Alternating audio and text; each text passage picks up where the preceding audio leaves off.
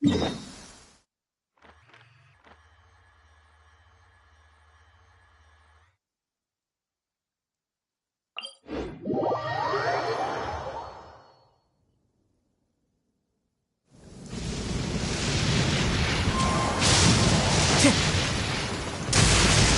to go.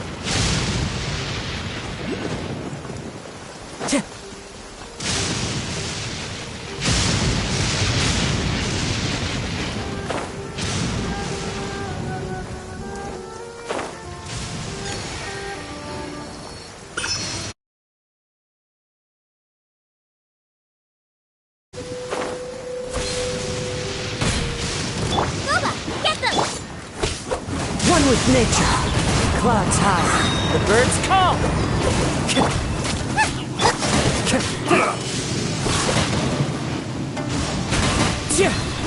Out of the frying pan. To the berry. Cut down like this.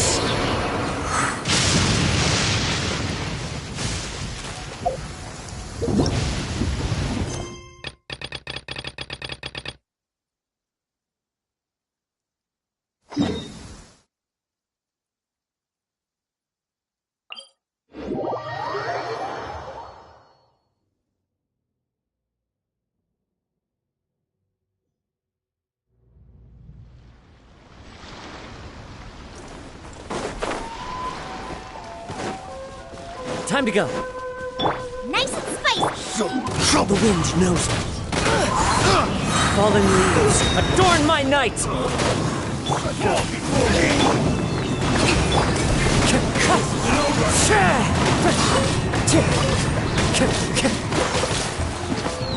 One with nature.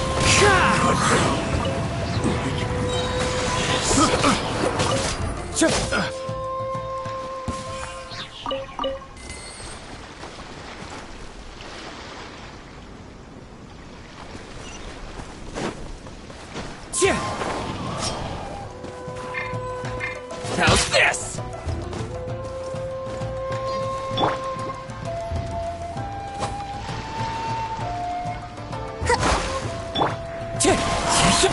Clouds high. The birds call.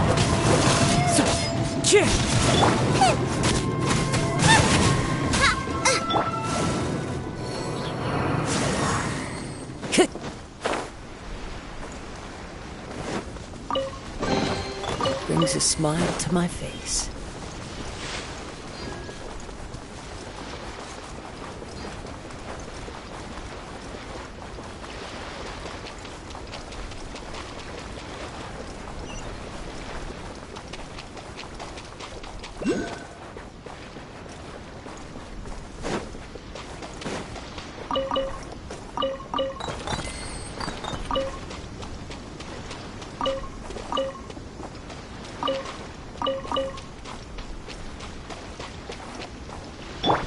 Out of the frying pan, into the fire.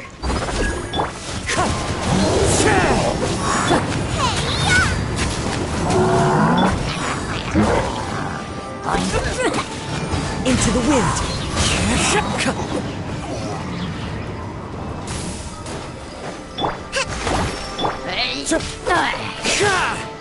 Wind strike.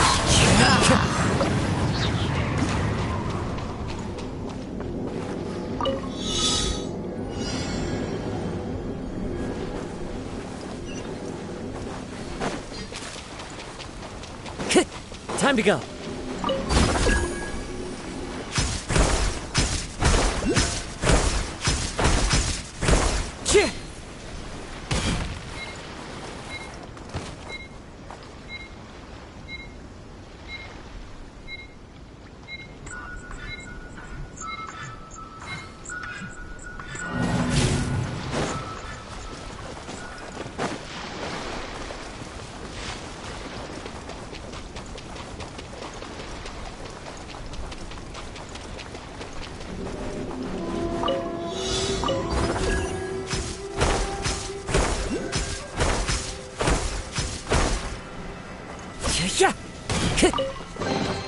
Who says there aren't benefits to a life of wandering?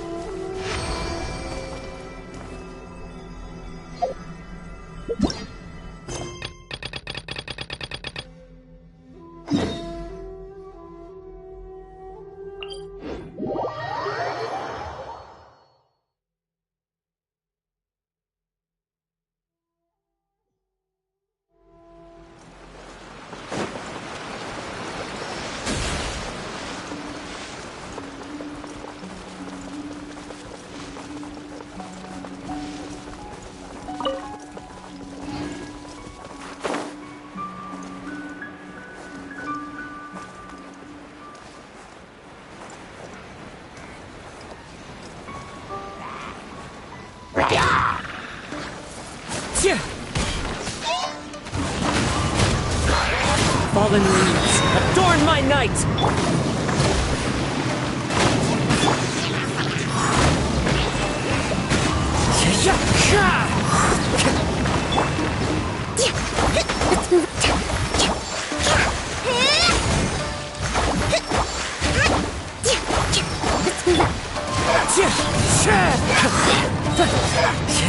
As one with wind and cloud!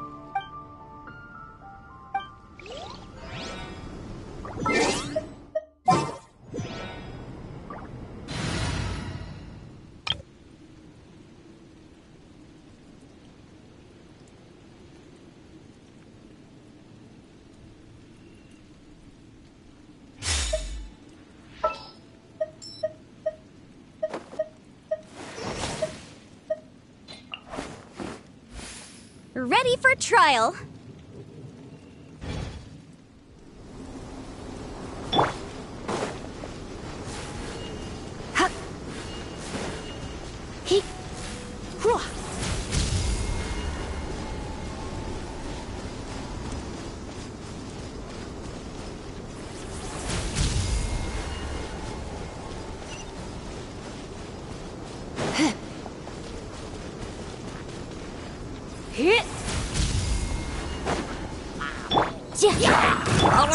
One with nature.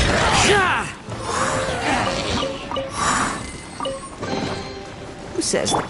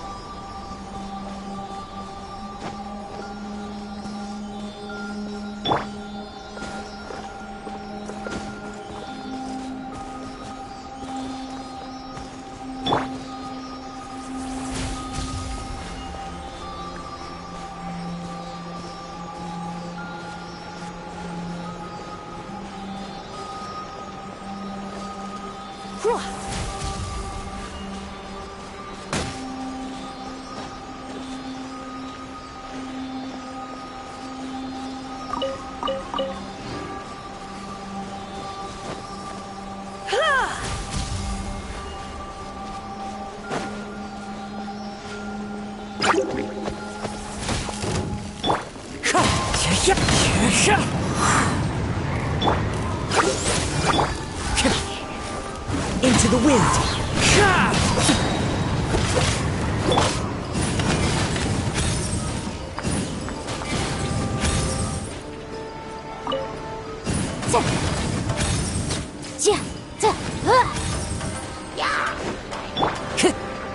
One with nature. Time to go.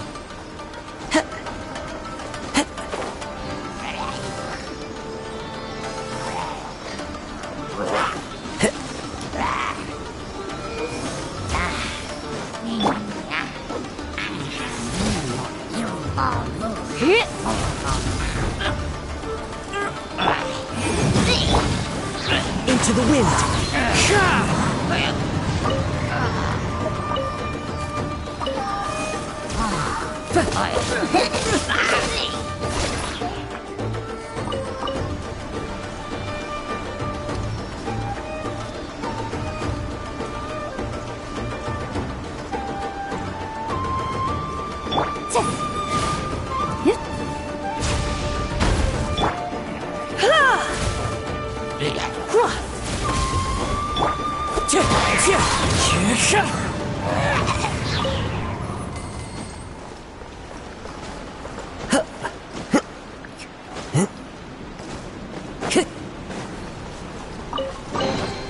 Who says there aren't benefits to a life of wandering?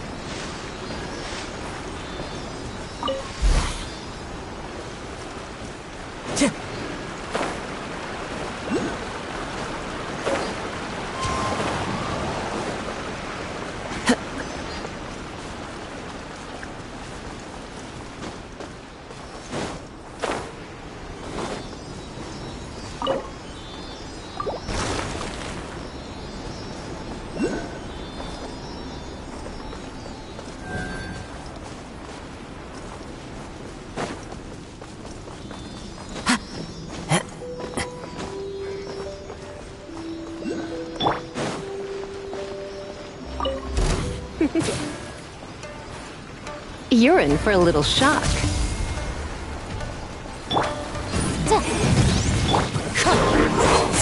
Fallen leaves, adorn my night! This moment will be frozen in time.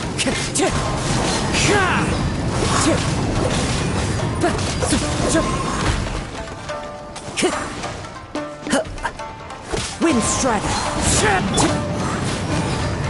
Let's spark things up a little. Boom, boom! As one with wind and cloud!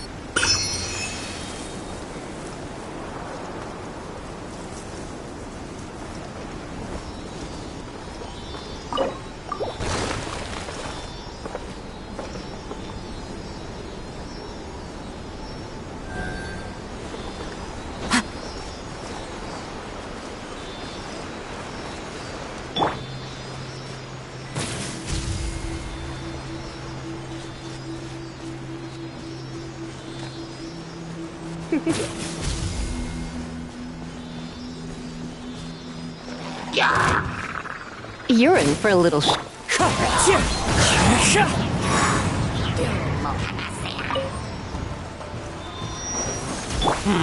Cool it! Wind strike!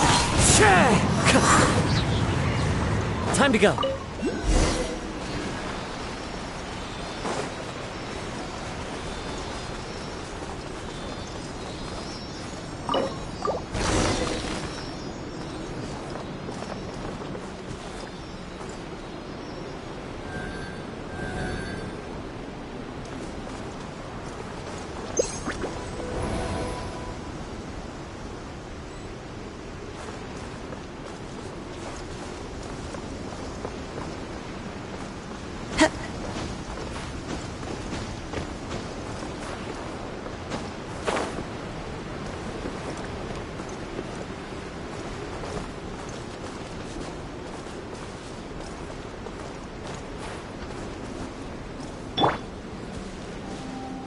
You?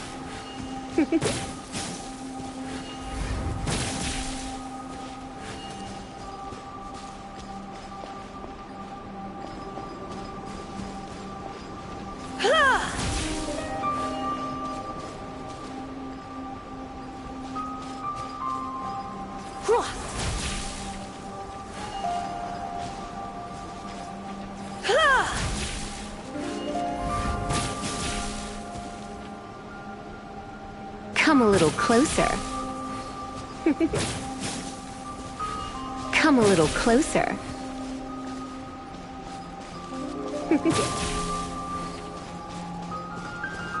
You're in for a little shock. Come a little closer.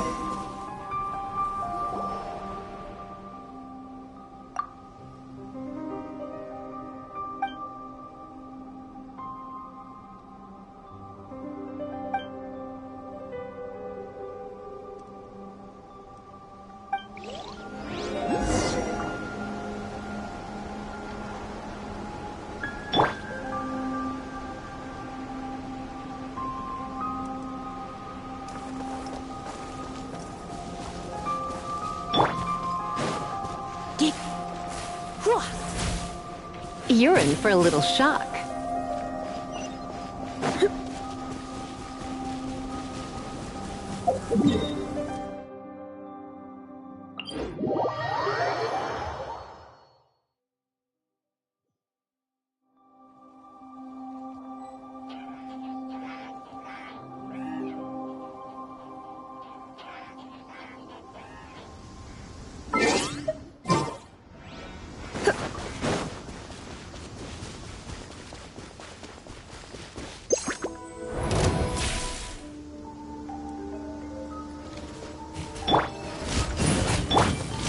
one with nature. Clouds high, the birds call.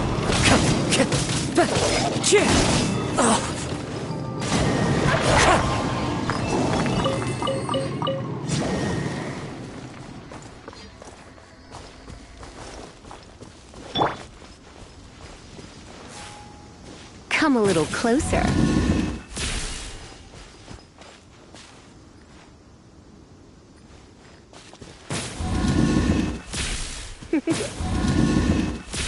Come a little closer. You're in for a little shock.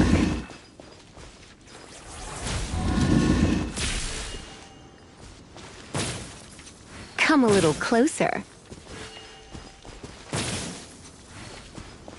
You're in for a little shock.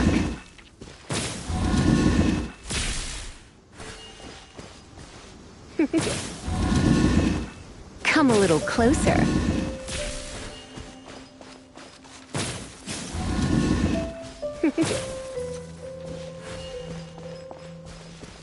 Come a little closer. You're in for a little shock. Come a little closer. You're in for a little shock.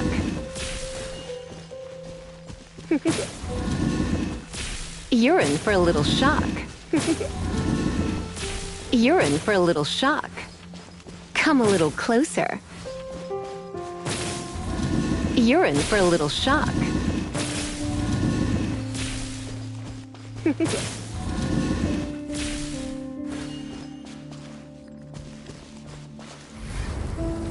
Blitz. Come a little closer.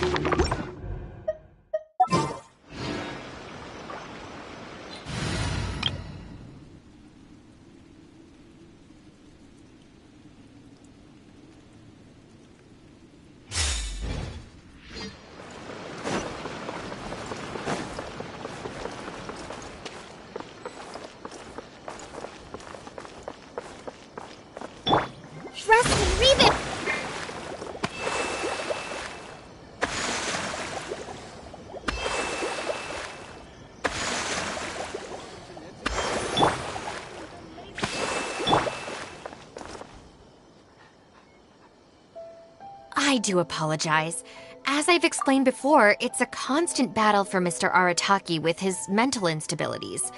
I know it's caused no end of problems for you, and I can assure you that he regularly feels very remorseful about that too.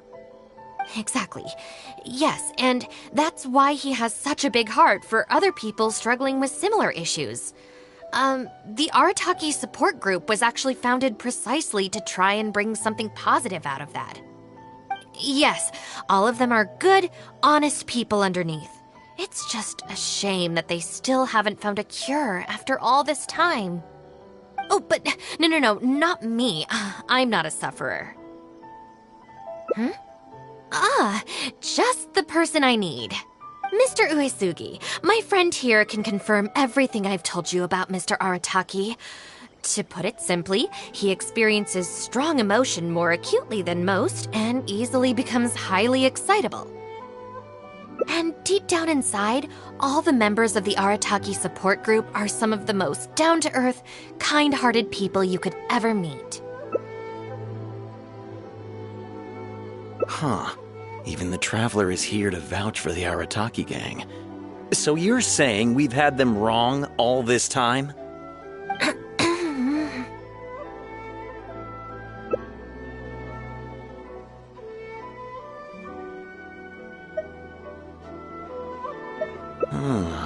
You make a good point. You know, I heard Yoriki Owada saying how the Arataki gang's deputy has studied abroad and is well-versed in the law. I was wondering why someone with that much talent would choose to stay with the Arataki gang. Here's the thing, though. We have solid evidence that those three were illegally posting flyers everywhere, and we've received a lot of complaints from members of the local community. I appreciate what you're saying and everything. I'm just not sure I can let them off so easily. Oh, please accept my sincere apologies once again for all of that. Mamoru and the others probably believed that they would be able to reach more people in need this way. Unfortunately, they were so eager to help that they ended up causing more problems than they solved. The Arataki support group assumes full responsibility. We will work quickly to restore the clean and tidy living environment that the community quite rightly expects. But with only myself available, I'm afraid that it could take a very long time to remove all the flyers. Having their help would have made things much quicker. I'm just a little concerned that if progress is too slow, the complaints will only keep coming, which ultimately only makes more work for you and your colleagues. All right, fine. I'll go fetch them, but don't think I'm gonna make a habit of this. Finally!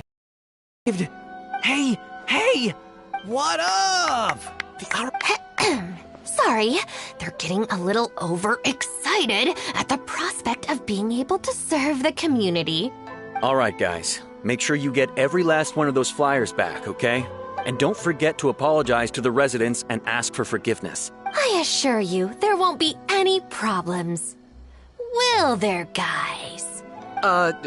Yes! We'll be sure. I really hope letting them go was the right decision. I pray that today is safe as always. Nothing eventful happens.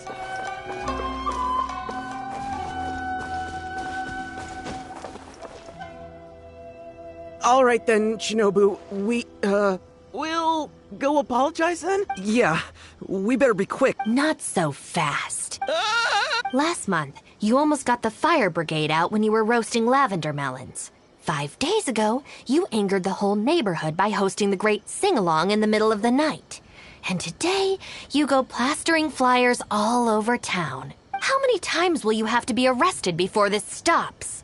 But we put up those flyers to tell everyone how great the Arataki gang is. No more excuses. You know, I had real plans at Uyu Restaurant today. But it looks like you guys need a little slap on the wrist first. Please, you know what? Are you serious? Shinobu, please calm down.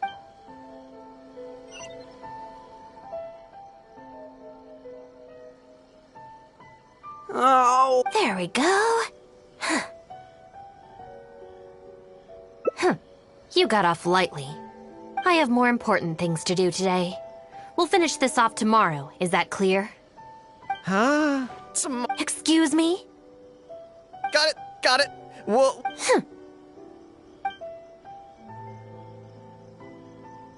Oh, why did you just... Don't you care about us at all? I guess that's true. And the longer she puts it off, the angrier she gets. But she said there'll be more to come Oh, if only Shinobu would... Hey, how about we... That sounds kind of risky. If we end up Yeah, if Shinobu ever found out it was us... I don't even want to think about it. No way! We won't do anything bad. We're just gonna go and have a look and, hold things up if you don't trust us, why don't you come and watch? Yeah. There's nothing wrong with just taking a look. Also, if the Traveler's there, we can probably talk... Okay then. From what Shinobu was just saying now, let's quietly follow her and just see how it goes.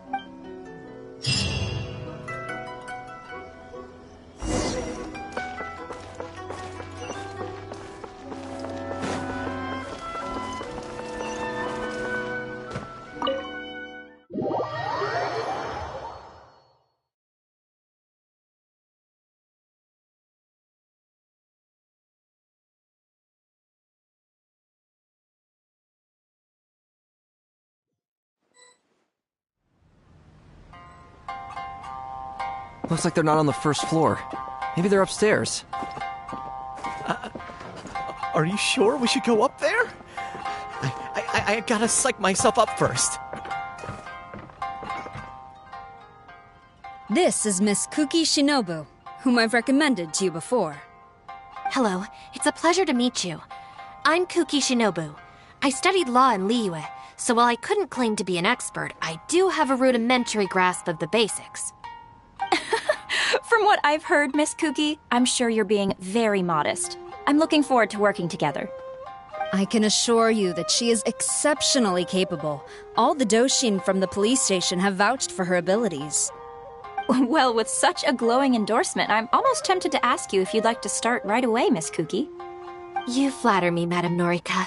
But perhaps we can discuss the role in detail over our meal before deciding how well I'm suited to the role. Oh, forgive me for getting ahead of myself. You're quite right, Miss Kuki. Let's continue this discussion as we dine, or the food will get cold. It's quite understandable to be hungry for top talent. Akira, Genta, did you hear that? Is Shinobu at a job interview? Never thought I'd see that self-important Tengu acting so polite. Who's that other woman they're with? Some big shot official? Well, duh! That Tengu is the Shogunate's general, so that other lady has gotta be Well, whoever it is, it looks like Shinobu is gonna take a new job with the Shogunate. But without Shinobu... We gotta do something! Quick, let's go tell the boss!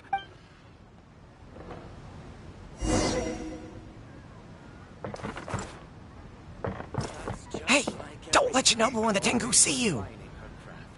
Come on, let's head back and talk things through with the boss.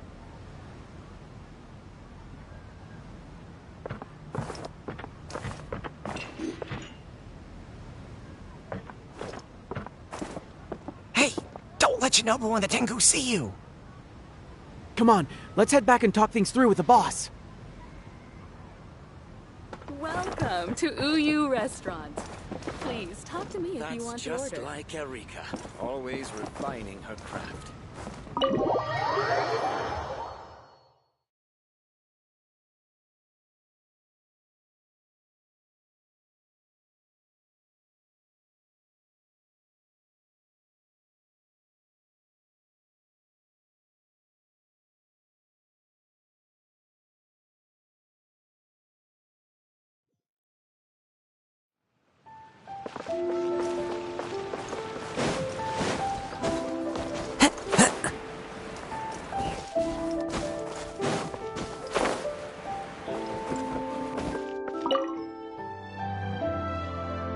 Boss, bad news! Oh, hey, what's with the panic vibes, huh?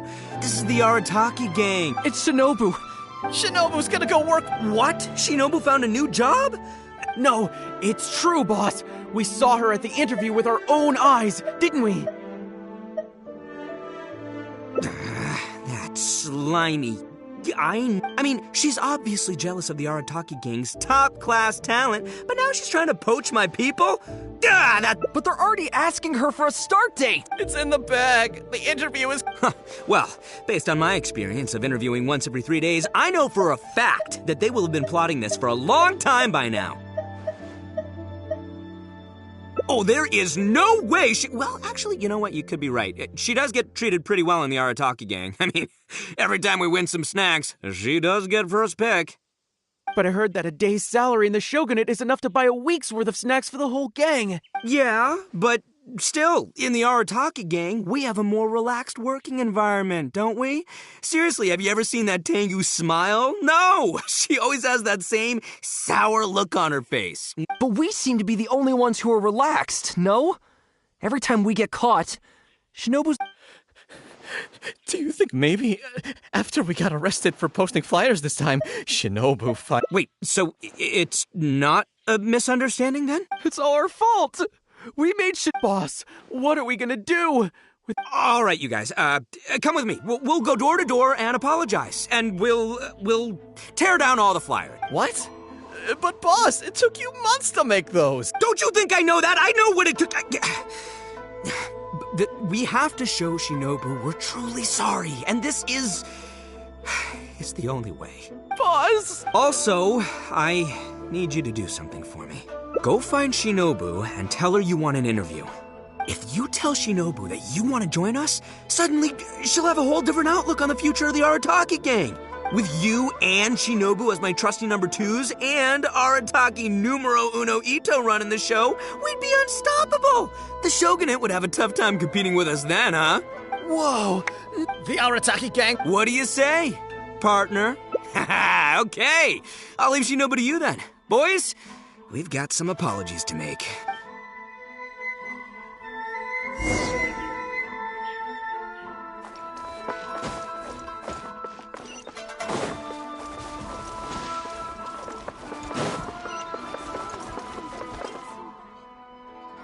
All right, then. You can expect us to be in touch very soon to follow up, Miss Kuki. It's getting late. I should get back. I hope that the next time we meet, we'll be at the headquarters of the Tenryou Commission. Thank you. I'm truly honored. Huh? When did you get here? Huh? Whatever. What did you want? Have Genta and the guys caused a scene again? An interview. You want to join the Arataki gang? You haven't consumed any strange substances, have you? So this isn't a joke. Huh, that kind of makes this even more concerning.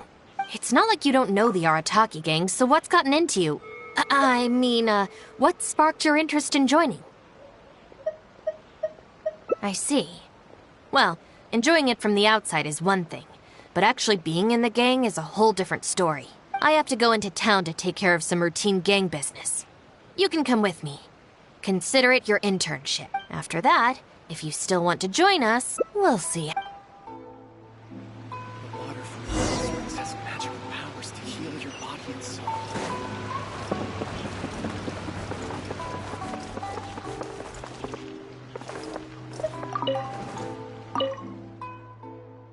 Ah, Shinobu! No thanks, Mr. Shimura. I'm actually here to apologize on behalf of the Arataki gang for the whole posting flyers incident. Oh, that. Don't worry about it. Your boss and his pals already came to apologize. Not only did they take down all the flyers, they cleaned up the shop for me, too. Wait, are you sure that was the Arataki gang? Did the leader have horns on his head? Sure did. Ah, it looks like... How is this possible? I find this all very hard to believe. Let's head to Tsukumomono Groceries.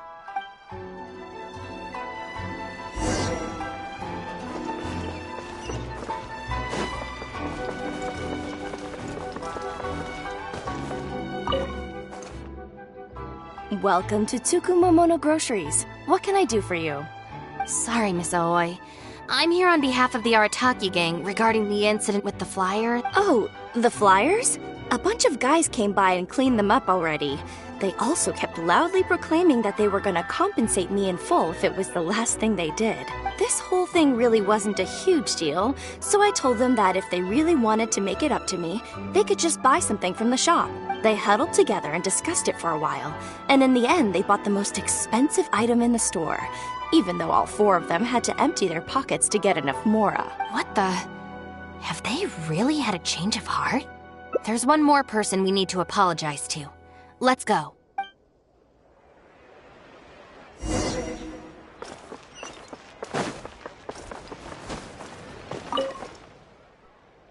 Hey, guess what?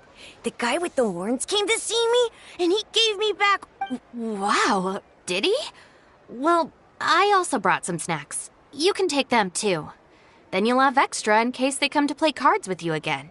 No need. They promised they're never gonna take my snacks again. Is this really the same Arataki gang I know? No, I have to see it with my own eyes. Huh? Look, they're down there right now.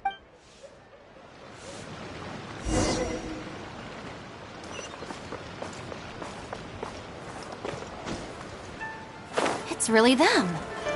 Huh. Unbelievable. Hey, are you posting flyers again? No, we're innocent. You Tenryo Commission types. Maybe if you opened your eyes, you'd see that people can change. Playing the blame game before you even understand the situation.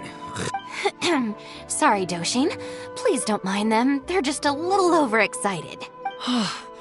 I know how preposterous it sounds, but they have in fact been cleaning up the flyers. Numerous witnesses in this area can attest to that. But I just heard about a street gang who've been reported for posting flyers. And look at this thing! This is clearly the guy with the horns. Even the expression is identical. Oh, turns out this Tenryo blockhead's a real art connoisseur. Yeah, really captures my style, doesn't it? So, you admit it then? Right, that's it. You're coming with me to the police station. Wait, please. I can explain. What's... So sorry, Madam Norika. I'm just stopping some hooligans from posting flyers. We already told you, we are innocent. You've been detained at the police station for graffiti countless times. You're really trying to tell me you're an innocent man? Well, Oni, but that's beside the point. It's different this time, I swear! Doshin, this is Miss Kuki, a business partner of mine. I can vouch for her honest and forthright character. If her friends have done anything wrong, she will not hide it. Perhaps we could hear her out first? After all, since we're going to be working together in a few days, it would be a shame to let something like this come between us, don't you think? Working together? Oh, you mean the thing... Understood. We will hear your explanation. I see. So, it seems I jumped to conclusions on this... No apology needed. We know how much trouble we've created for you in the past. Well, I'm glad to see that the misunderstanding is resolved. Well, I will see you soon. I hope we can work together effectively. Most certainly, ma'am. Oh, this means... Shinobu had... Yep, looks like it's time for us to make a decision too. Move to the backup plan. Guys, chill. What are you up to now? Shinobu! Hey. Shinobu, this is a parting gift from all of us in the Arataki gang. We all pitched in and bought you this from Tsukumomono Groceries. We know it's nothing compared to your salary in the shogunate, but... A Naku weed bracelet? What am I supposed to do with this? Shinobu, we'll all try and be better people. And better Oni. We promise to stay out of trouble and not make your job difficult. Wait, who said I'm leaving? Also, Shinobu, when you couldn't find your snacks last week, the truth is... I ate them. And last month, I stole that toy we won, and when you... Hey, no crying. We talked about this. Send her off with a smile, all right? Who are we? We're the... Shinobu is moving on to better things. We should be happy for her. You're right. The Arataki gang! Hey, don't you start too. Oh, is this the Arataki gang you mentioned, Miss Kuki? What an interesting group of people. Yes, sorry for making a scene. I forgot to introduce myself. My name is Norika. a merchant who does business between Inazuma and Liyue. Recently, I've been negotiating a business deal with the Tenryo Commission regarding medical supplies. Huh? Of course not. I'm just a merchant. I was lucky enough to secure exclusive sales rights for some new first aid supplies from Boo Boo Pharmacy recently. So I thought I would ask the Tenryo Commission if they would be interested in establishing a long-term supply relationship. Injuries are a regular occurrence in the army, after all. Cross-border trade is a complicated affair, but fortunately, Madame Kujo Sara was able to bring in a legal consultant proficient in the laws of both nations. Oh, you mean Shinobu? That's right. Thanks to Miss Kuki, our negotiations went very smoothly. The rest of the process will probably take another 10 to 15 days. After that, I will have to borrow Miss Kuki from you again for a while. I can definitely spare the time, so long as these guys stay out of trouble. Yes. I have a little compensation for you all. Here, some trial packs of our new supplies. Miss Kuki tells me that you often find yourselves in injury-prone situations. I heartily recommend our product. This is So she's really a merchant? Oh, you guys! Look at all this fuss you made over nothing. Planning a whole leaving ceremony. But wasn't the... All right, well, if we're done here, I'm gonna head to Tsukumomono Groceries and see if they'll let me return the bracelet. Wait up, boss! We'll come with you! Hold it right. Last week's snacks, last month's toy. What else aren't you telling me? Oh, the thing is, you see... You've all got your new first aid supplies. Don't you want to test them out? Run, run!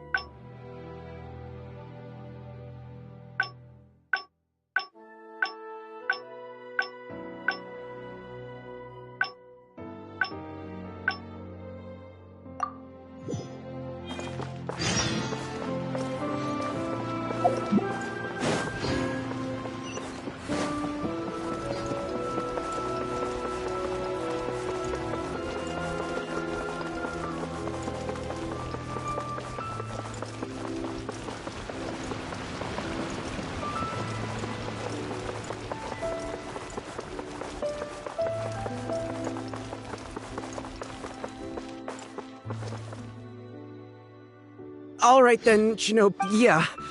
Not so. Last month, how many times? But... No more excuse. Don't feel sorry for them. They need to learn their lesson.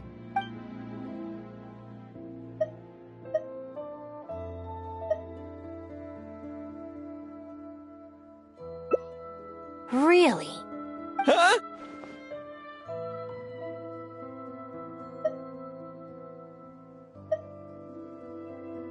Rules? You're saying we should lay down some rules for the guys? It's true.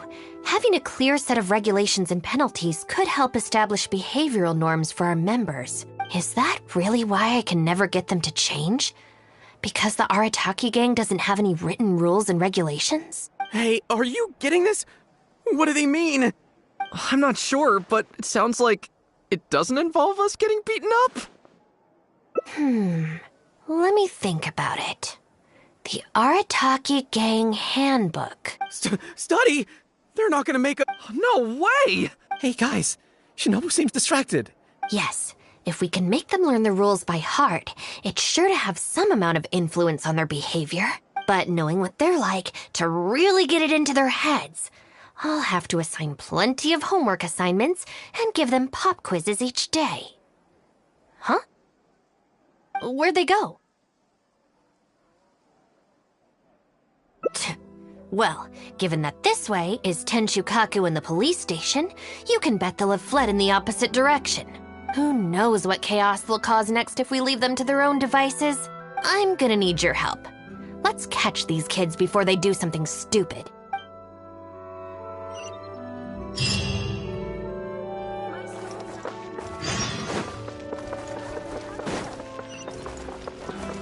Huh? That's the owner of Isa Bathhouse. What's he looking at? What was that? I was just doing some cleaning when I suddenly heard... I got to the door just in time to see a shadowy figure disappear up that tree. This is a busy street. Surely it wouldn't be a burglar, would it?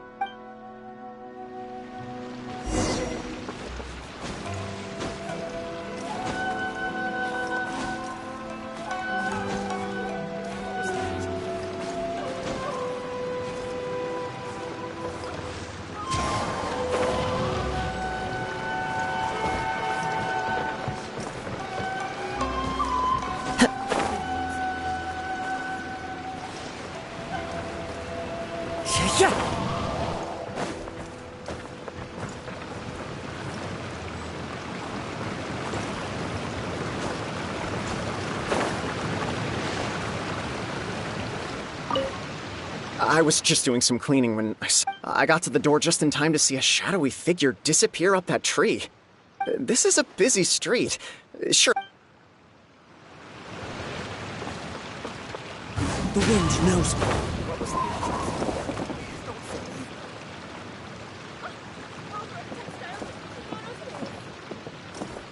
One with nature.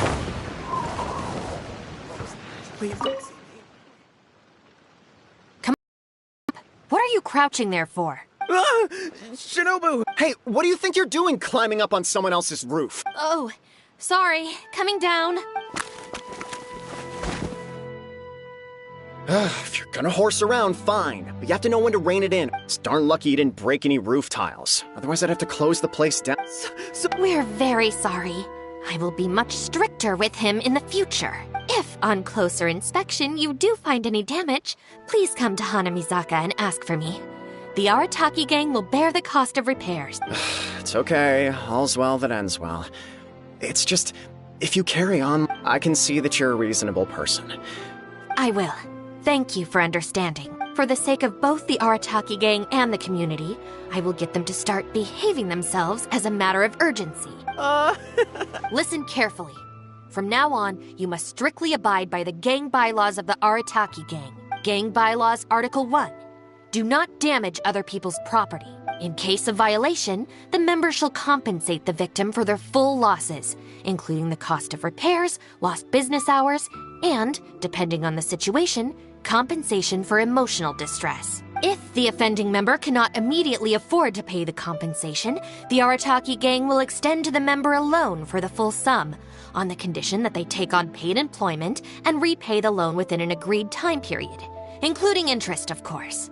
As a further security, all of the offending member's gang assets, including Oni Kabuto and Genius Invocation TCG cards, will be frozen until the loan is repaid in full.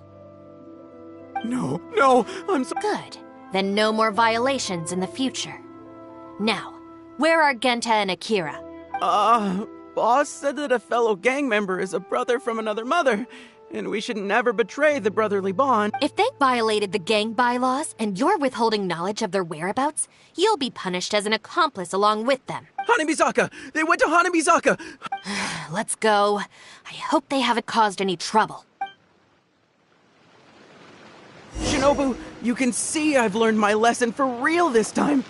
So, maybe... Shut up and get a move on. If you try and run away again, you'll only have yourself to blame for the consequences.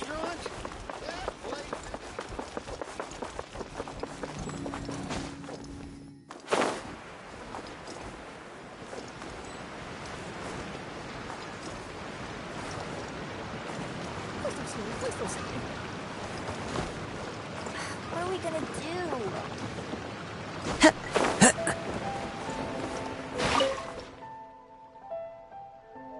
Why are you still hiding here? Come on out. Oh, Whoa! The guy who stole our spot, he came... Sorry, we're coming up. I'm sorry. Let me make it up to you. Huh? Cool, count me in the arts. It's so noisy over here. If they find out that we came out to play cards before finishing our homework, we'll never be allowed to play again. Besides, if we never do our homework and play Genius in vacation, we'll probably turn into big losers. Huh? Serious? Oh, brother. Hey, you little... Stop. Leave them alone. They're just kids. Gang Bylaws Article 2. No bullying of small children. Bylaws? Never mind that, just listen. Violators must give a sincere and unreserved apology to the victim and make amends. Until such a time as the victim forgives the violator, they will be banned from participating in all gang activities, including lavender melon roasting sessions, the great sing-along, Oni Kabuto battles, and... No! Don't pretend to be the victim here. Tell me, where is Akira? Boss said that homies are family, and family don't rat each other out. Go on. He was heading out of the city. I saw it with my own eyes. When Shinobu gives me the look, I react to... As members of the Arataki gang, we brothers share our burden. Out of the city? A Doshin from the police station told me that things have been getting pretty rough out there recently. Let's go. Hopefully we can catch up with him. Please? Hey, how did Shinobu find me so quickly? Mamoru, did you? Oh, jeez, I'm just so worried about Akira, you know? He could be in real trouble. Quick, we gotta catch up with him.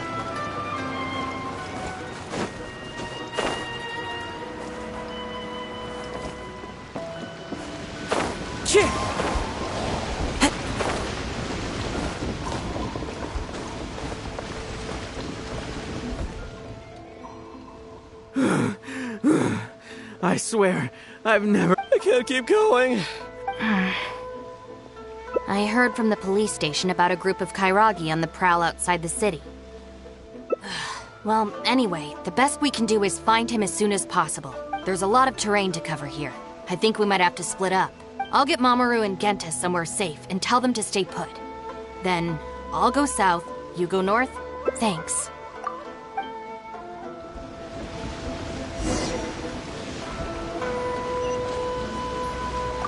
All right, you two. Stay here, you understand? No running off. You can count on that. Yes, I can see that. But you'd better not change your mind once you've caught your breath. We won't. Never again.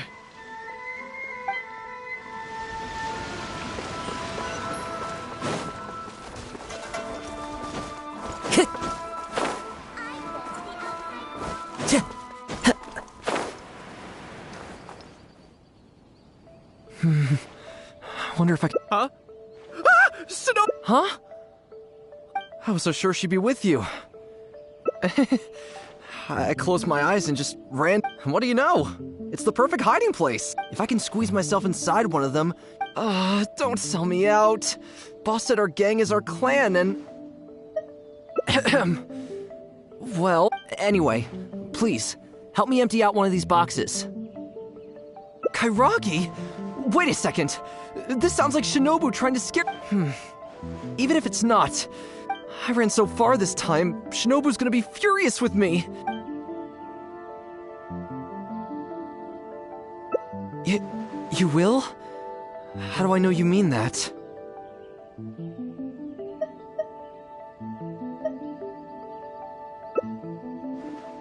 I guess with you there... Okay, I'll come with you. I'm putting... Shinobu? I finished searching the south and noticed you hadn't returned, so I came to see what was up on your end. Looks like I was just in time. Help me! You promised! Relax, I'm not going to do anything. Shinobu, spare me! We go through this song and dance every day. Even an omnipresent god would have a tough time keeping track of you all. Besides, even when I teach you a lesson, it's not long before you're up to your usual antics again. In the Arataki gang, we call that being too legit to quit. From now on, we will be using the gang bylaws of the Arataki gang as the new disciplinary tool. I've got the basics thought out already. Once it's finished, it'll be time for class. Mamoru and Genta are waiting for you at Hanamizaka. You can make a study group and test each other on the rules. Wait, what? Are you serious? I'm a member of the Arataki. I'm out of here. Huh? Gang Bylaws Article 3. Insubordination shall be punished by making the member recite all the bylaws from memory.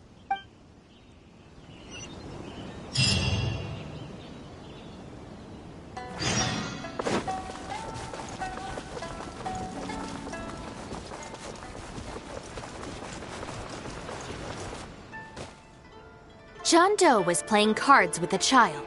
When he lost the game, he got angry and proceeded to steal his opponent's cards. Which article of the gang bylaws did John Doe violate? You kidding me? He was mad about losing, so he robbed a kid? Yeah. Everyone knows don't hate the player, hate the game. Who does... Just answer the question. Also, John Doe is just a hypothetical character.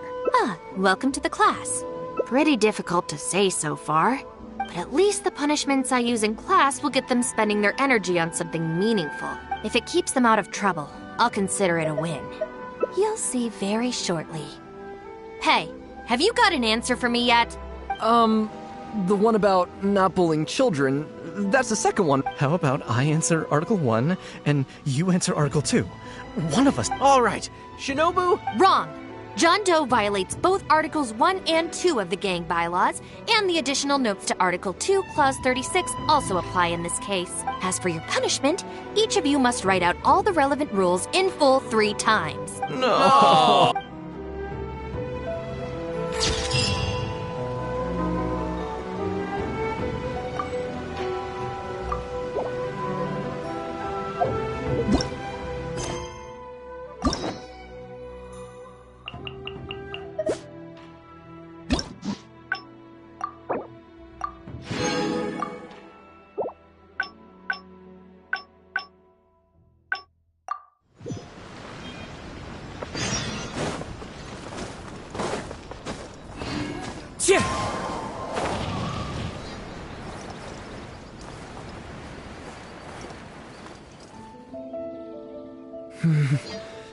Huh? Huh? I was so sure she'd be with you. What do you know? If I can squeeze my... don't sell me out. Oh, nice. Anyway, please, help me empty out one of these Kairagi? I ran so far... Thanks. Why is there so much stuff in here? It's so cramped. Ah, shoot, there goes the flyers. Ugh. But now there are flyers everywhere. Well, can't do anything about it now. Can you go back and see what Shinobu's up to? I need to figure out how long I need to lie low before she calms down.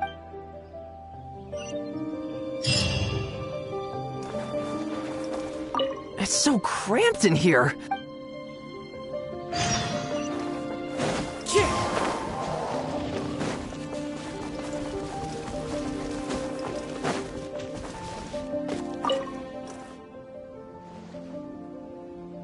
Did you find anything? That's too bad. My search didn't turn anything up either. I just spoke to a Doshin. Apparently, the Kairagi are smuggling some supplies and they've hidden them in this area. They could come back at any moment to collect them.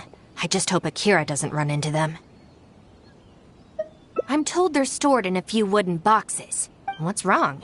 You have this really weird look on your face right now. Wait, what? Never mind, let's go.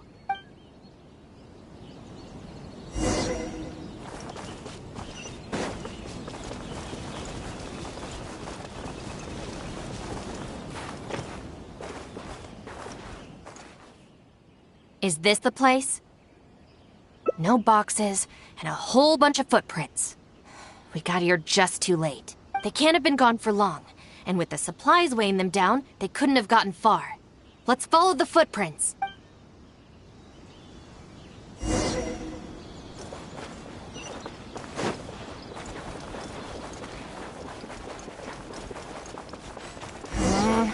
Beyond this point, there are weeds everywhere. And the footprints are hard to make out. Wait, is that one of the flyers they made? There they are!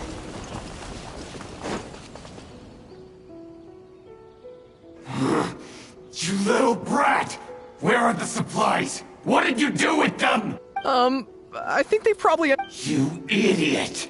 You've ruined everything! What do you take us for, huh? Nothing! I mean, I didn't... Our deal can't go ahead now. Wait! Come again? The Arataki gang! Never heard of... You don't want to get on the wrong side of my boss! Even the general of the Shogun army doesn't dare to challenge him! And Shinobu, too! She's got connections all over Inazuma and Liyue! And... you're here! So you're the Shinobu he's talking about, huh? Well, I don't know if I believe a word this little brat says. So tell me this. If you're really such a big shot, why do you hang out with this nobody? In the Arataki gang, nobody's a nobody.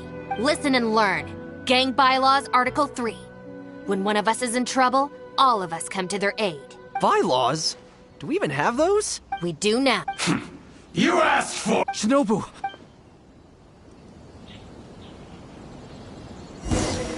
It's my lucky day! Stand with me! Your hand.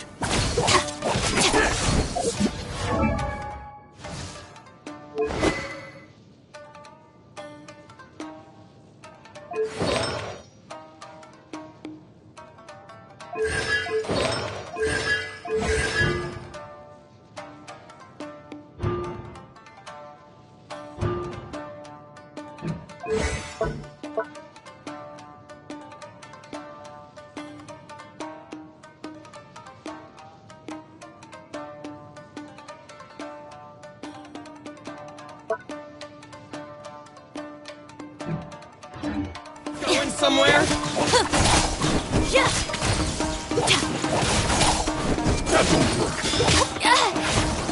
Our bond is strong.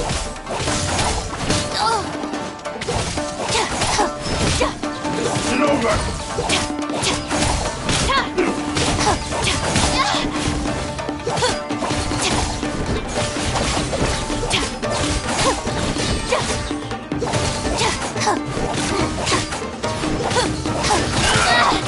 Just you wait. Lightning terrified. Dissipate. The fairy.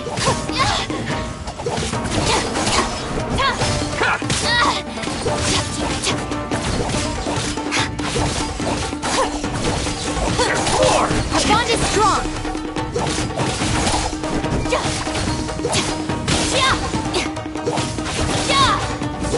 Finally,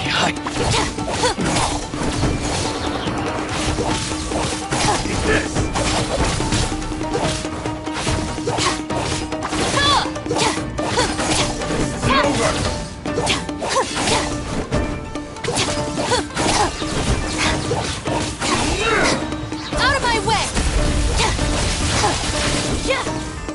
Dissipate!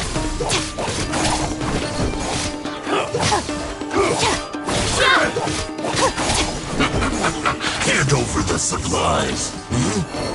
What the? Who are you? Akira, what have you gotten us into? I didn't know they were gonna give them to the Fatui! Get out of my way! It isn't time for a break yet!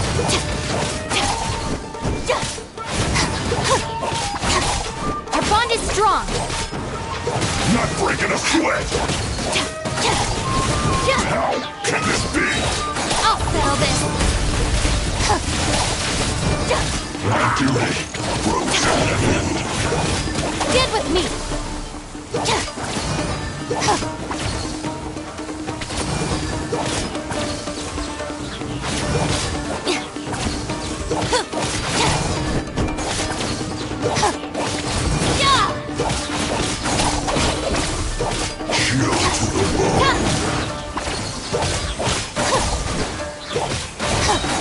Lightning terrified!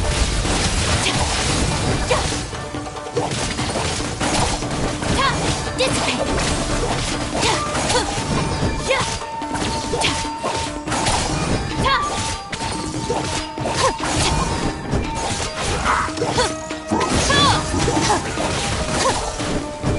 Our bond is strong!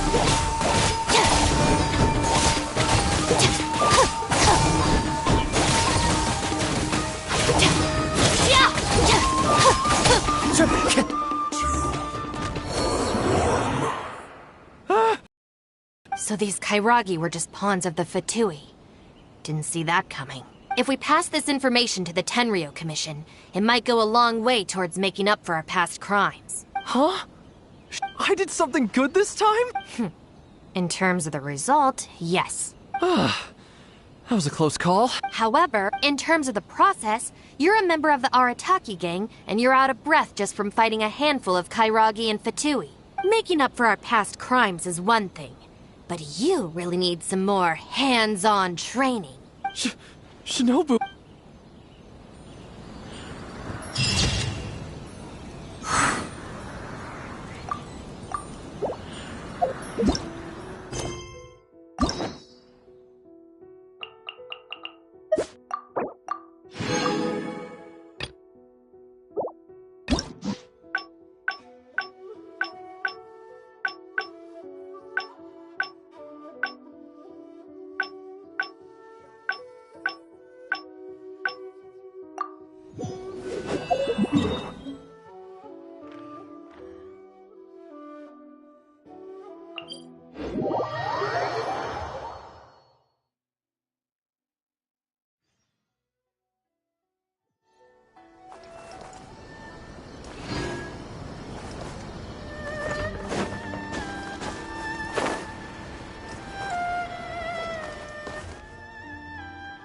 All right then, Shinobu. Yeah.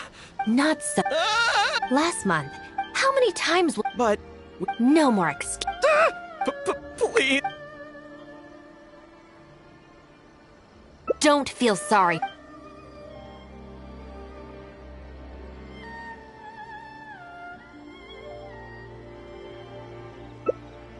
Yes, yes! Shinobu, if someone else complains, they'll only arrest us again! And then you'll be forced to help us out again.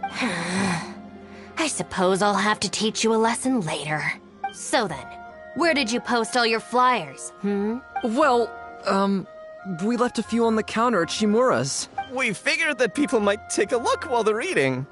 Also, the bulletin board at Tsukumomono Groceries. And, also... Just say it. Right, of course! Also, on the mountain path leading up to the Grand Narukami Shrine? We wanted to send the message. Why pray for the gods when you can call for the Arataki gang?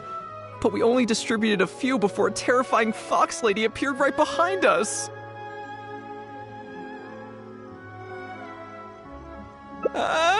Don't make me relive the memory. Well, anyway, by the time we recovered our wits, we were already at the police station. We were actually pretty relieved to be there, under the circumstances. Yeah, because it meant we'd escape from the fox lady. Huh? Shinobu. It looks like I need to knock some serious sense into you after all. You said it was just gonna be a We've learned our lesson. Help!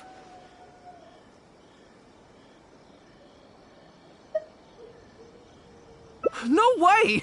We're not going back there. We're gonna stay as far away from her as possible. Shinobu, we're gonna go apologize to Kanbei now. Oh, yeah. And Aoi too. I swear I've never seen them run that fast before. Of all the places they could cause a scene, they just had to pick the shrine. I guess I'll have to suck it up and go sort this out. It's not that I don't know anyone there, it's just... Okay, fine. It'll probably go more smoothly with you there. The sooner this is over, the better. I don't want to spend a second longer at that place than I have to.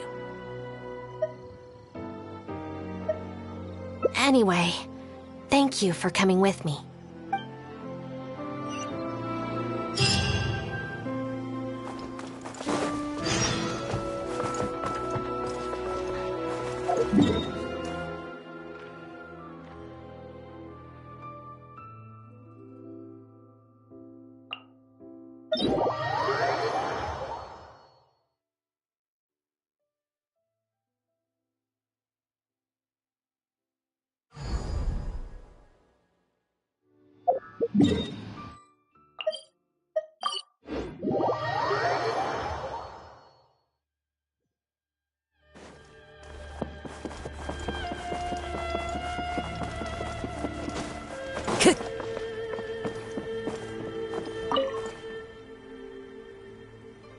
Hello there, little one.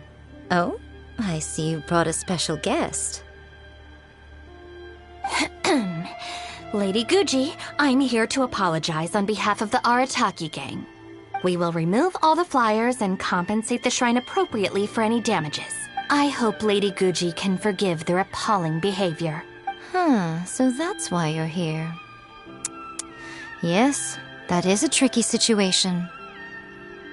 This is the Grand Narukami Shrine, after all. Ultimately, their actions here are tantamount to disrespecting the Shogun herself. So how about this? I've already assigned a shrine maiden to clear up your little flyers, so at this moment we are a little understaffed at the shrine. You mentioned appropriate compensation. Perhaps you could fill in for this shrine maiden and greet visitors for the day,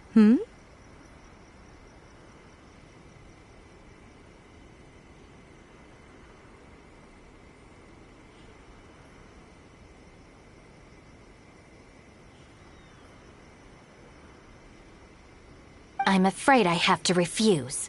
Oh? Such a hasty refusal. Do you think that's wise? Goodness, who knows what Tenshukaku would make of this if they heard about it? I can't believe it. Oh, dear me, don't you trust me? I'm heartbroken. You're both impossible. Go on then, go lend a hand to the shrine maiden in charge of removing the flyers. You can have it your way. Take down all the flyers and that will be the end of it. Is that accommodating enough for you? I agree. This seems out of character for her. Still, getting rid of the flyers should be the Arataki gang's responsibility.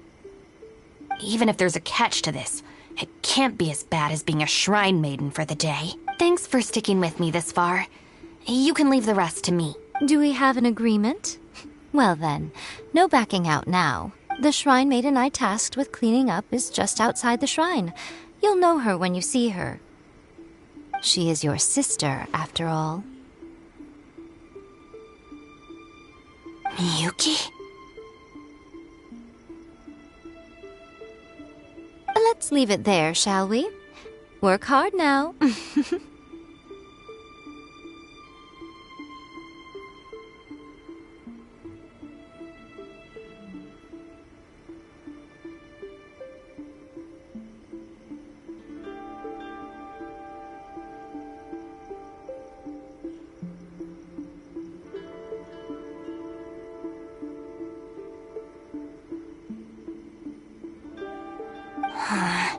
So she still got me in the end.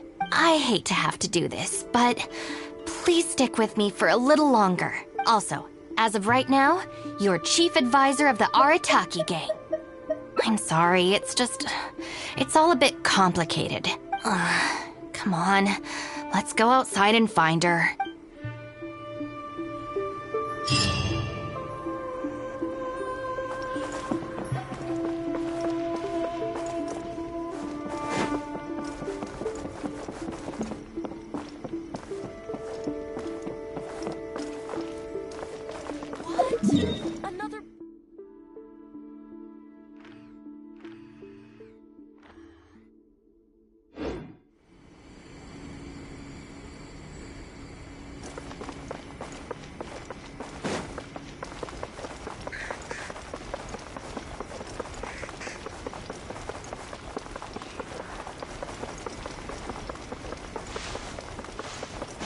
Follow the wind.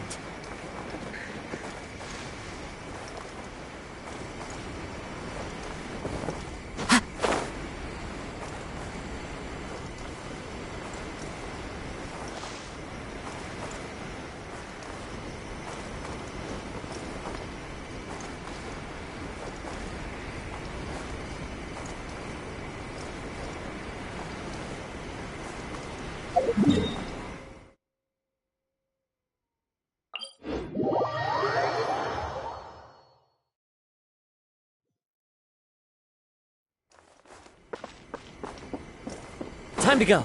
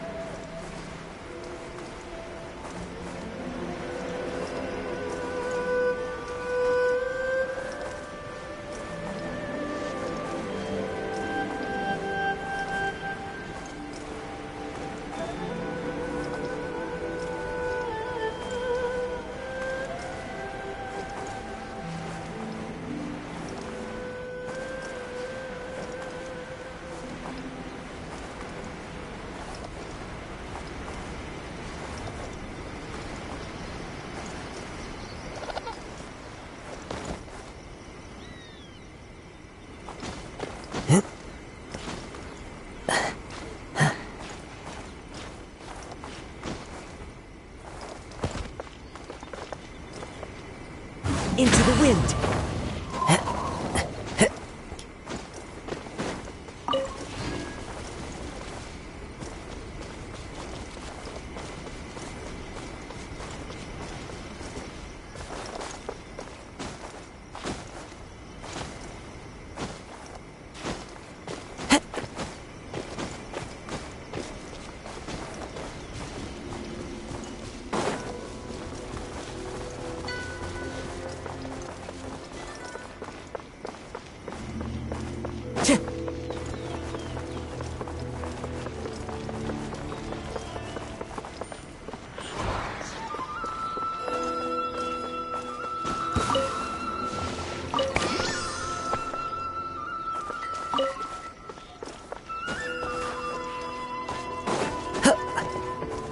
The wind knows it.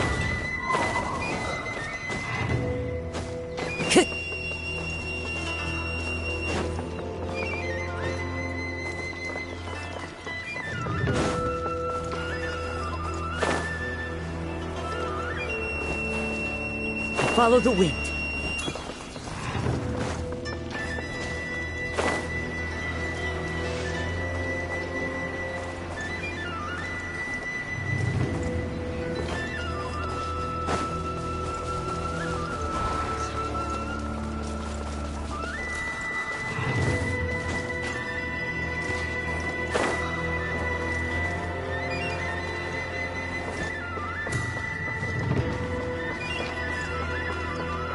Time to go.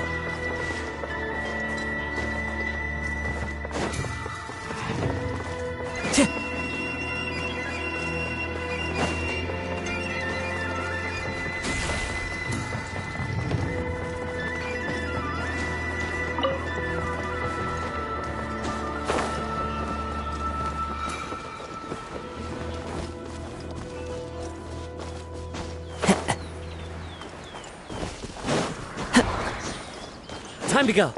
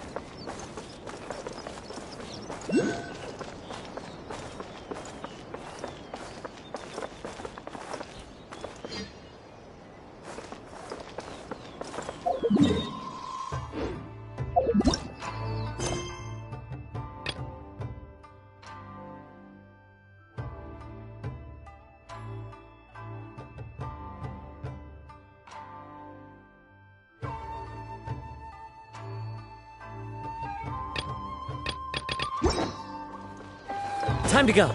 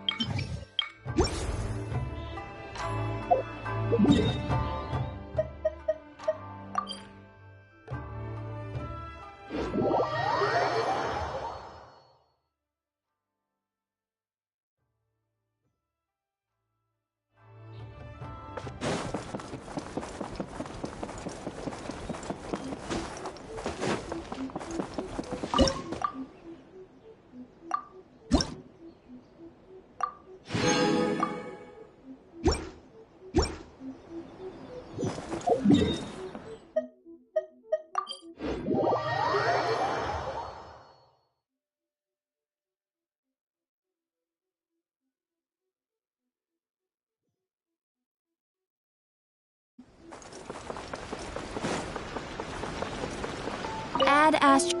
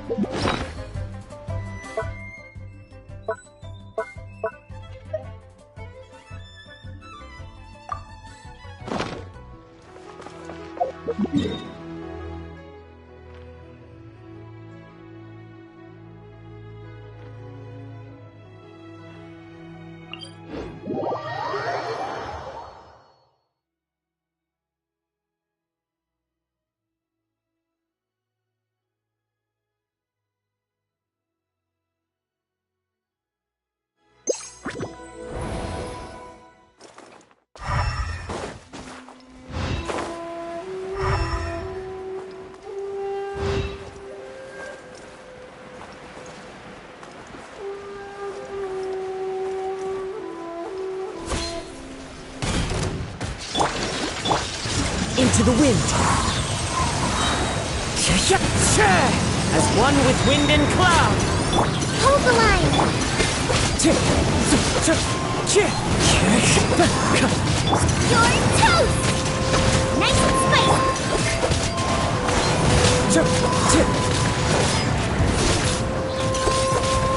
Wind strider.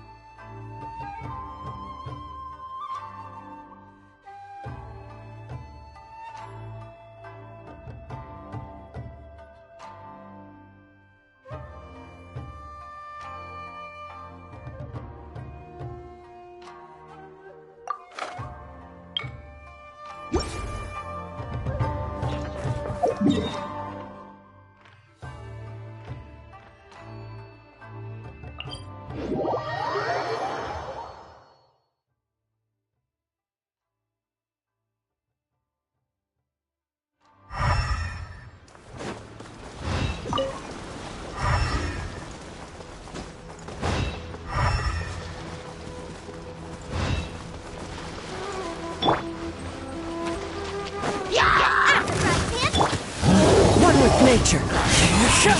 Fallen leaves, adorn my night!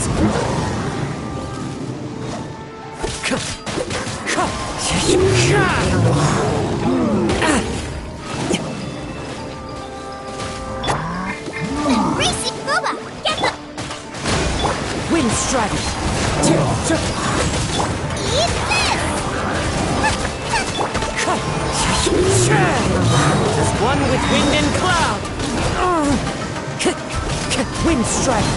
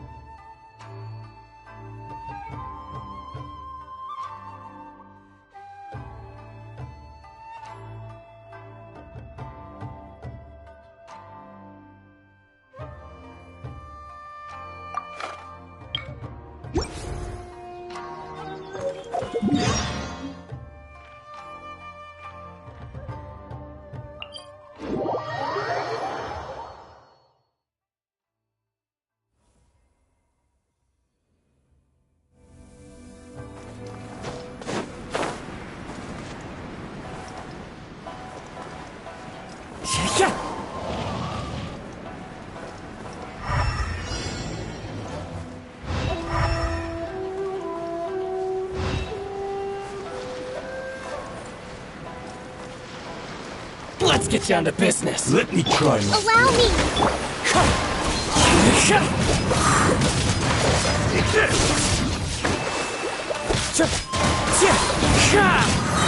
Clouds high. The birds call. Time to get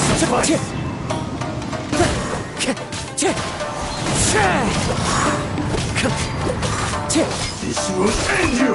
Hold the line! Wind strike.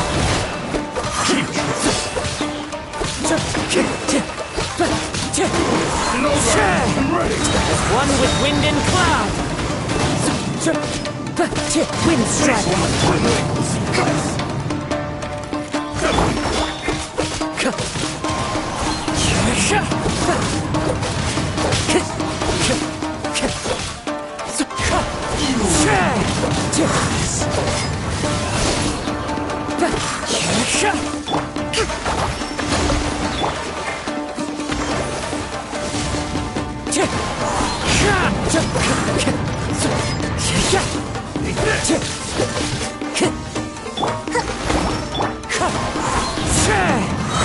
Falling leaves, adorn my night!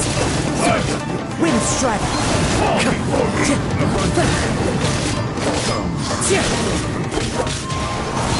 Cut down. Like this.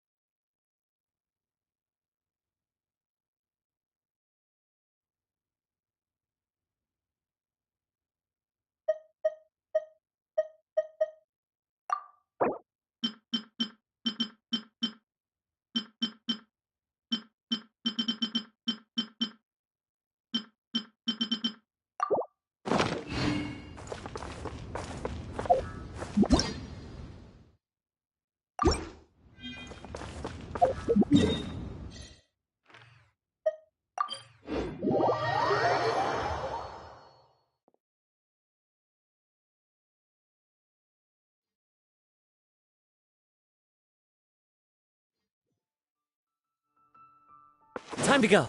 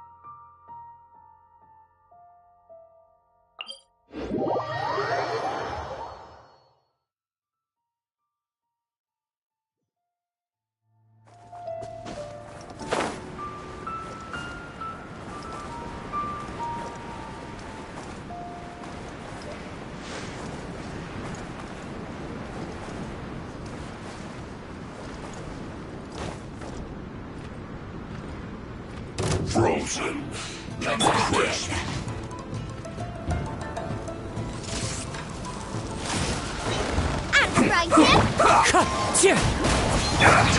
Killjoy! Wind strike!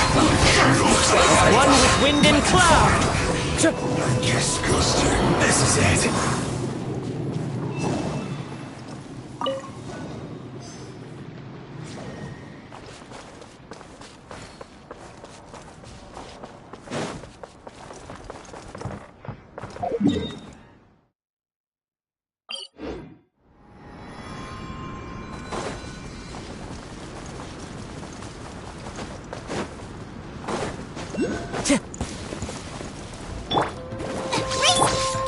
Into the wind.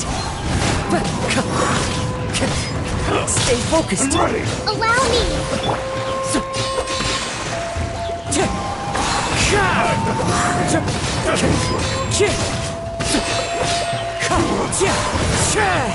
Clouds high. The birds call.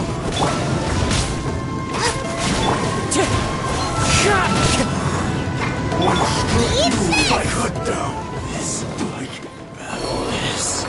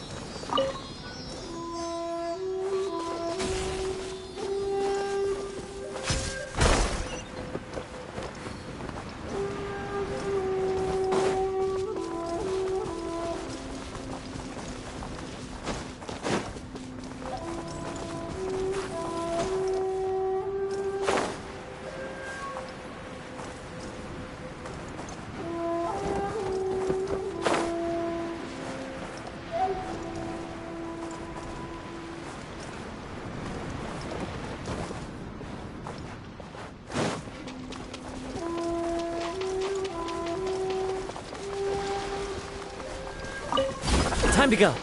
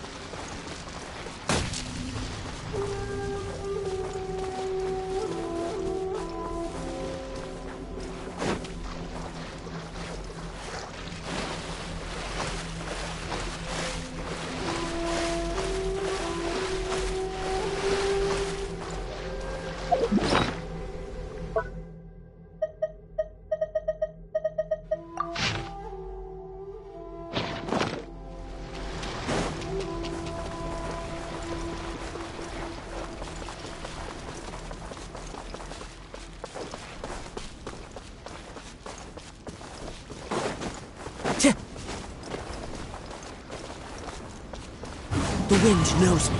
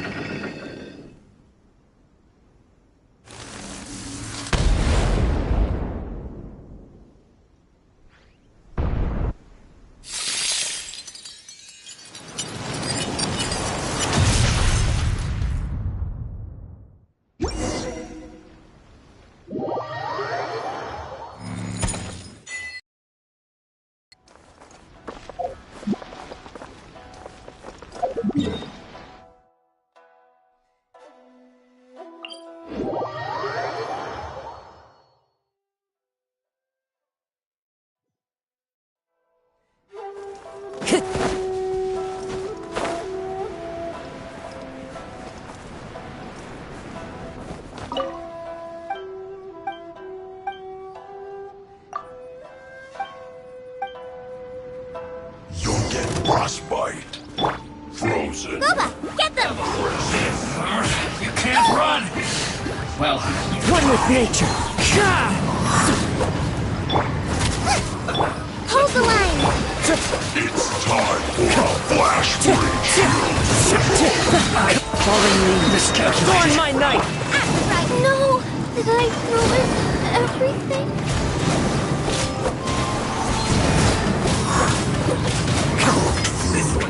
Disgusting. Rust and revamp! You need to hurry up.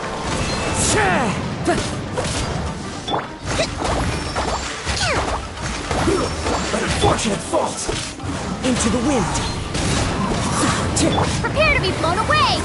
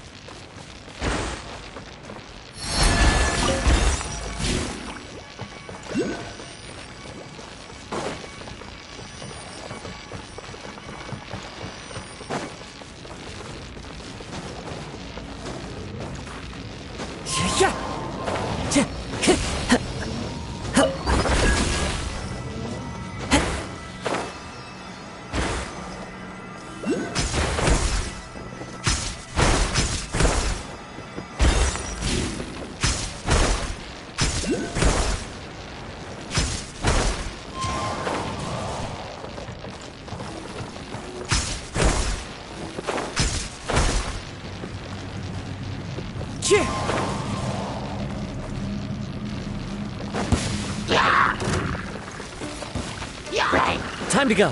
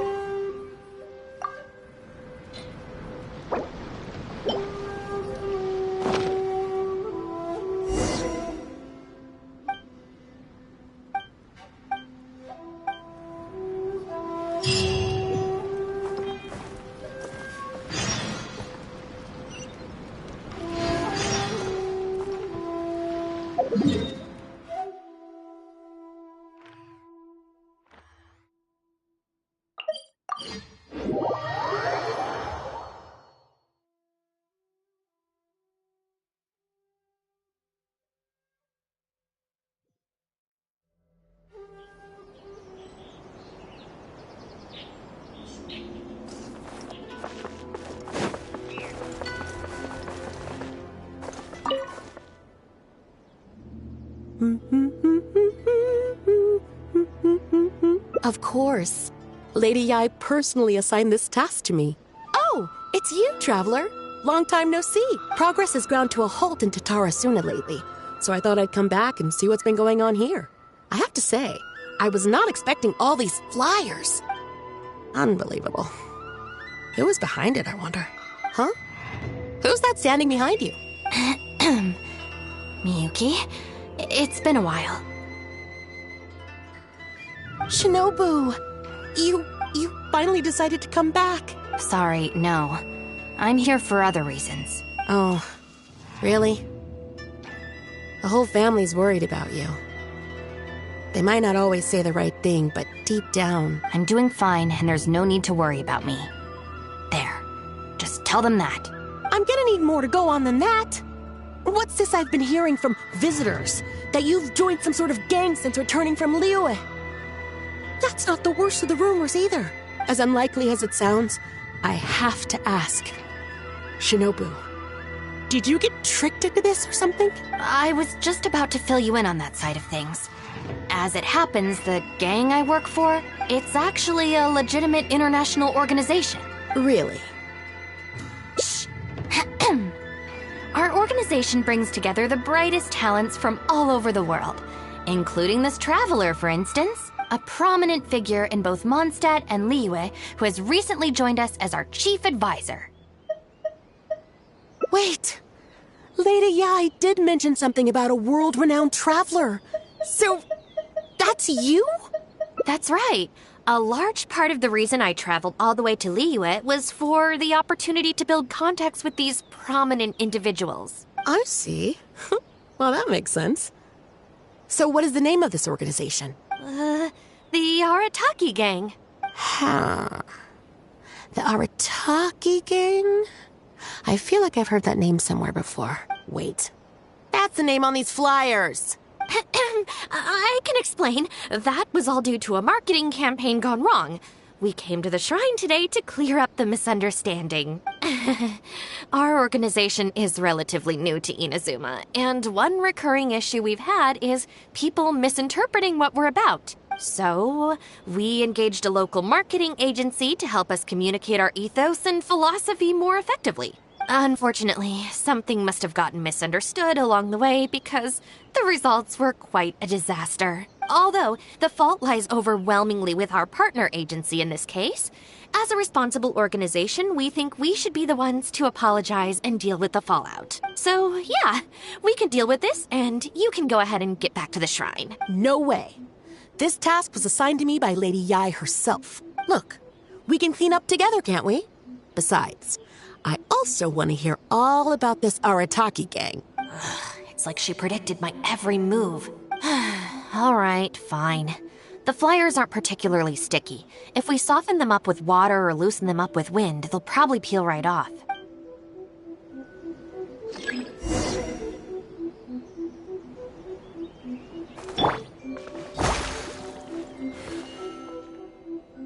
Stick it to the man.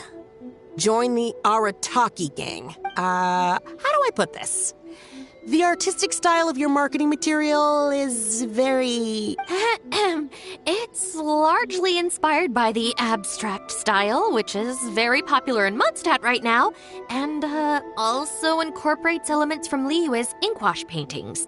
We paid Top Mora to hire a professional artist for this, and while the finished product is a little, avant-garde, that's exactly in line with the Arataki gang's spirit of being fearlessly creative and radically disruptive.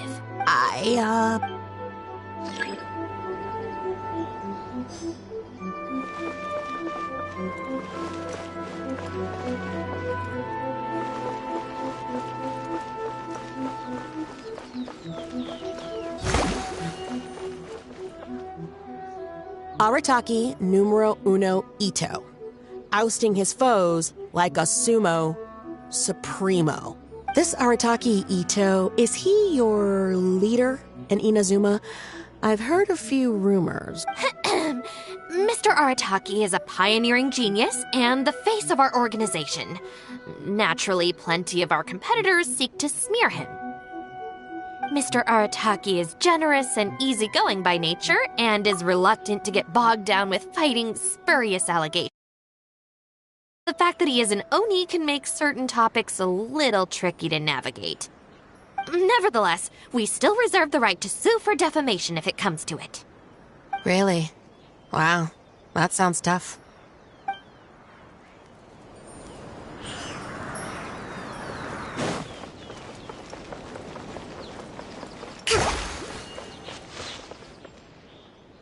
The Arataki gang is filled with folks who talk the talk and walk the walk. It looks like there are some members mentioned on the back. Hold on.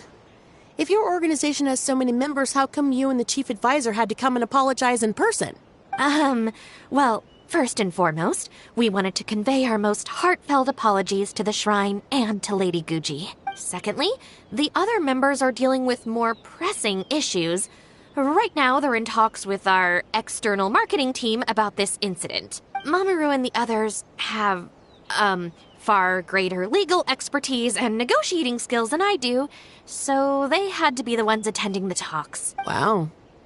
The Arataki gang managed to find staff even more qualified than you.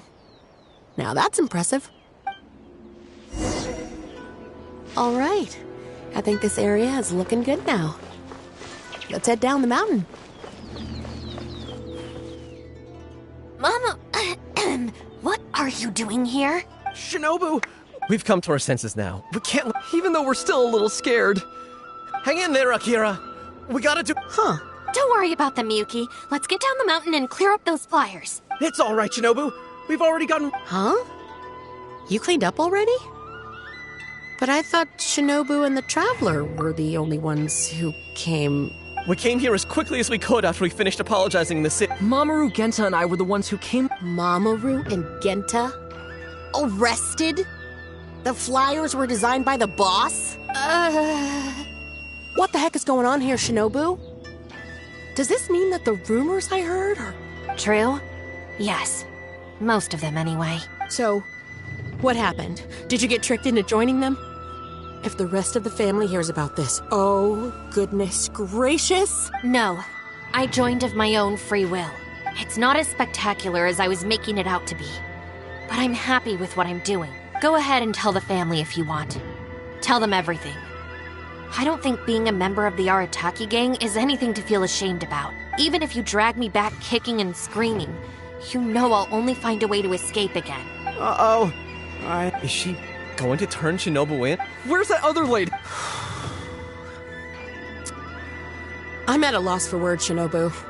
I really am. All right. I promise I won't tell anyone at home. Don't worry. What? You're not a little kid anymore. And you're more widely traveled and have met more people than any of us. At the end of the day, it's your choice what you decide to do. And I have to say, the rumors do unnerve me a little bit, but...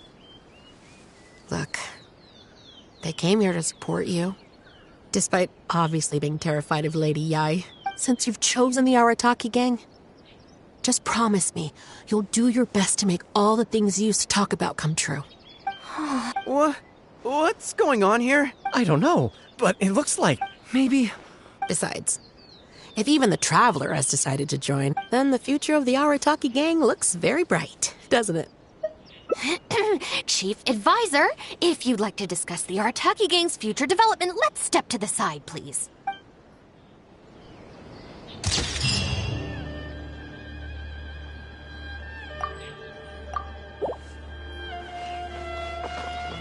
Allow me!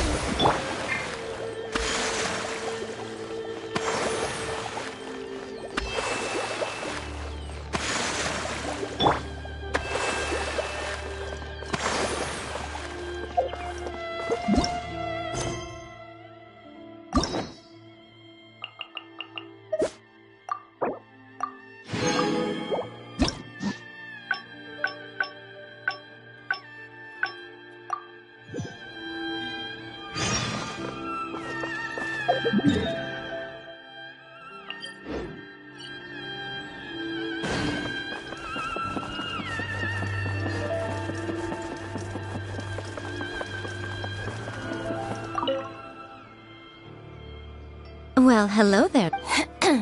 We will remove, I hope, late. This is the Grand Naruk. So how about you mentioned... I'm afraid I... Oh? I can't... Very good.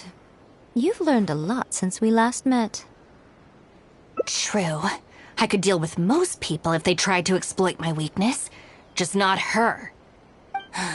Okay, I'll be a shrine maiden for a day. But let me be clear that this is for one day only, and one time only. Also, I'm not wearing a shrine maiden's outfit. Not happening. Oh, well, that's a shame. Hey, not you too! That settles it then. Now, there are already a few visitors at the shrine. Make sure you take good care of them. I know what I'm doing. Oh, she marched off quickly. So cold. Hold on now. Would you like to be a shrine maiden for a day as well? It's my shrine. If I say you're qualified, then you're qualified. Besides, can you really bear the thought of leaving her here all by herself? So you'll stay and keep her company, yes? Don't worry, you'll both receive ample compensation for your trouble. It'll be quite worth the wait. Especially yours, I assure you.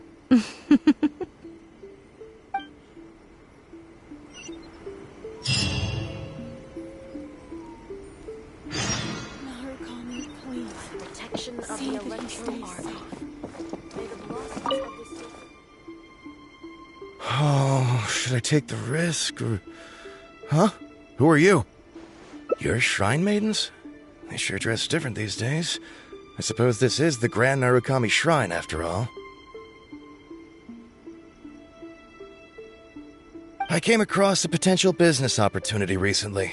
They say that by financing an overseas merchant ship, you can make a Several of my friends have already received their returns and want me to go in with them.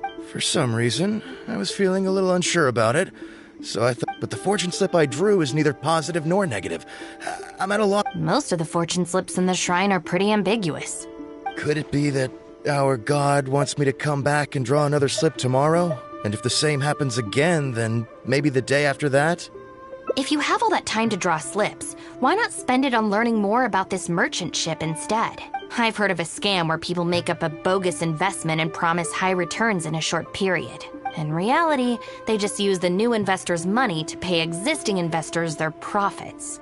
Once people see the early investors making their money back, scores of other investors jump on the bandwagon, and then one day the people behind it just pack up and leave with the money. Oh gosh, come to think of it, they haven't given me any specifics about the shipping route or itinerary. By saying it's overseas and being economical with the details, they can filter out the folks who actually take the time to do their due diligence. It's another common tactic used by many scammers.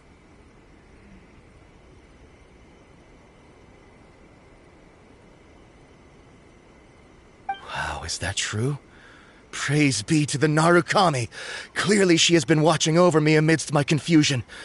Oh, yes, of course. Now that I think about it, I remember receiving similarly sound advice. That shrine maiden is long gone now, though. It's a real pity. really, what a shame. But anyway, shouldn't you be getting back now to warn your friends?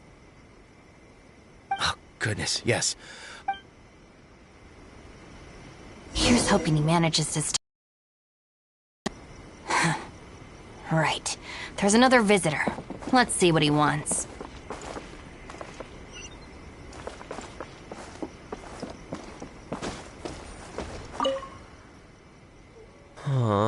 It seems even a change of scenery won't get the creative juices flowing. Who are you? Shrine maidens.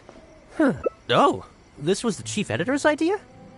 Then no wonder it's so... I, on the other hand, am all... Well? Not so far. I guess I wasn't sincere enough or something. But I'm gonna come back tomorrow. I'm sure I'll stir the heart of our god eventually. Have you ever thought about going traveling? Inspiration comes from life experience. The more places you go, the more people you meet, the more you'll have to share with your readers. It's natural to run out of new material when you're in the same place doing the same things every day. That's true. I haven't gone out exploring in a long time. Actually, ma'am, you look very familiar. No, you must be mistaking me for someone else. Lack of social contact can easily lead to a deterioration in facial recognition abilities. Seriously? Oh. Oh, that thing I said about facial recognition? Probably depends on the individual. Anyway, forget that. We have a new visitor. Let's go greet them.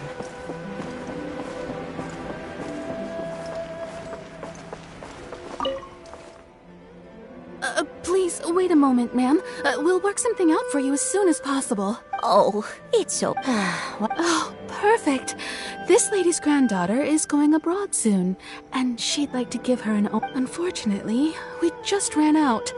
You should be able to find the brocade bags and knots on both sides of the shrine. For the paper slips that go inside, just ask Maki. I don't think I need to go into detail on how to write the blessing and put it all together. No, I can handle the rest. Great. I'll take her to wash her hands first. We'll see you in front of the sacred Sakura when you're ready. Ah, thank you all so...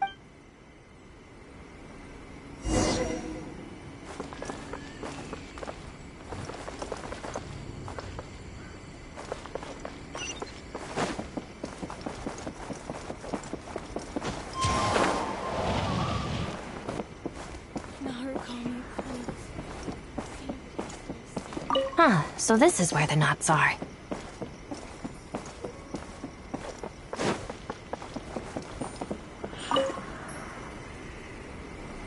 You need paper slips for Omamori blessings? I have a few right here. Oh, but I'm afraid I don't have a pen. Don't worry, I got it.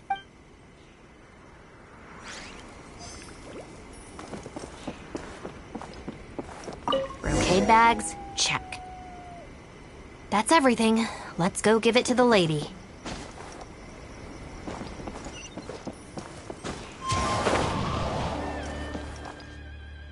Ah, there you are.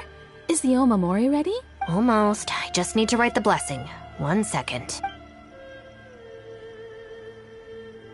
Here, ma'am. Please, come and pray over here. Oh, great Narukami. Please... This is a job for a real shrine maiden like Inagi. I wouldn't be suited to it. There are some things that mortals are powerless to control. Sometimes praying to the gods is the only thing people can do. Not to mention that the Omamori will mean a lot to our granddaughter. Maybe it'll encourage her to stay safe on her travels? So in terms of the outcome, it's beneficial. The only people I can't stand are the ones who don't think for themselves and at least try to solve their own problems. By relying on the gods for everything, all themselves and those around them.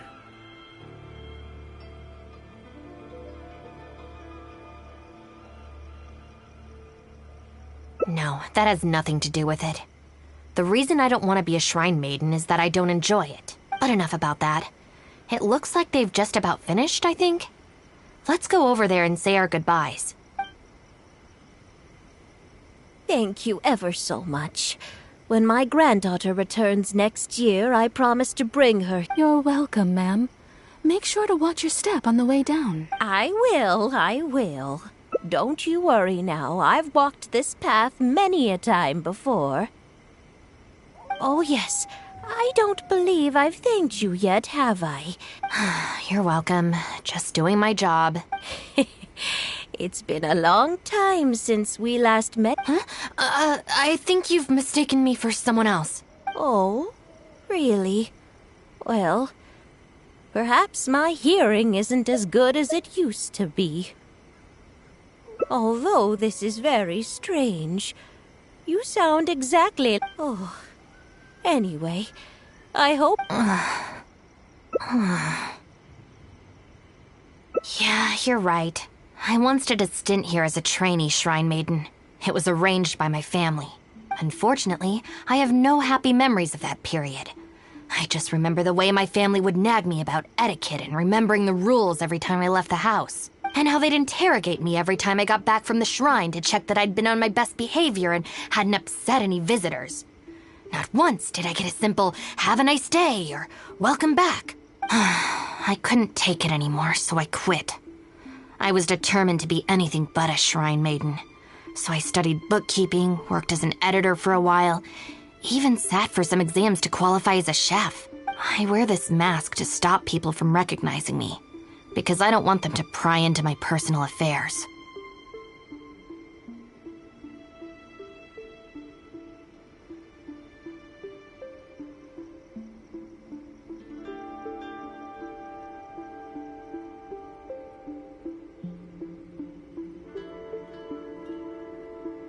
Okay, enough chit-chat.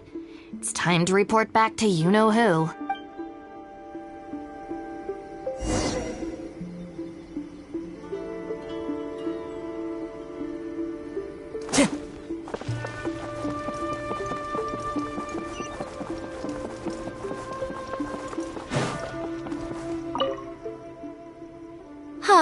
Good show today, both of you. It was so much fun to watch. Would you be interested in continuing to work as shrine maidens? Or perhaps you'd like to work as editors at Yai Publishing House instead? It would be a terrible shame to let such fascinating individuals slip away out of my reach. Regrettably, I must decline, Lady Guji. The Shrine and Yai Publishing House are both fantastic places to work. They're just not for me. All right. Well, keeping you around under duress would only take all the fun out of it. Here, these are your wages as promised. Not a single mora short. Wages? No need, Lady Guji. I'm here today to make amends. Oh, don't worry. I've already deducted the damages incurred by those boisterous boys from your amount. If you don't take the payment now, I'll be forced to send someone to deliver the package to the Arataki gang. Now, who should I send? Miyuki, perhaps?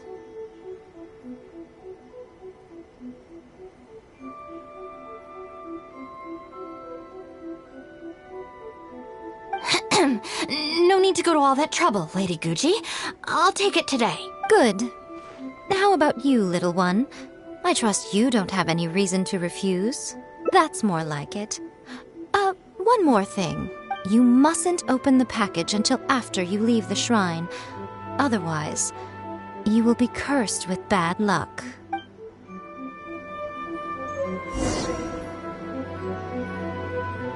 What's that? Well, if something bad happens, don't expect me to pick up the pieces.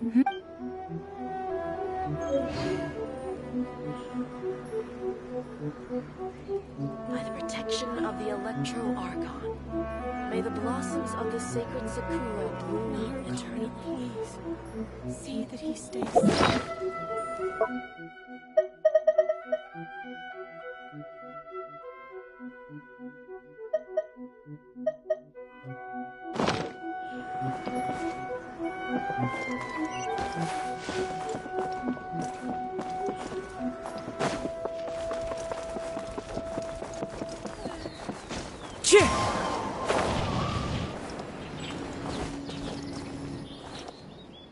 This should be far enough. She's always saying things like that. There's probably nothing in here but plain old Mora. Let's see. Yep, just Mora. Wait, what the? It's nothing. I'm just surprised by the amount. This Shrine Maiden gig was surprisingly lucrative.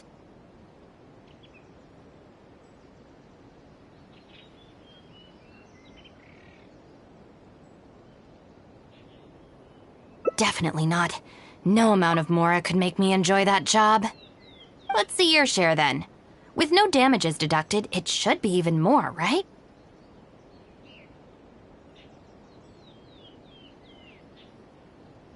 Huh, that's weird. It's just a single thin sheet. Wait, what are you laughing at?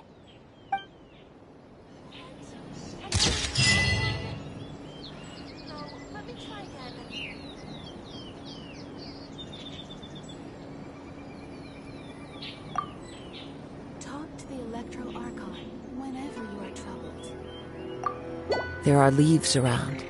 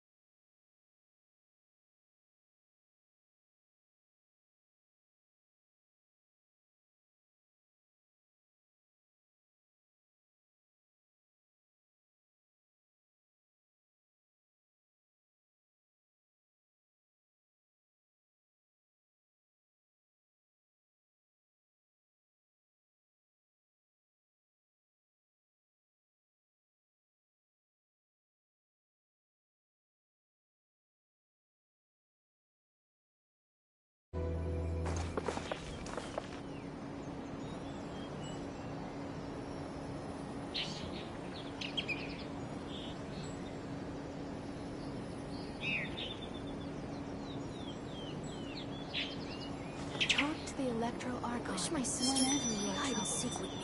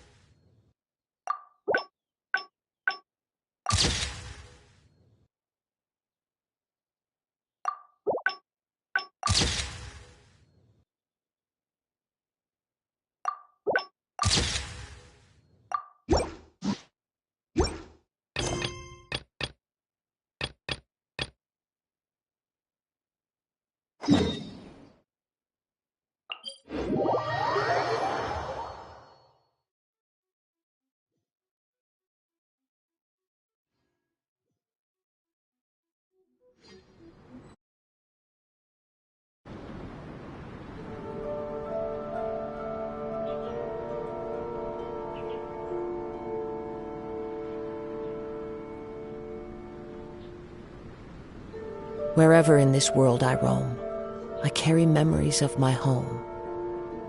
This blade, it is the last link I have to the land of my birth.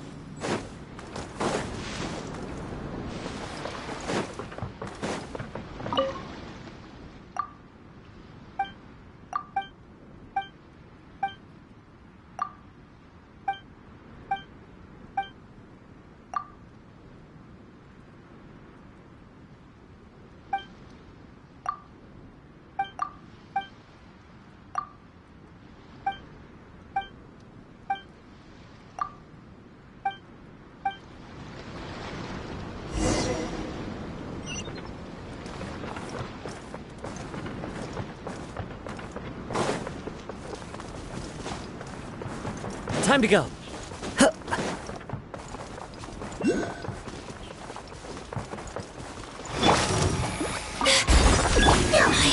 The range knows me. Clouds high. The birds call. Looks like I went too far.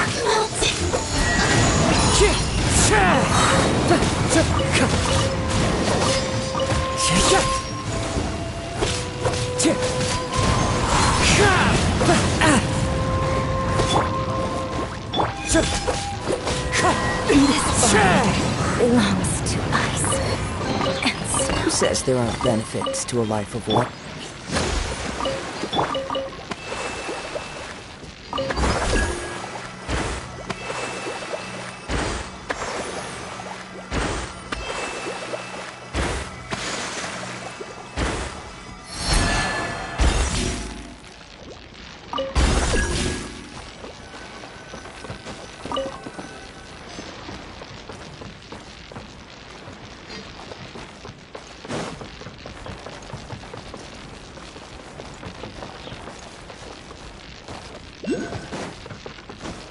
Time to go.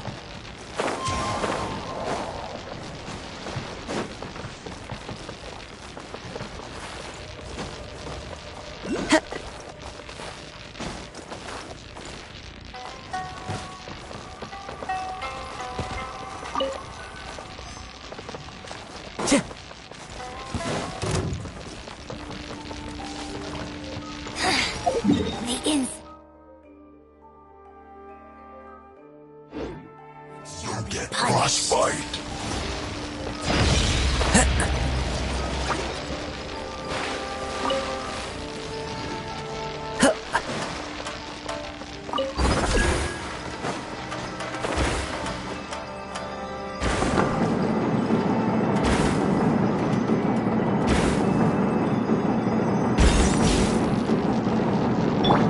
Allow me.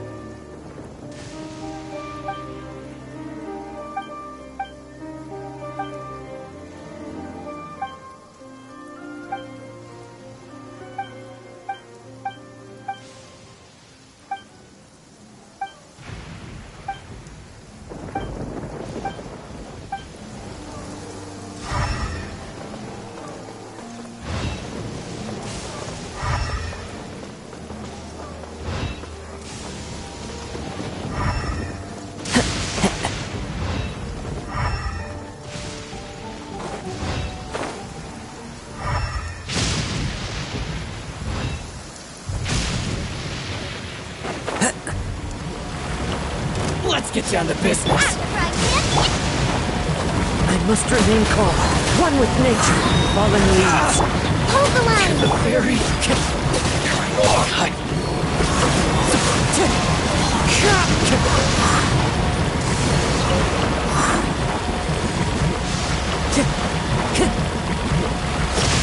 Into the wind. Nice and spiky! There's more! Wind strike.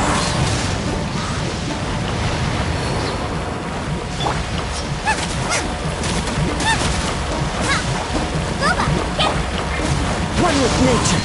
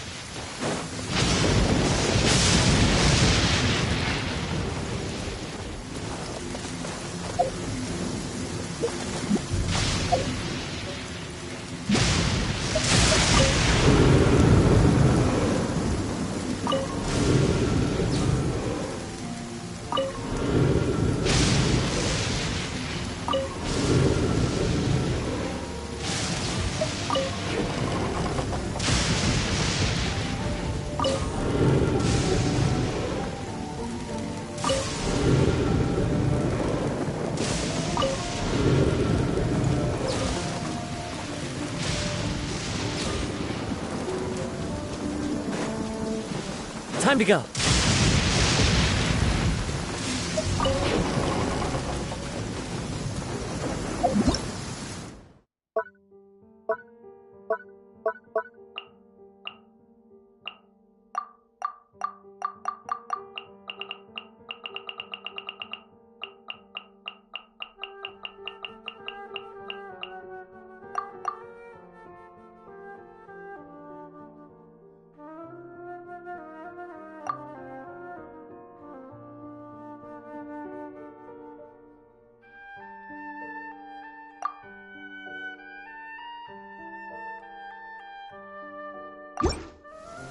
Taking a stroll in the middle of a downpour certainly rouses the spirit. But it's best to dry your clothes as soon as possible after the rain stops.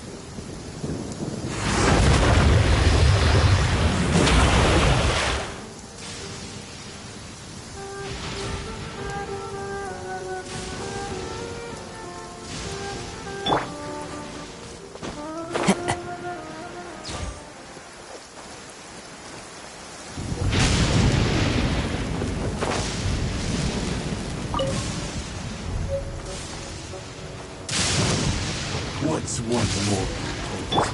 Out of the frying pan! Clouds high, the birds come! Wind strike!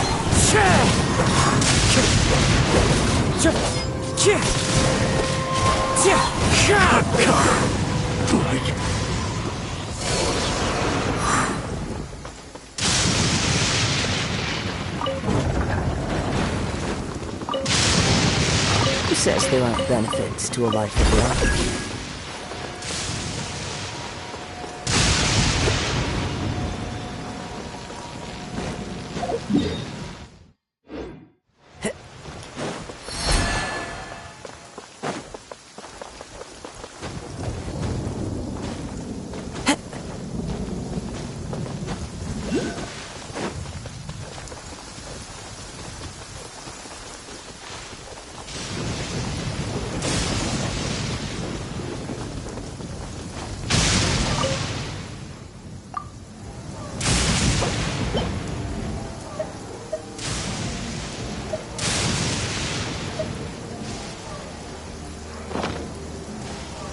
Compared to the storms I've encountered out at sea, this is really quite tame.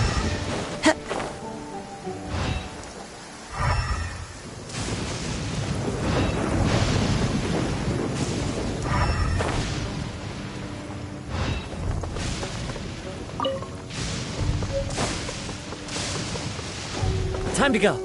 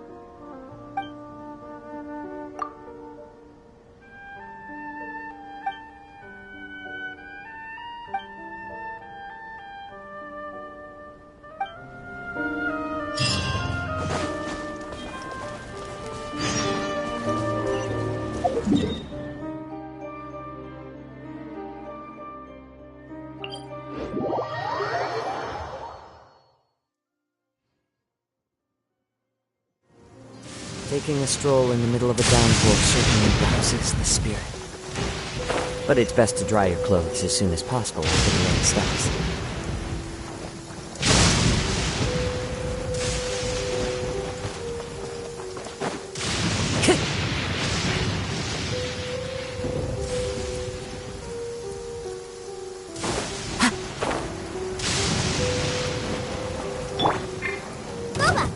Let me try my blade. Fallen leaves, adorn my night!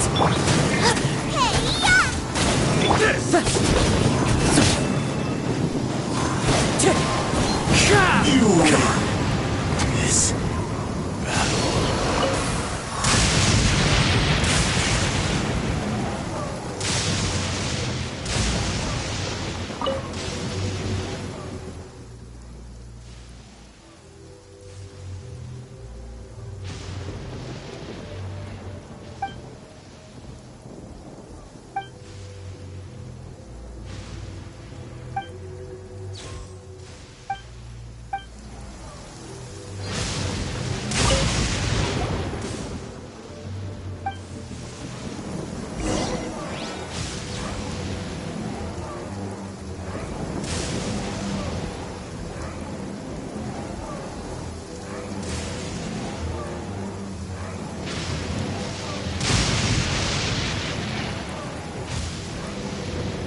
Wherever in this world I roam, I carry memories of my home.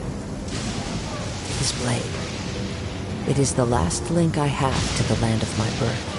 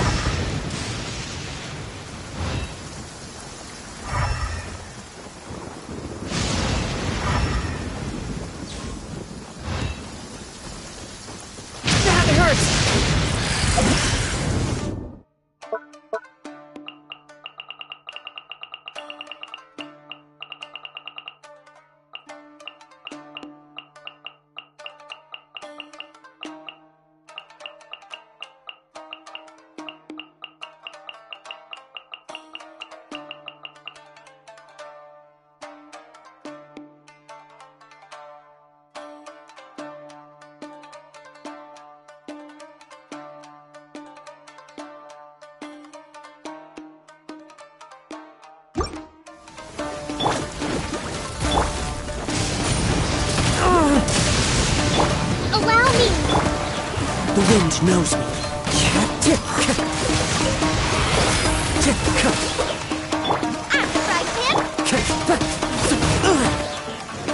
Wind strike! This is the end. Rebuild! Time to go.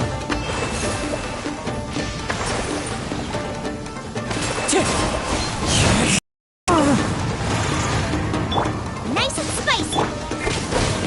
Wind strike!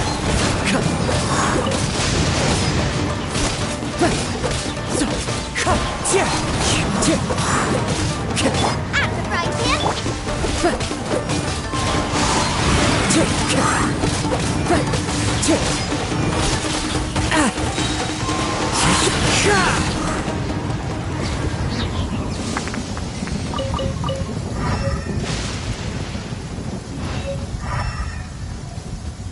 Time to go.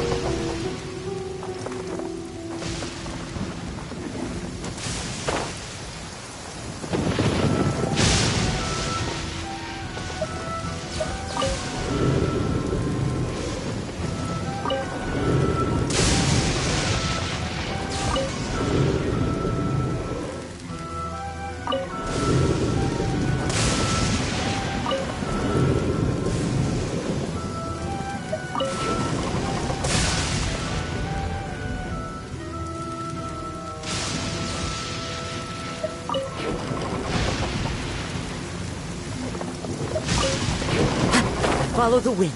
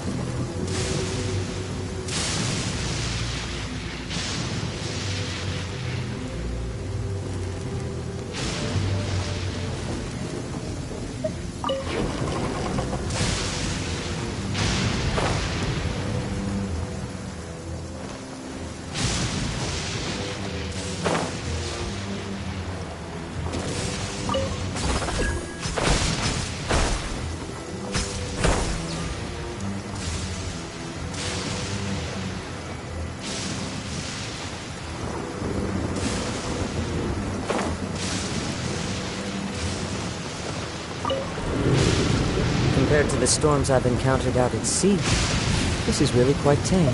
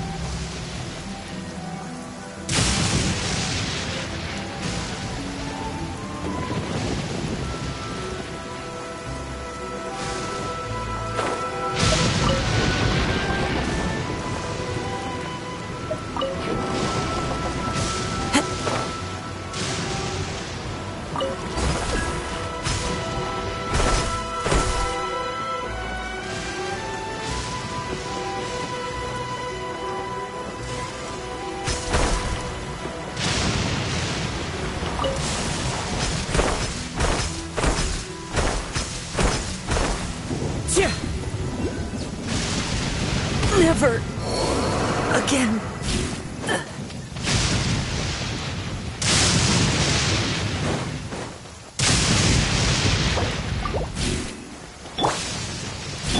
Hold the line!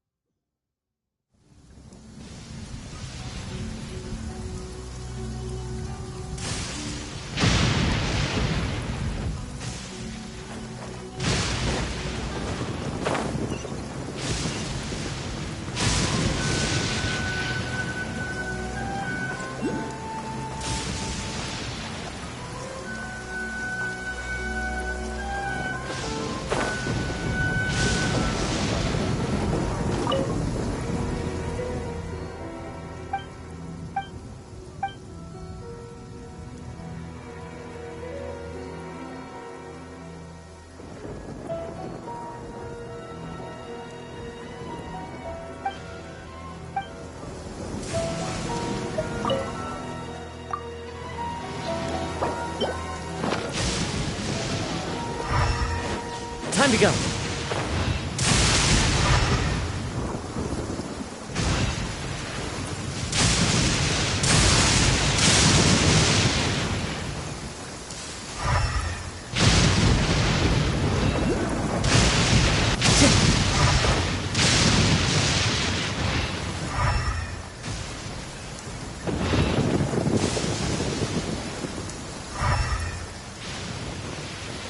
Follow the wind.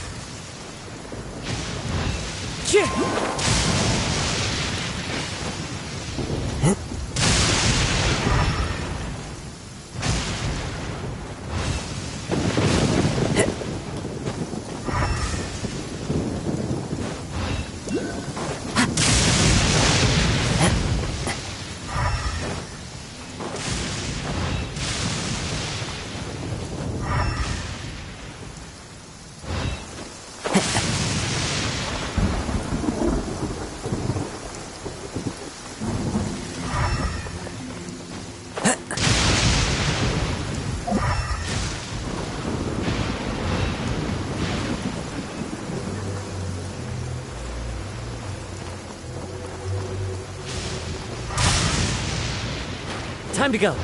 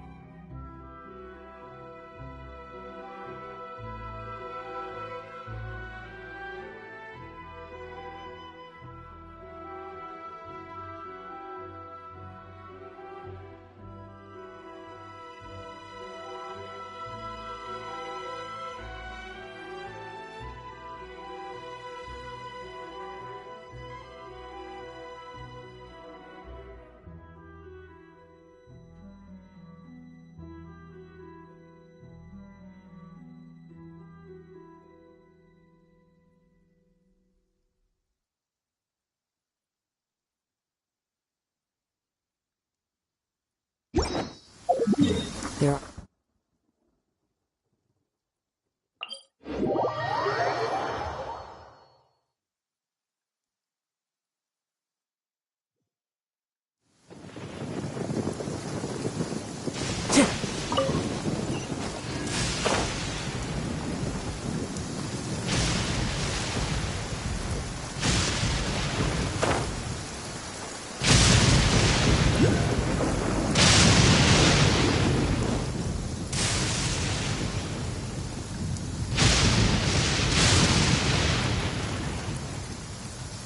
Time to go.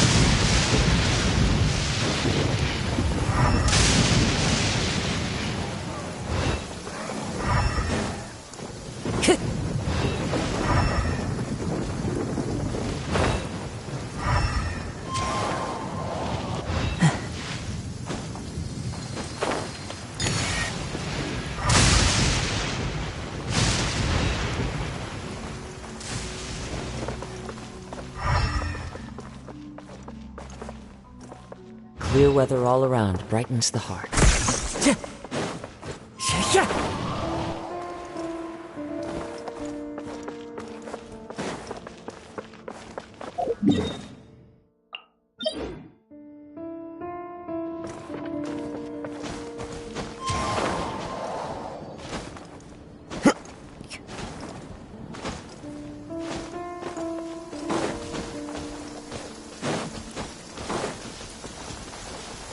Taking a stroll in the middle of a downpour certainly rouses the spirit. But it's best to dry your clothes as soon as possible after the rain stops.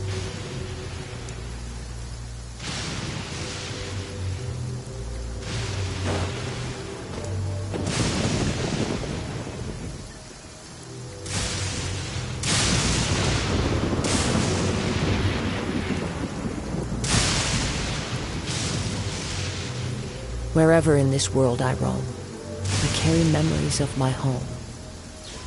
This blade, it is the last link I have to the land of my birth.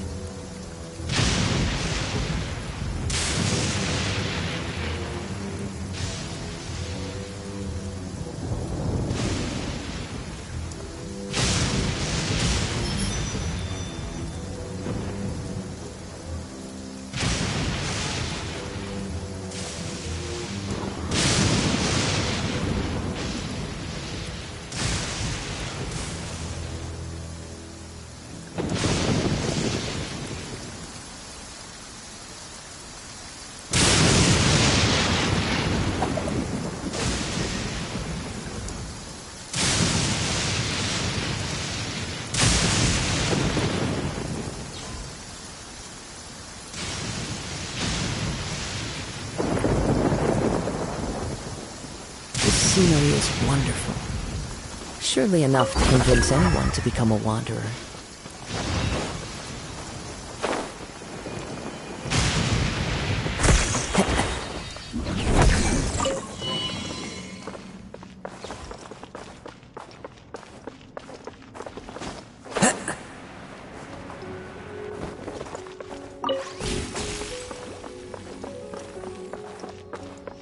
Time to go.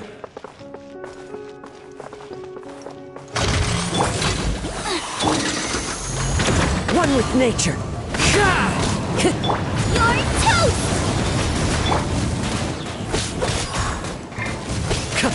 Wind Strider! Stay focused!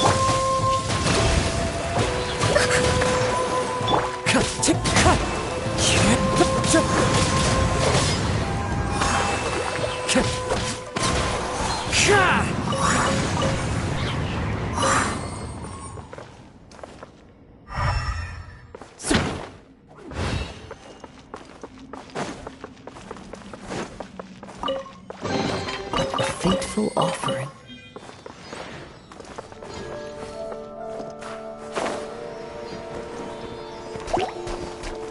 Wind Strider!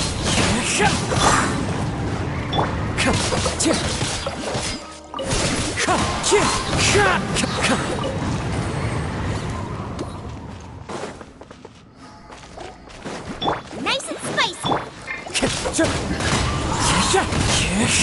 As one with wind and cloud. Wind Strider!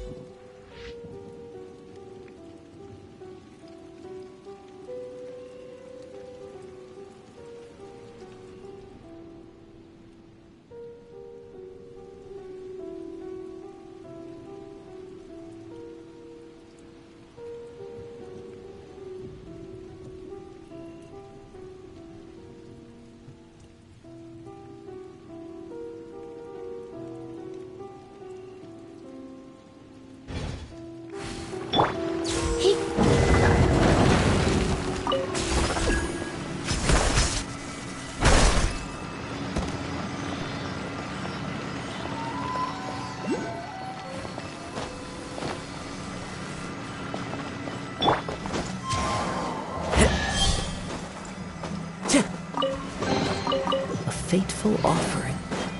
Yeah! Into the wind!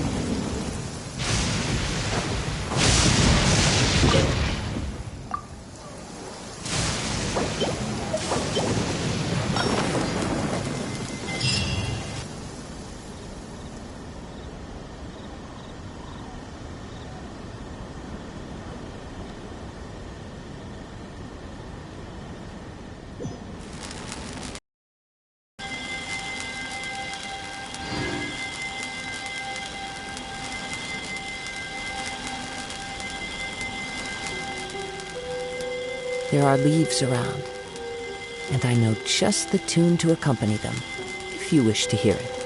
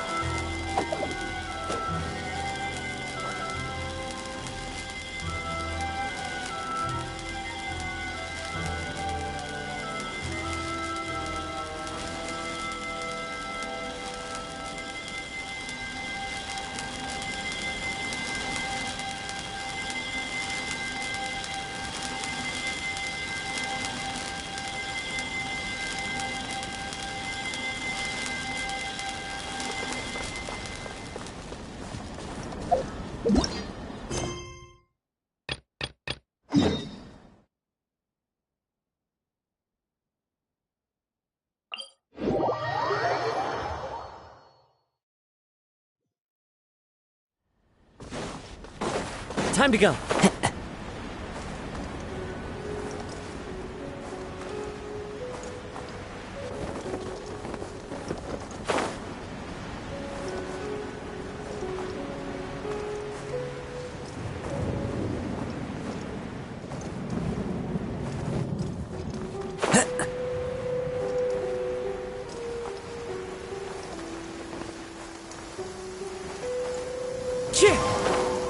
Taking a stroll in the middle of a downpour certainly rouses the spirit.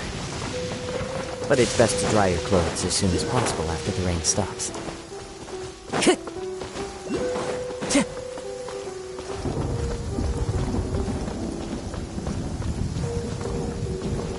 The wind knows me.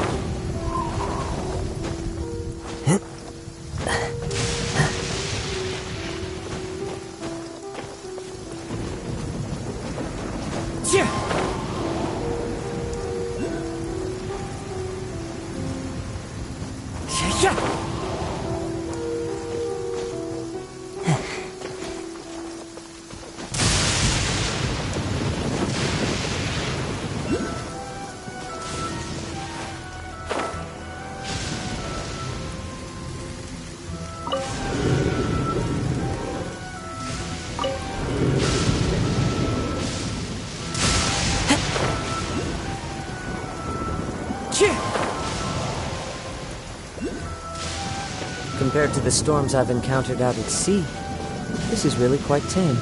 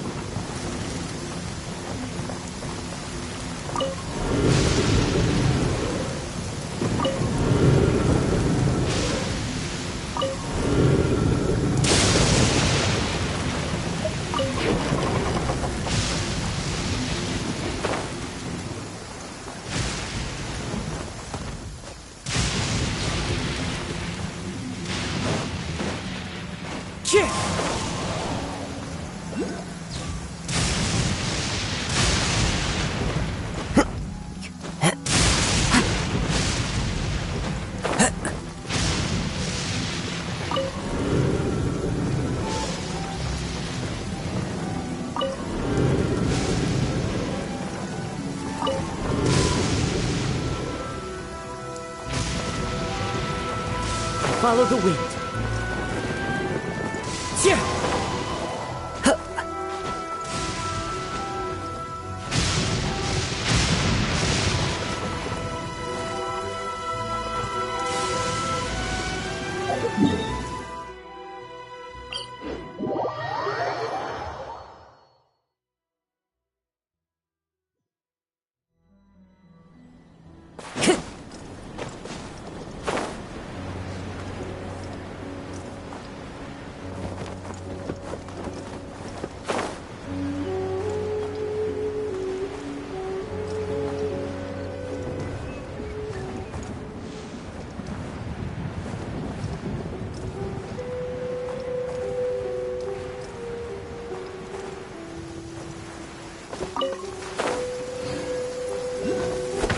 Taking a stroll in the middle of a downpour certainly rouses the spirit.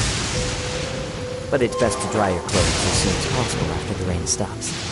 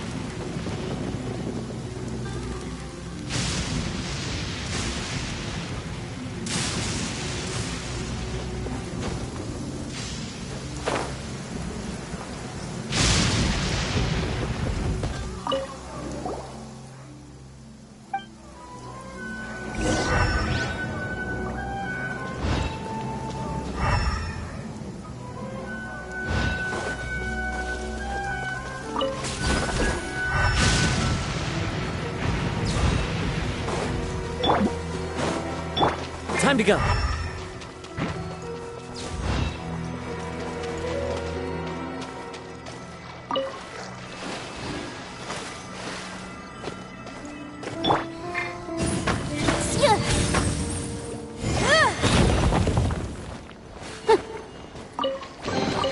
Remarkable condition.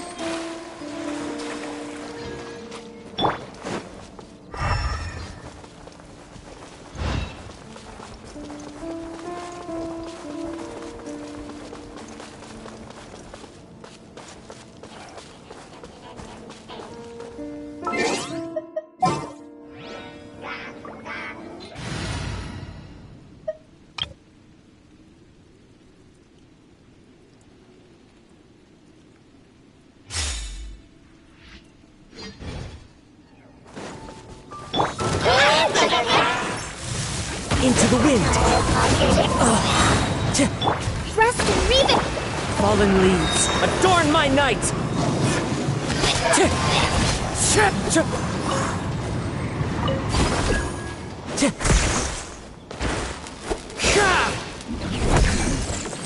Time to go.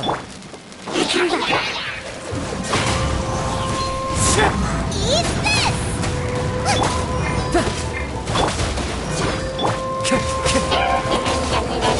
Wind Strider. Hold the line!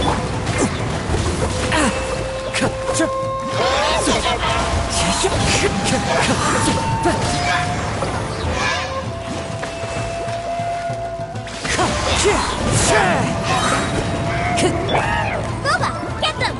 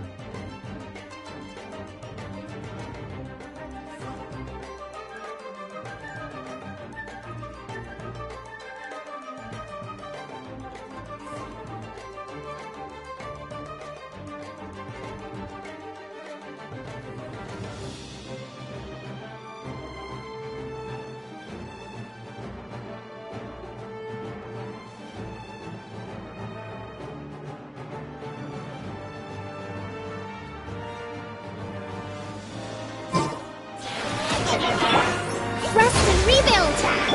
Wind Strider! Nice and spicy! As one with wind and cloud!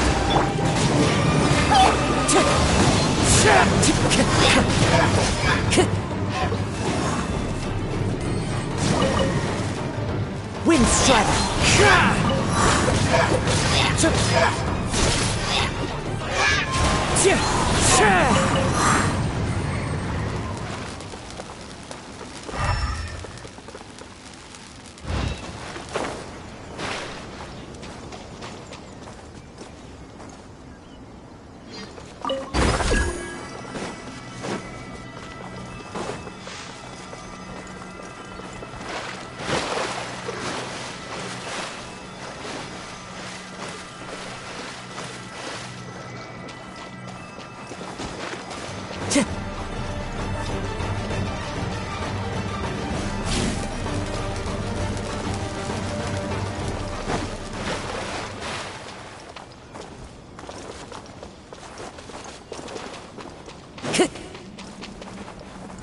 Time to go.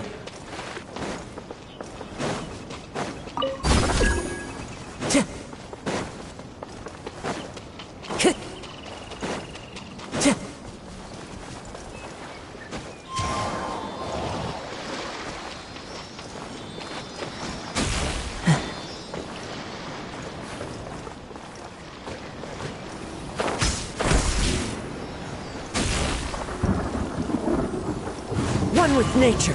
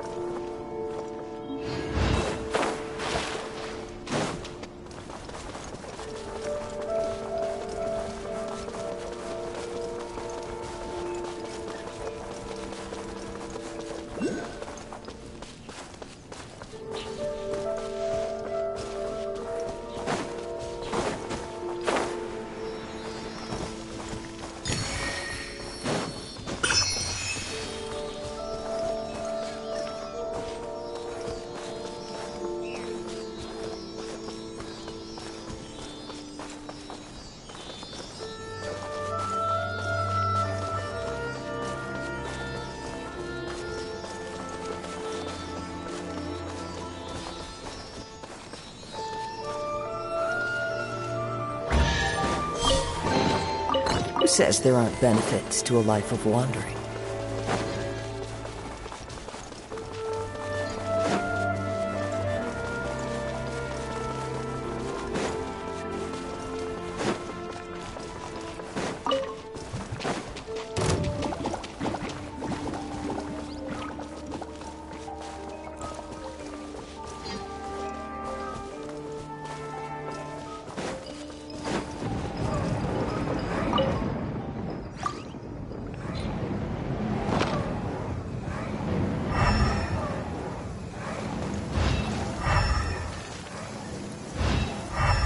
Taking a stroll in the middle of a downpour certainly rouses the spirit. But it's best to dry your clothes as soon as possible after the rain stops.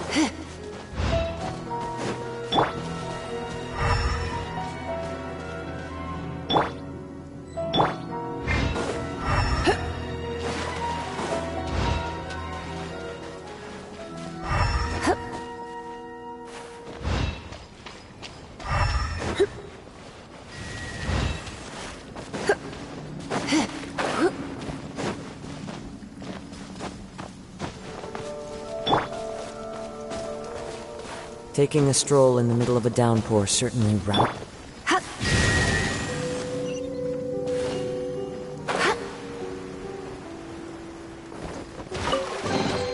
No pain, no gain.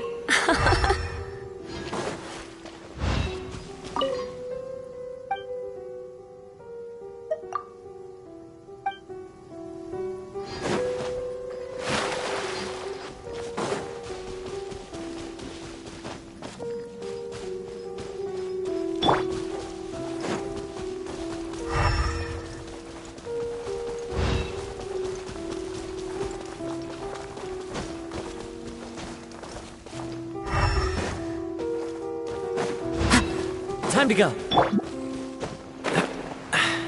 Catch the wind.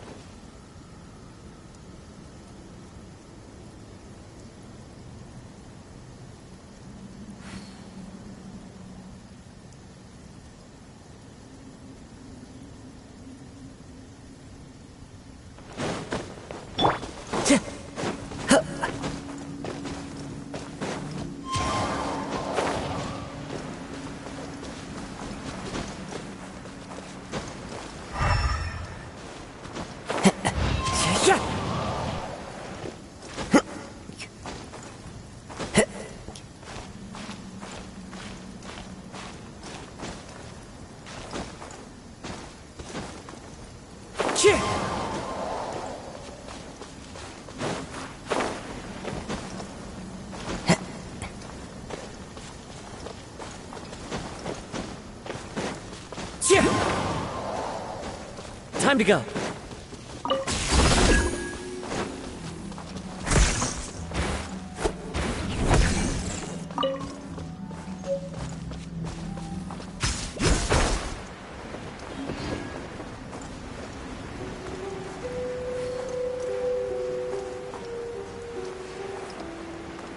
Taking a stroll in the middle of a downpour certainly rouses the spirit. But it's best to dry your clothes as soon as possible after the rain stops.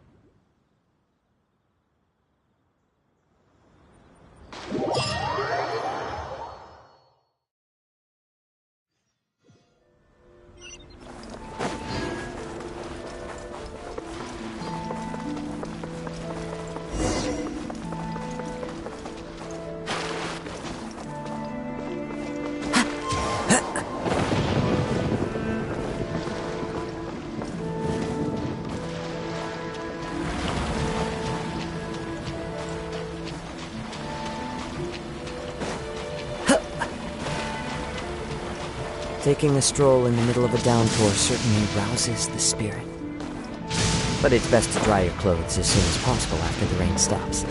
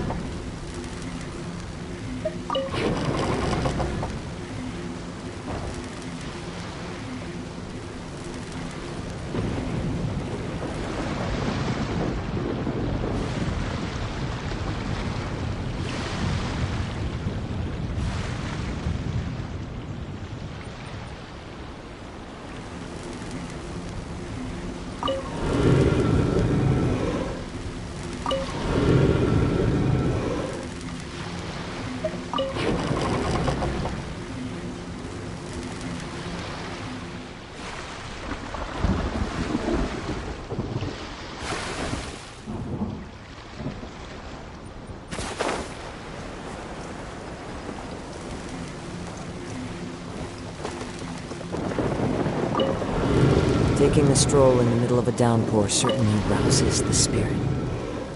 But it's best to dry your clothes as soon as possible after the rain stops.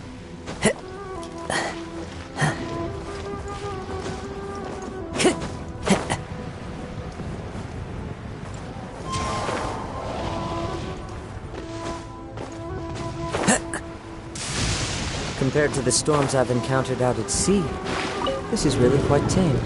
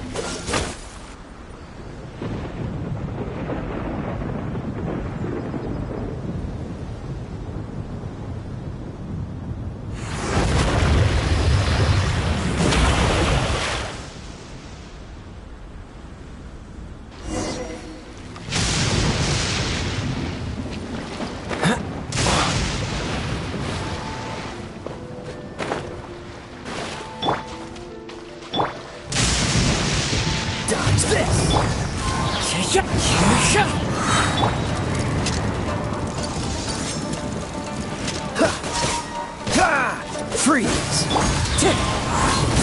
Fallen leaves, adorn my night! Oh, so sorry.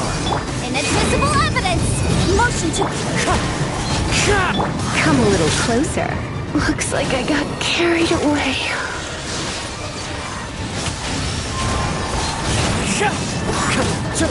Boom boom! Wind Strider!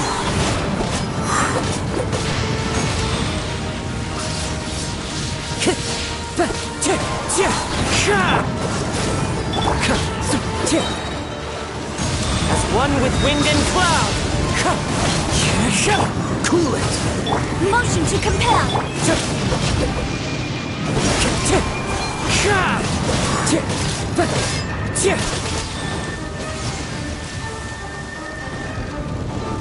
Incinerate! Time to go!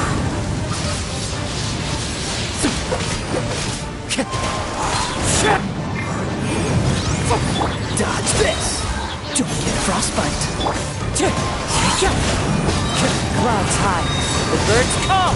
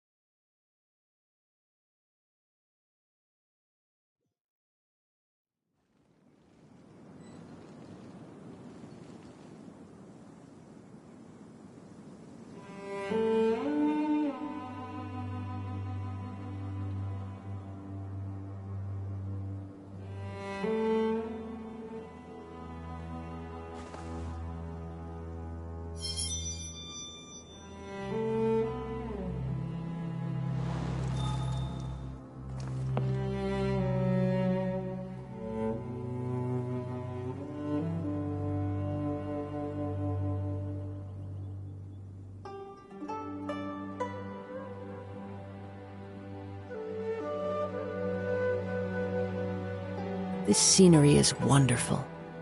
Surely enough to convince anyone to become a wanderer.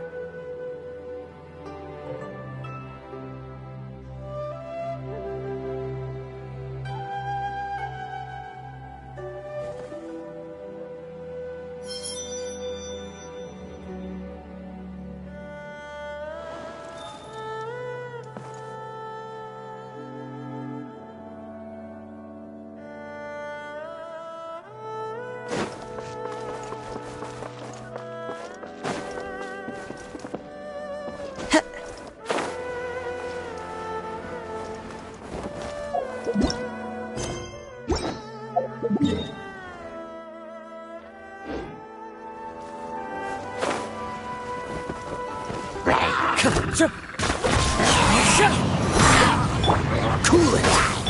Boom boom! Wind Strider! fallen leaves, adorn my night!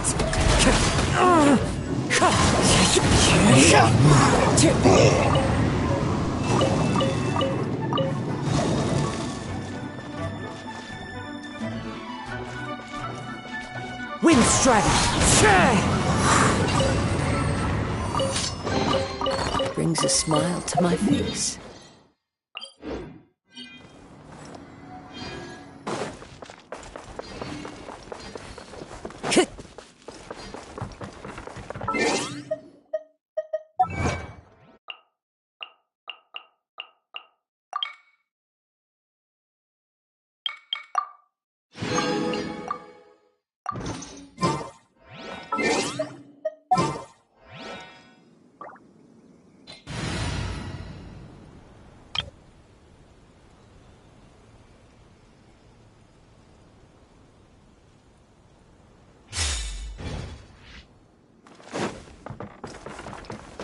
Follow the wind.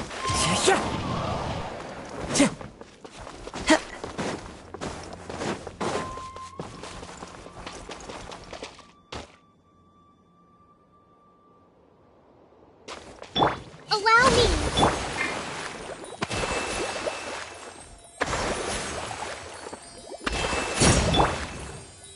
Koba, get them!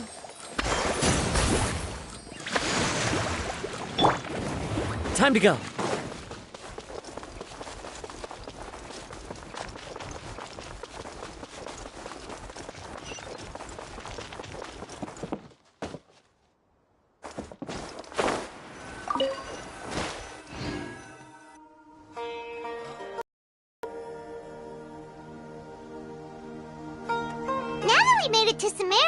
Our next objective should be to head to Sumeru City and find a way to meet with Lesser Lord Kusanali. And speaking of Lesser Lord Kusanali, even though we haven't heard too much about her, she doesn't seem to be the same deity who abducted your brother. But even so, people call Sumeru the Nation of Wisdom, you know.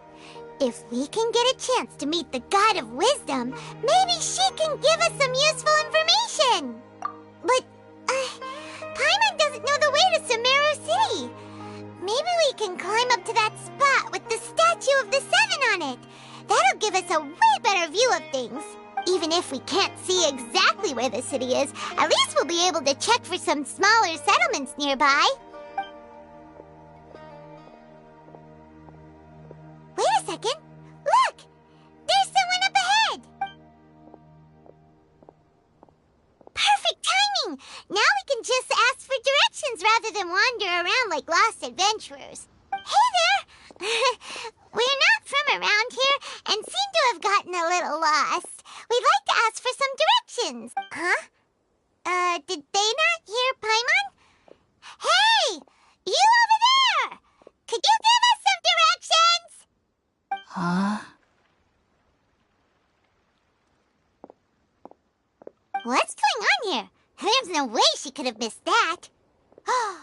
Wait! Could she be ignoring us? How dare she? Well, even so, she might be heading someplace where we could find other people to ask.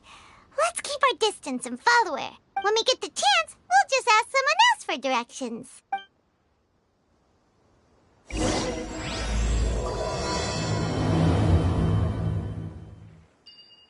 Come on, let's follow her. Just keep quiet. Make sure she doesn't notice us.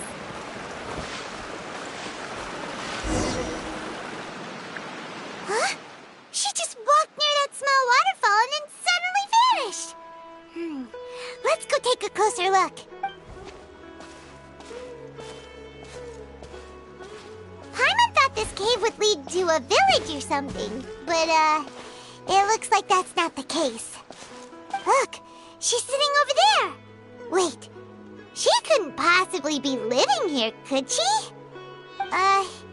What should we do now? Do we try asking her for directions again? It looks like she's meditating or something. If we bother her now, she probably wouldn't let us off very lightly. Oh! What a lovely smell! It's coming from that sensor over there. This is definitely not your typical place to call home, but at least it smells nice.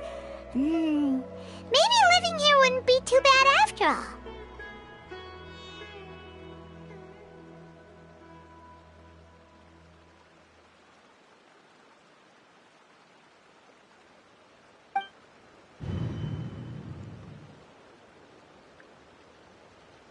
Huh? What's the matter? You don't look too good. What? Is the smell making you feel sick? Strange. Paimon doesn't feel anything.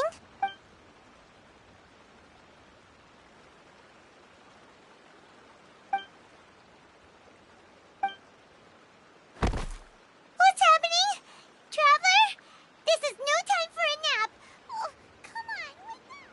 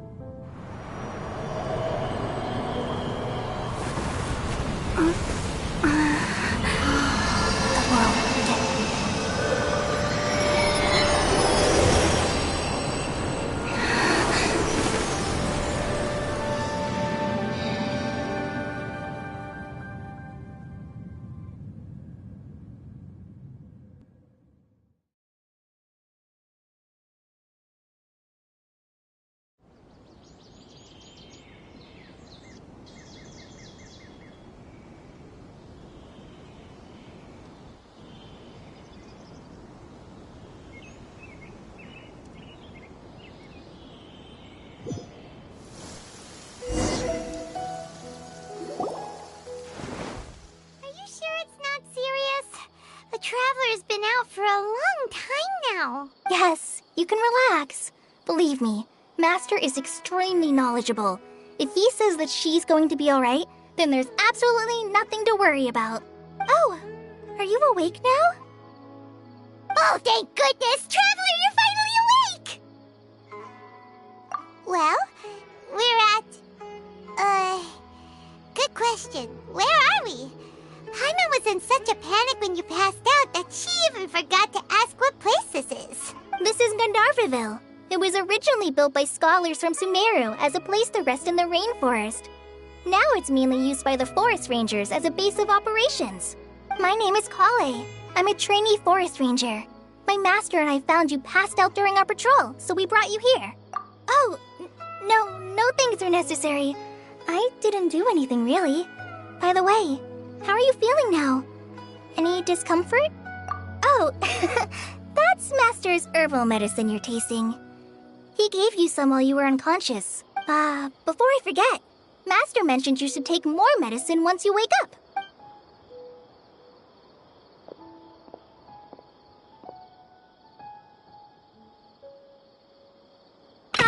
Whoops!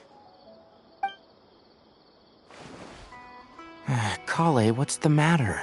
Were you trying to retrieve the medicine? As I've already told you, you must be...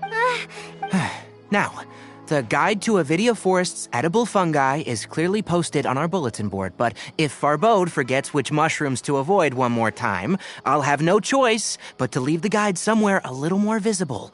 Like right smack on his forehead so others can remind him to be careful. Right? This is the second time he's come down with food poisoning this month. I'll be sure to give him a good talking to. Yes, please do. If, on the off chance, Farbode simply enjoys having little imaginary fairies dance before his eyes, then we'll just let him be. But the next time he requires any of our medicine, be sure to charge him accordingly.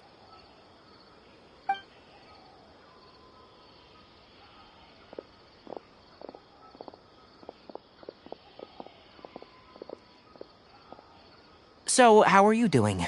Feeling better? Oh, this is my master, Forest Watcher Tighnari. He is chief officer over all the rangers here in Gandharvaville. I already informed Paimon about the reason you fell unconscious earlier. But now that you're awake, let me explain it for you as well. It is common practice for Sumeru scholars of certain darshans to dedicate themselves to training in meditation in isolated areas, particularly the nearby forests. While meditating, they use a certain incense known as Spirit Borneal to help calm their minds as they enter a state of deep rumination. In hopes of asking directions, you two followed a scholar named Hypatia into her cave. The incense you smelled inside was the Spirit Borneal I just mentioned. That incense typically has no effect on most people, but for a very select few, it can have profound effects on one's cognition, as you experienced firsthand. Does that make sense? Very good. Now, answer me this. Did you feel anything after passing out? Say, any out-of-body experiences, or did you see anything while unconscious?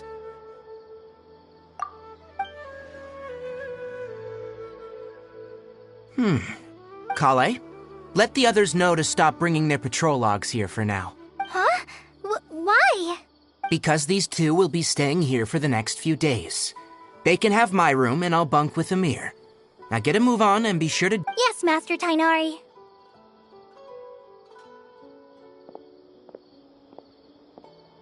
Wait, hold on a second.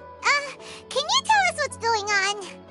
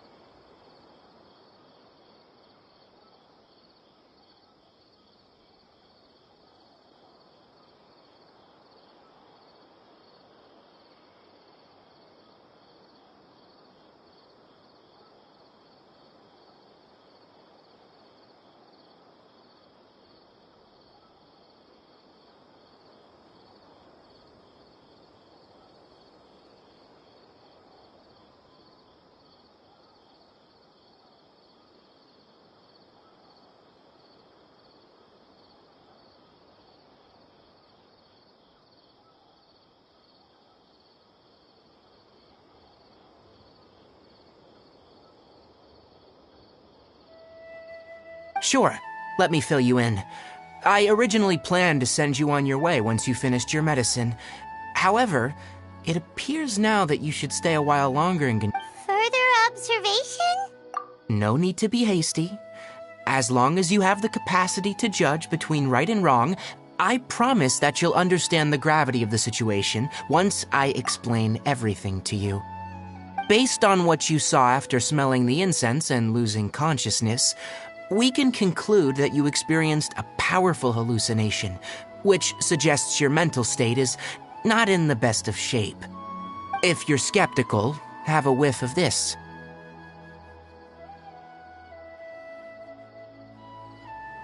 Oh, are you okay?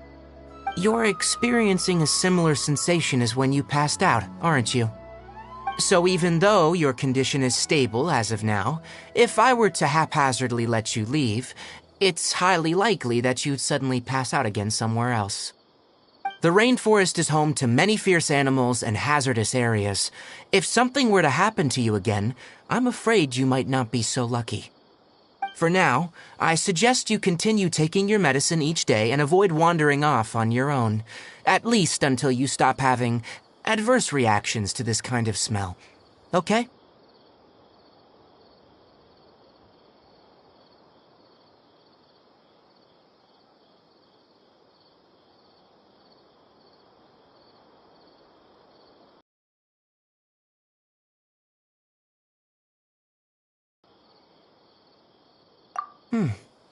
Good. Now, continue resting while I fire up another bowl of medicine for you. Seriously? We just arrived in Sumeru and we're already having problems left and right! Paimon knows we're set on meeting Lesser Lord Kusanali as soon as possible, but you really don't look too good. It'd probably be best to let you recover first. Hey! Are you even listening to Paimon? Paimon's over here worrying about you, you know. What's weird? You mean how you're feeling now? You mean the vision of tree roots and red skies you saw? But if those weren't hallucinations, what could they be?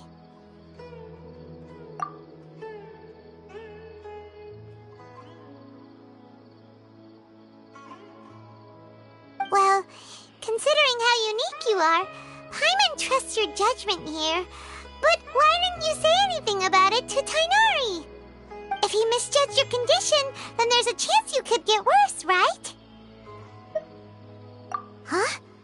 You mean that Tighnari already knows that what you saw weren't hallucinations? But if that's the case, why would he try to hide that from us? Oh, Paimon gets it now. That explains why you were so quiet earlier. Well, that settles it then. We'll stay here to rest up and figure out what's going on with your hallucinations. But it seems like asking Tighnari might not be an option anymore. What do you think we should do? Good idea. Kale's pretty friendly.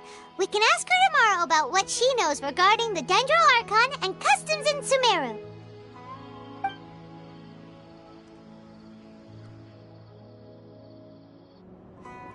Rise and shine! Come on, it's time to go find Kale!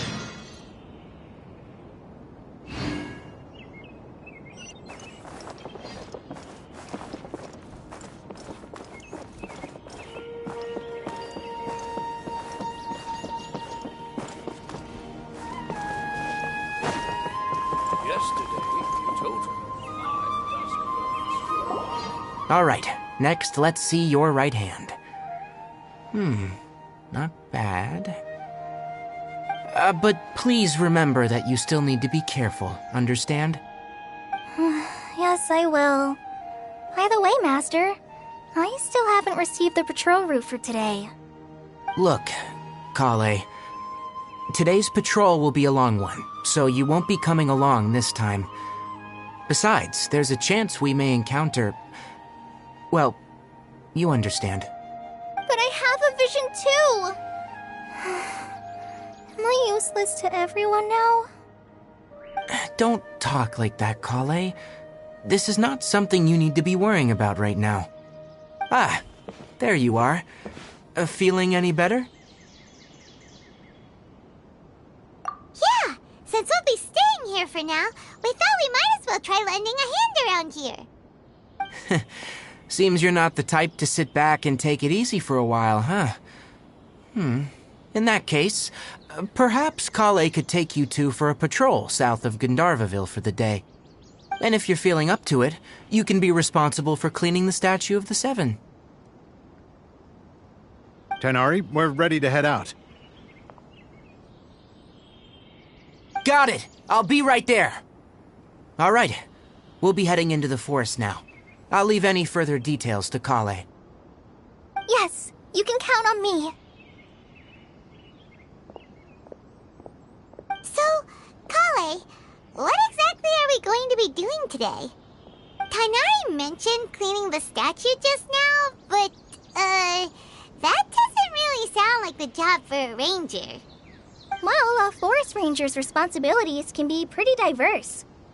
They handle a variety of tasks, like checking the condition of outlying roads, maintaining forest facilities, ensuring fire prevention standards are met, and providing assistance to travelers and locals. As for Master, well, he has to handle more dangerous areas of the rainforest. Today we can perform routine checks on the pathway lamps as we make our way to the Statue of the Seven.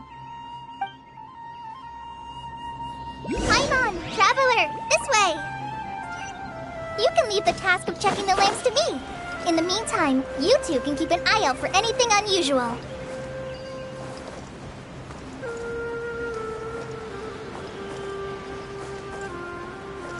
Nothing wrong with these two lamps. Let's move to the next ones.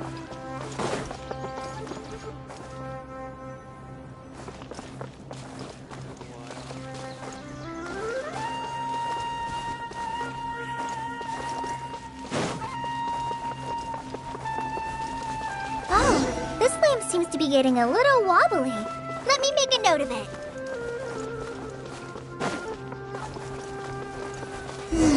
No problems with this lamp. Good.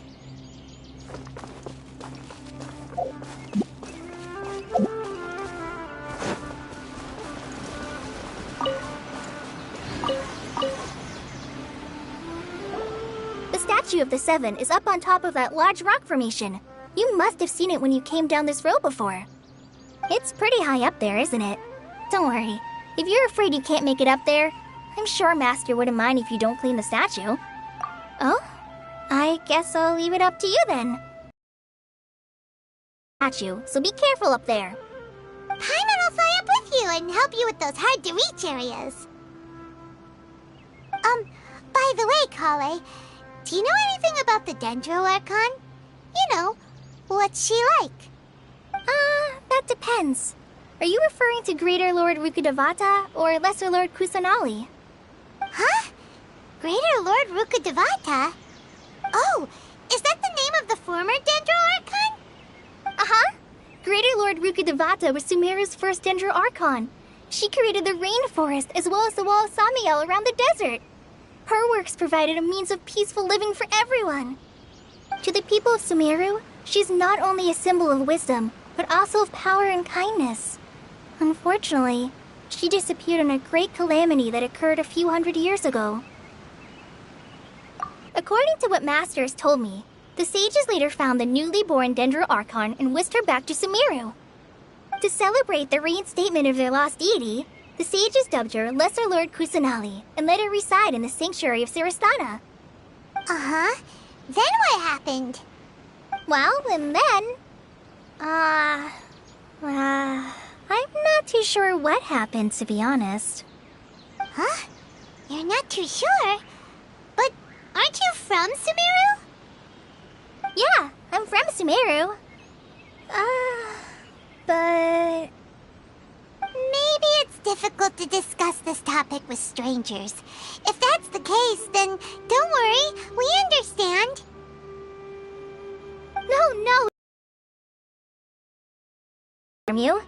Besides, I don't consider you two strangers. Because you two know Amber, right?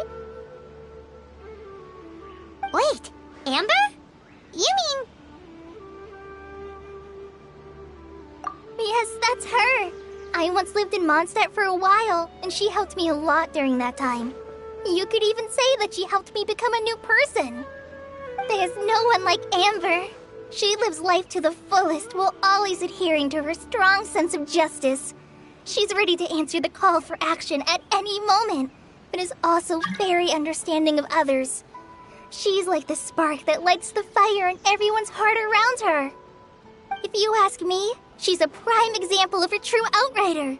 She's the first person anyone coming to Mondstadt will meet.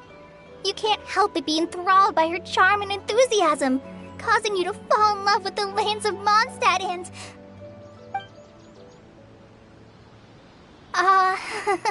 sorry. Paimon thought the work of Outriders was a little different from what you just described, but one thing's for sure, you really like Amber. Sorry. I was rambling on just now. It must have sounded kind of weird. It's alright, Kale. Knowing that you're a friend of Amber somehow makes Paimon suddenly feel a lot closer to you. So, how do you know that we've met Amber? Well, after I returned to Sumeru, Amber and I have stayed in touch by writing each other letters. In one letter, she mentioned that Mondstadt was attacked by a fearsome dragon, but the city was saved by a mysterious blonde traveler and their floating companion. I knew you two were the ones she mentioned in the letter the moment I saw you. But, considering everything you've been through that day, I thought it'd be inappropriate to bring it up. Ah, so that's how you knew. Yep, so please know that you two have my complete trust, really. I wish I could tell you more about the DEZRO-Archon, but I have been away from Sumeru for some time, and I haven't read any books. Sorry. That's alright. You've already helped us a lot. We had never even heard of Greater Lord Rukkhadevata or the Sanctuary of Surasthana until you mentioned them. Oh, I'm happy that was helpful. There is one thing I want to ask, though.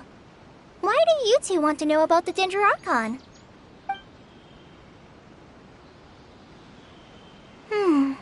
So that's why you're here. Thank you for telling me your story. Don't mention it. We are friends after all, right?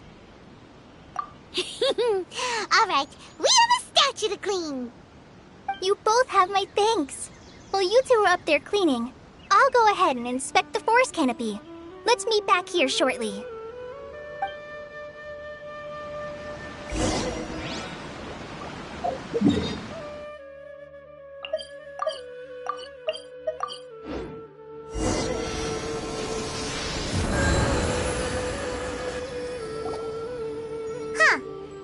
Paimon looks at it, the deity that's carved on the statue is kinda small. Do you think she's supposed to be Greater Lord Rukkhadevata or Lesser Lord Kusanali? The name does seem to fit the statue somehow. Well, anyway, we'll have to figure that out later. Let's get started on cleaning the statue. Paimon will fly up and take care of the top, and you clean everything below.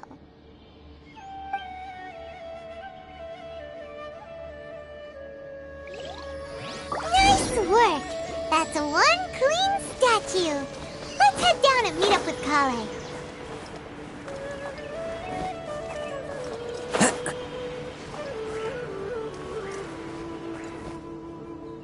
Kale, we're back.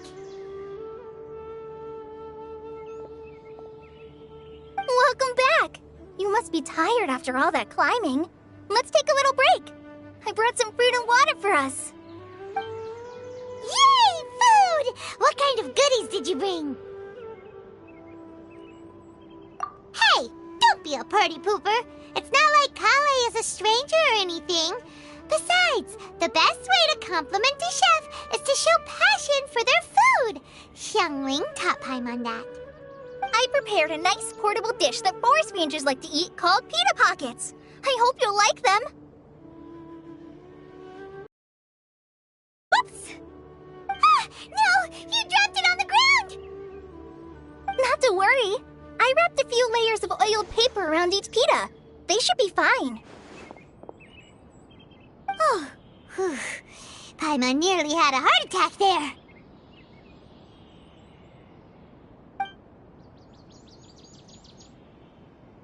Those pitas are amazing! You're quite the cook, Kale. Thank goodness you wrapped them in paper. Paimon wouldn't have been able to sleep at night knowing something so tasty had been wasted. You really know how to compliment the chef, Paimon. Since you liked it so much, I'll be sure to give you a copy of the recipe sometime. I'll even include all my personal cooking pointers, so you'll be making your own pita pockets in no time. Yay! Thanks, Kale! It's hard to believe someone as diligent as you could have clumsy moments, too. Oh, I guess it happens from time to time. So, Kale, don't you think that Tighnari's a little too strict with you? He won't let you touch anything without his permission. Paimon knocks stuff over all the time flying around the Traveler, but she's never said anything. Everyone has their clumsy moments. No, you've got the wrong idea about Master. Sure, he may seem a bit harsh at first, but with some time, you'll see that he's actually very kind-hearted. I've heard the veteran rangers say that Master is from some ancient and mysterious race that is known for their cunning wit and reclusive nature, but Master is actually very kind at heart. Oh, by the way, you've heard of the Academia, right? Well, there's a group called,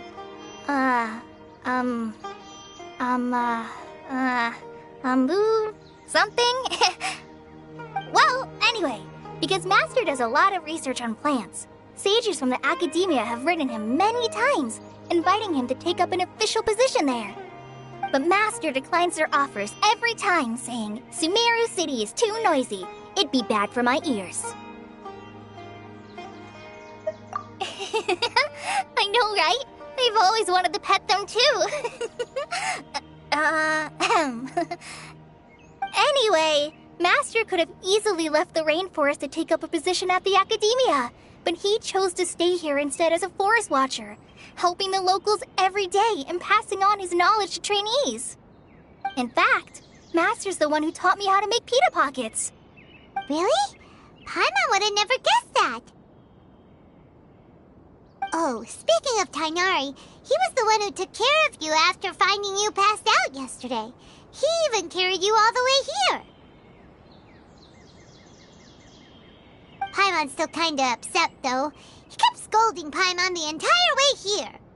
Oh no, I'm sorry. Master might have been overreacting a little. But, it's mostly because Paimon wouldn't stop yelling, Why, oh why? Is she going to die? It probably started to get under Master's skin after a while. Hey! Don't laugh! Paimon was genuinely concerned about you.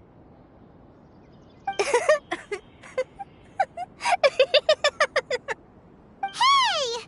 Now even Kale's starting to laugh. Ugh, that's it! Paimon won't forget this! It's time for some Paimonial wrath! No! Don't touch me!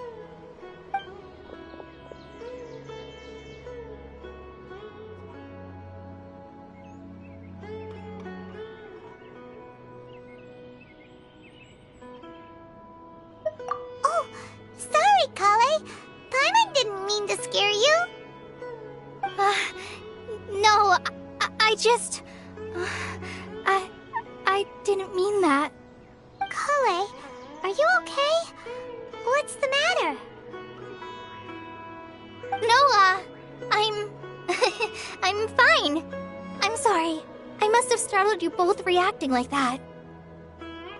Oh, well, it's getting late now. Let's hurry back to Gandharville. I think Master and the others should be back by now, too.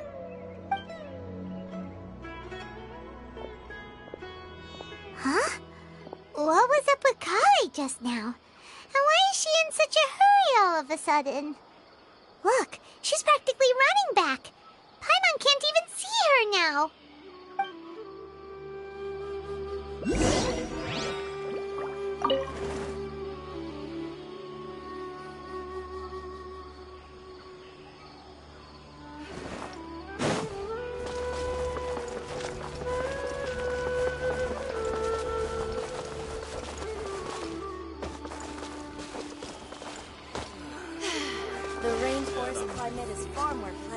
I think I'll stay here a while.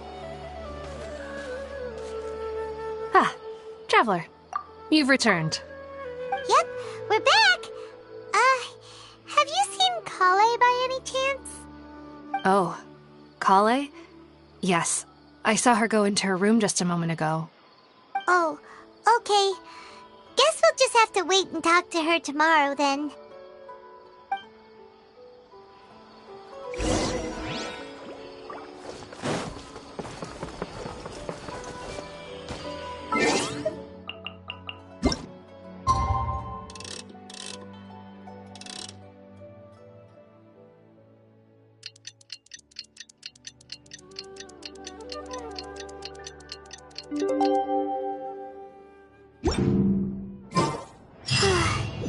Paimon was thinking all night about what happened with Kale, and still can't figure out what the problem might be. Maybe she's in a better mood now. Let's go check on her.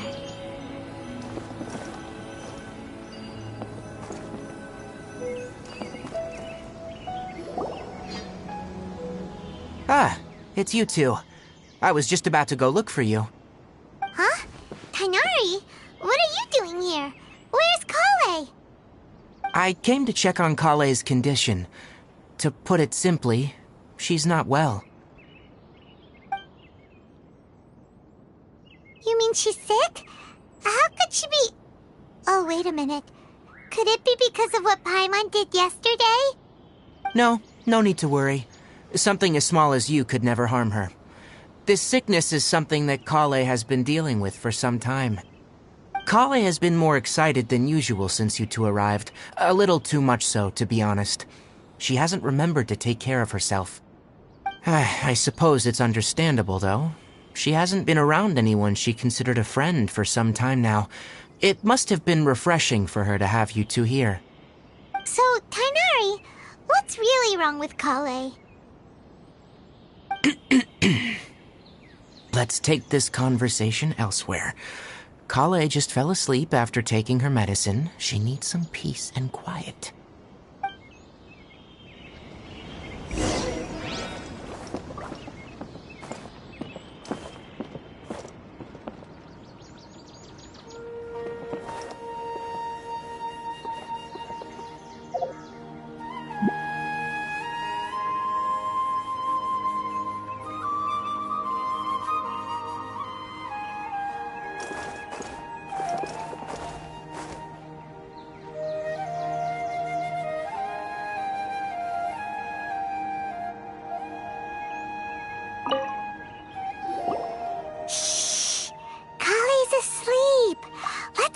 Once she's feeling better.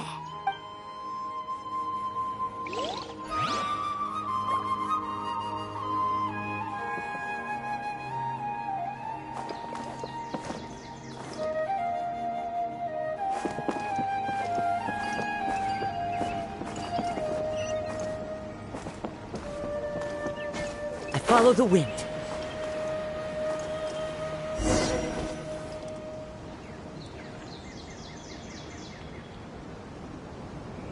All right, let's continue our conversation here, shall we? To be honest, I hadn't realized you're that honorary knight from Mondstadt until Kale told me just now. I've also heard all about your deeds in Liyue and Inazuma. So just to clarify, what I'm about to tell you about Kale is not because of who you are or your past feats. Instead, I am going to tell you because Kale asked me to. And honestly speaking, I was against Kale revealing her past to you.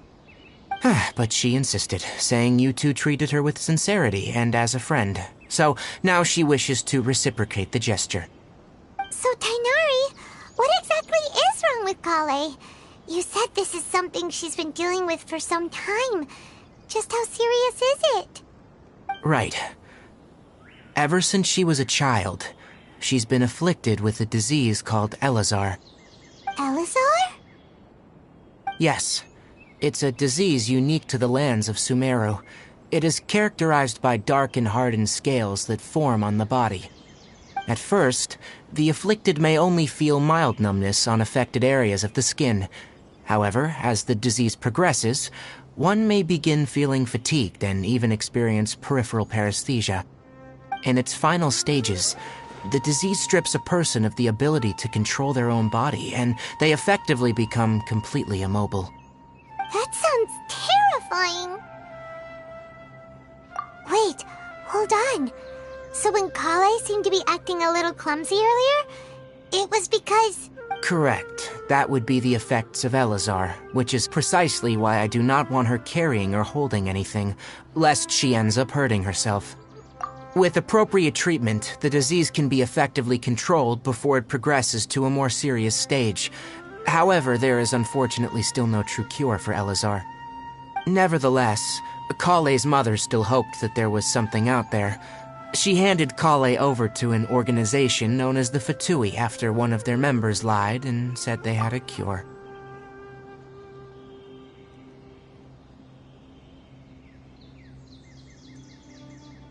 What? The Fatui? Ah, it appears you already are familiar with them. That'll save me some explanation. Anyway, the person who eventually rescued Kale and brought her to me for care said that she had been given to a harbinger known as the Doctor. I have no idea how this doctor managed to do it, but her case of Elazar was completely stable for all the years that Kale was with them. However, Kale's days with the Fatui were anything but pleasant. Kale is a resilient individual and always tries to appear cheerful, but her experience with the Fatui has left deep scars. Even now, she can still feel deathly afraid of someone touching her. Oh, Paimon had no idea Kale's been through so much suffering. Oh, by the way, Paimon, Kale wanted me to tell you that she's sorry for scaring you yesterday. She also wanted both of you to know that she's sorry for hiding her illness. She doesn't need to apologize. None of this is her fault at all. Well said. I hope you'll get a chance to tell her that in person the next time you see her. Kale once thought that it would be impossible for her to have any real friendships. I trust that you two will never let my trainee experience such emotional pain again.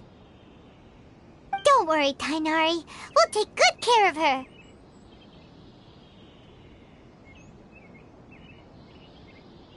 Well, it's not too serious at this point. She overexerted herself the last couple of days, which is what led her to break down this time. As long as she has taken her medicine and gets plenty of rest, she should get better. Though I must admit that Kale's condition was much more stable when she first arrived here in Gandharvaville. She was interested in the work of the forest rangers the moment she saw us. I could see that she was serious about learning, so I felt compelled to ask her to join us. Her stamina has gotten much worse recently. Though a moderate amount of physical exercise is always necessary, I'm afraid the long-distance patrols are a little too much for her now. Alright, now that I've told you about Kale's past, I think I'll head into the rainforest to find some ingredients needed for her medicine. I'll see you two later. Yeah, we'd like to do something to help Kale too. Alright, but I must warn you two. The rainforest is a dangerous place, especially for someone who's still recovering, like the Traveler. You must follow closely and listen to every instruction. No problemo! Let's go then. We'll be looking for a plant known as the Nilot Pala Lotus. It's often used to help those afflicted with Elazar recover their energy. Hey, Tighnari? Where exactly are we going to find this plant? Nilot Pala Lotuses can be found all over the rainforest, but it often grows right here around Gandharvaville. Given the name, it sounds like we should be looking for it in the water. You are correct. The Nilot Pala Lotus grows in the water. When fully matured, they look like giant blue flowers floating on the water's surface. Quite an attractive species, if you ask me.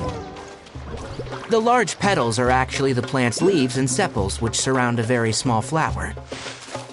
You should note that many of the plants found in Sumeru have names that are contrary to their species. Take the Calpulata, for example. The plant is not a lotus at all, but rather a vine. And then there's the Sumeru rose, which is not a rose, and is completely contrary to its name. Oh, okay then.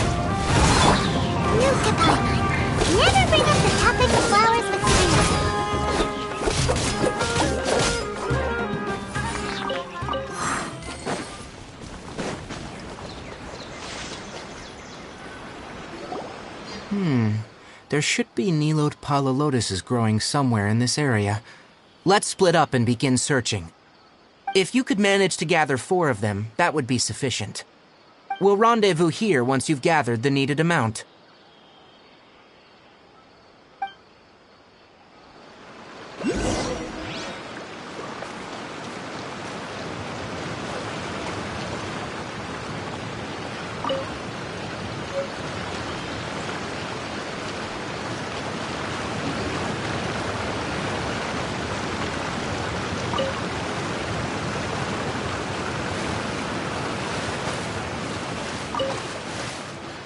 Alright, we've gathered enough Nilode Pala lotuses. Let's head back to meet Tighnari. Hey, Tighnari! We found the lotuses you requested. Let me have a look. Good. Very good. These are all excellent quality. I'm glad you two came along. Your exploration experience helped save me a lot of time here. It seems we even have enough time to stock up on other things I need. Hey, Tighnari! Oh, Tighnari, someone's calling your name. They're dressed like a forest ranger. Ah, yes, that's Amir and the others. But didn't they just set off not too long ago? What are they doing back so early? Let's go find out what's going on.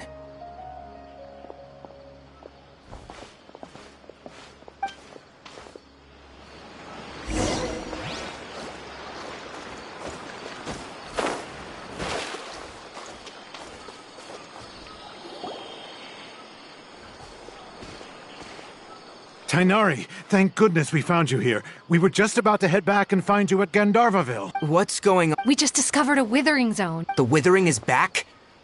But the patrol route you were on should have been already cleared just a week ago.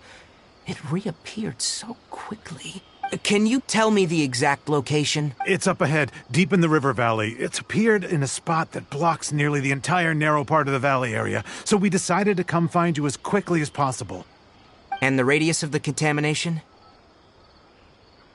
Sorry, I couldn't get a clear enough view to tell. No one in our patrol team had a vision, and it appeared to still be spreading. So we didn't risk getting any closer. Okay, I understand. You made the right decision. I'll go deal with it right away. In the meantime... Wait, Tighnari, why don't you let us help you? You two have only just arrived in Sumeru. You're still unfamiliar with many things in these lands. There's a unique type of anomaly that occurs in the Sumeru rainforest. It's called the withering. The affected areas not only cause nearby vegetation to wither, but it's also lethal to wildlife and even people. If you don't carry a vision, then you should think twice before approaching such places. Yes, Amir is absolutely right. I wasn't kidding when I said the rainforest is a dangerous place. As Amir said, only someone with a vision, that is, the power to... That's right. If any of the forest rangers without a vision come across a withering zone, we first make a record of the location, and only someone with a vision can venture within a withering zone and find a... But you don't seem to carry a vision. Don't worry, she may not have a vision, but she's a real pro at using the power of the elements. Don't sweat it. We've helped others deal with similar situations before. Wait, you've met other forest rangers before? I was planning to properly show you both how to identify the withering before you left Gandharvaville. Anyway, since you two are experienced adventurers, come with me. I'm sure you'll both be able to help.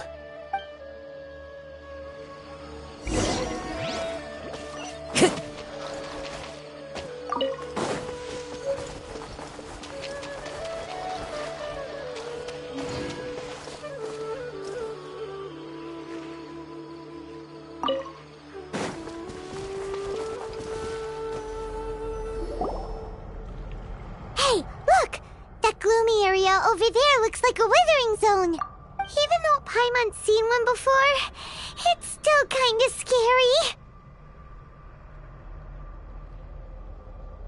Alright, Traveler. We're about to enter the withering zone. Since you already have experience dealing with these, but please remember, don't push yourself. If at any point it becomes too much, return outside the zone and take a breather. It could become a matter of life and death. You ready then? Let's go.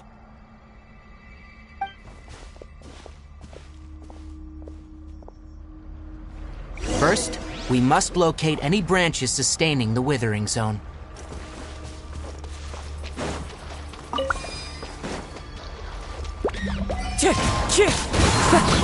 Koba, get them!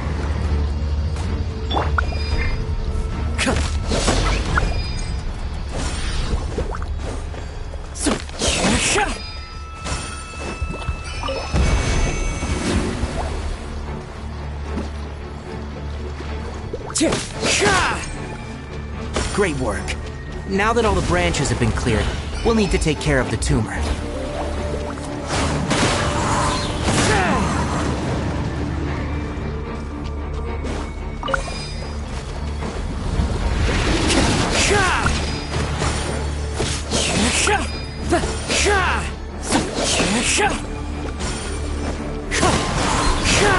Clouds high.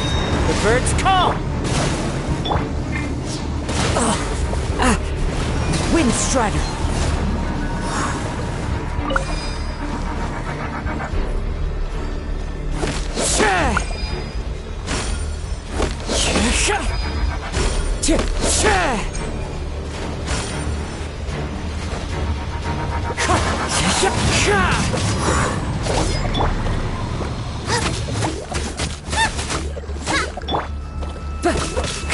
Now, destroy the tumor of the Withering.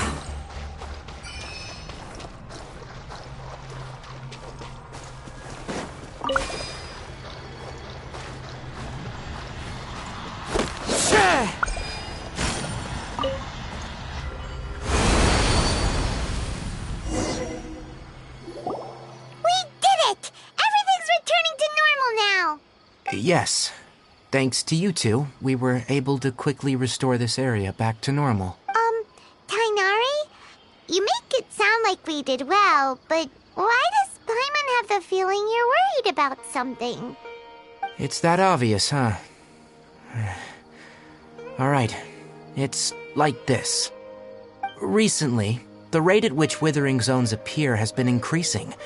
Even though we were able to quickly clear that Withering Zone, it won't be long before another one appears. If that simply meant more work for me, then that wouldn't be an issue. But it's far more severe than that. The Withering is leaving lasting effects on the rainforest itself. For instance, even though we cleared out the Withering Zone, many of the plants that were affected will not recover. This presents a crisis for the ecosystem itself. Many plants in the rainforest are already in decline, directly impacting the wildlife that depends on those plants. And most disturbingly, as the appearances of Withering Zones have started to increase, Kale's case of Elazar has also become more serious. Huh? Well, why's that? I'm still not sure of the exact reason. However, I've received word from acquaintances at the academia that similar cases are being reported for patients with other conditions. No, none that we know of. The Withering has been recorded in Sumeru for millennia. It's said that it originates from the depths of the world. Oh, by the way, have you heard of Irminsul before? Irminsul is a tree located deep beneath the surface. Although it isn't like any tree we know in a biological sense, you can basically think of it as a large tree that grows downwards rather than upwards. I'm sure you've heard of ley lines, right? They're like the roots of Irminsul, spreading and extending from a massive cavern deep underground all the way up to the surface.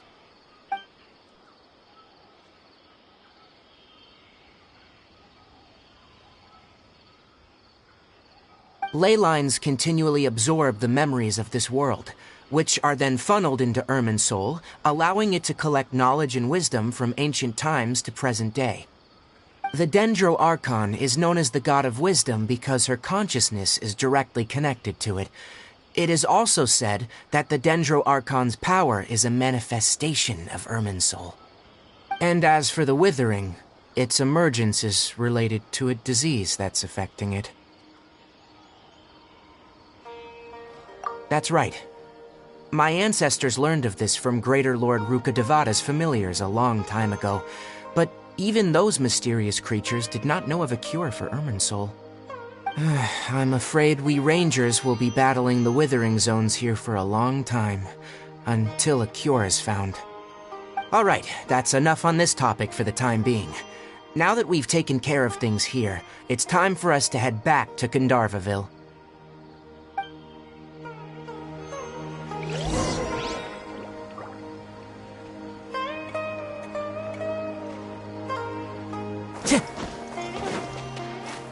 Time to go.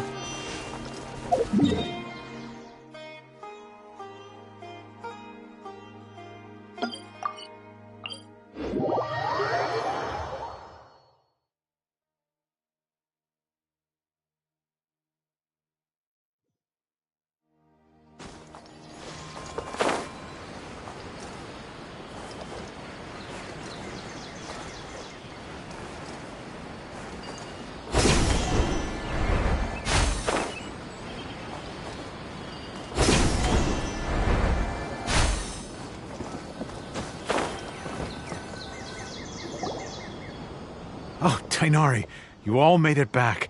How did it go? The withering zone you reported has been taken care of. No need to worry. Huh? Wait, is that? Oh no, Hypatia!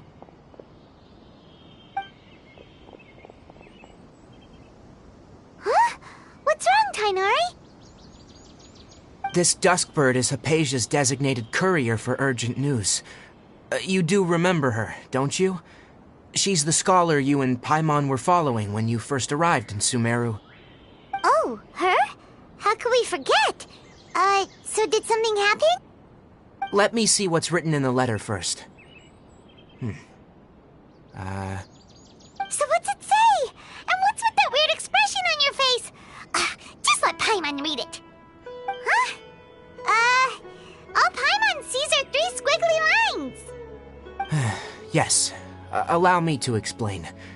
After we brought you from Hypatia's cave to Gandharvaville, Hypatia resumed her meditation. She must have just finished. It's been nearly 3 days since she's had anything to eat, and it appears she's forgotten to prepare some rations. This letter is her asking us for help. We need to go.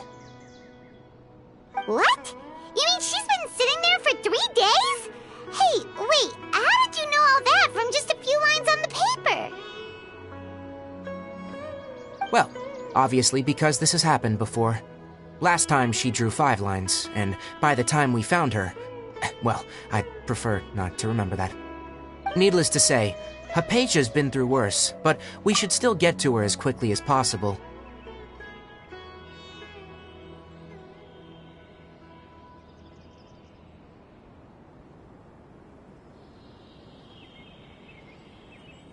I've got some emergency rations set aside for times like these. Paimon, Traveler, could you two bring these to her? Wait, you want us to bring her the rations? But will the Traveler be okay if her cave is still filled with that funny incense? Let's find out. Here, Traveler, take a smell and see. So, how do you feel? Huh? Really? You're not feeling even a little drowsy? But wait, how'd you know that she'd be okay this time, Tighnari? Back when we were clearing the Withering Zone, I observed that she could adeptly manipulate the Dendro element. I knew then that she would be fine.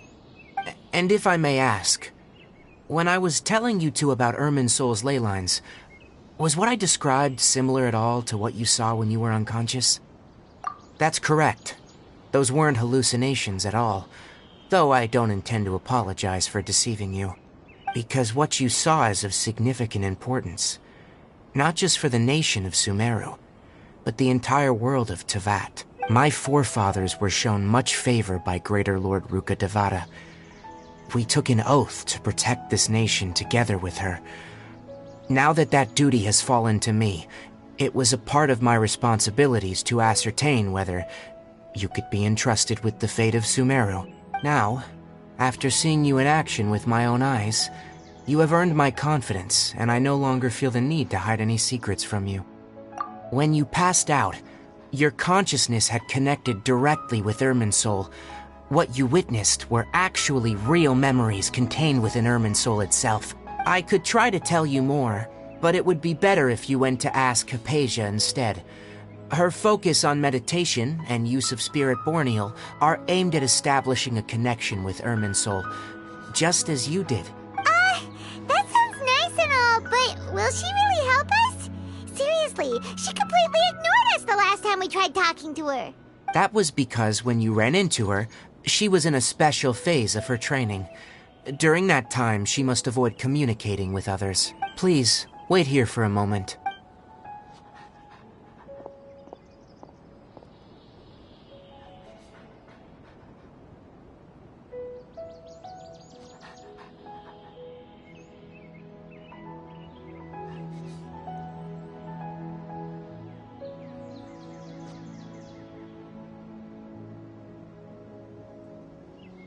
Here, take these.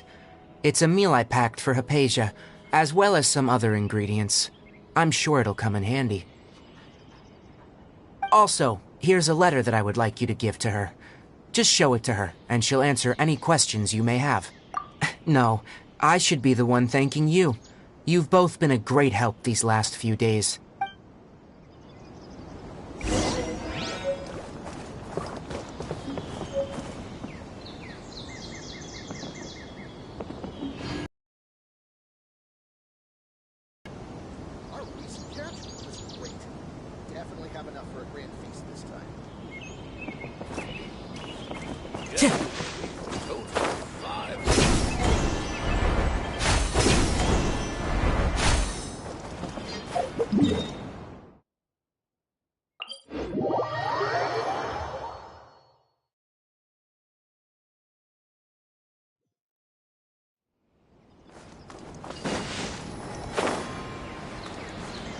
Hypatia should still be in the cave. Let's go inside and see how she's doing.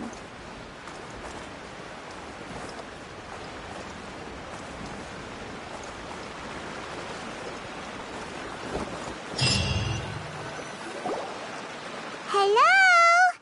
Hypatia? Hey, there's nobody here. Maybe she went out to look for some food. Let's try looking around the area.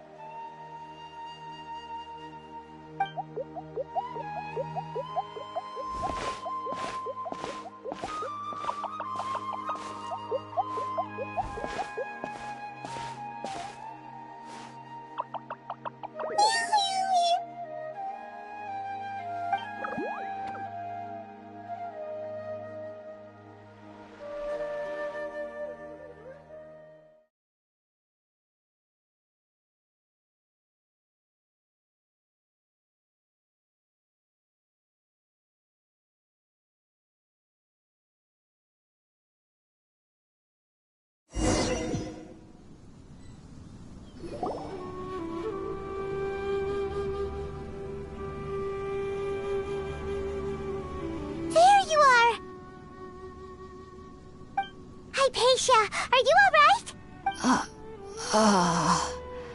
So hungry.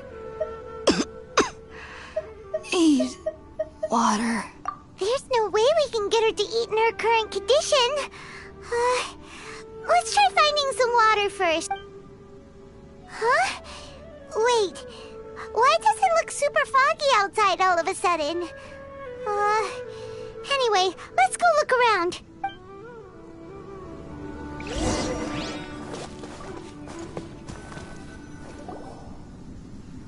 Huh? How'd things out here end up looking like this? What happened? And where are we? Really? Oh, maybe you're right. Let's go investigate the area.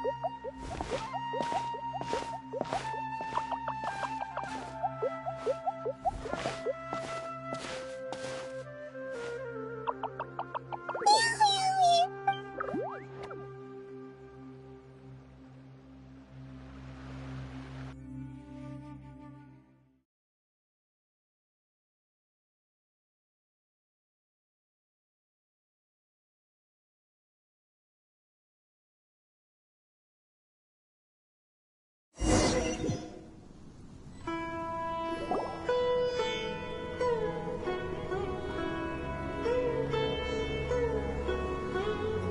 you are! Hypatia! There's no way we can get her to eat. Huh?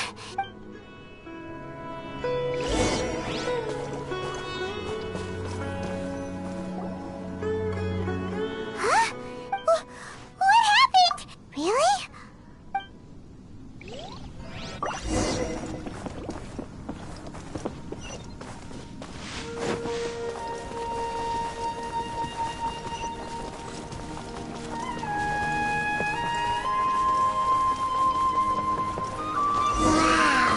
This place is huge!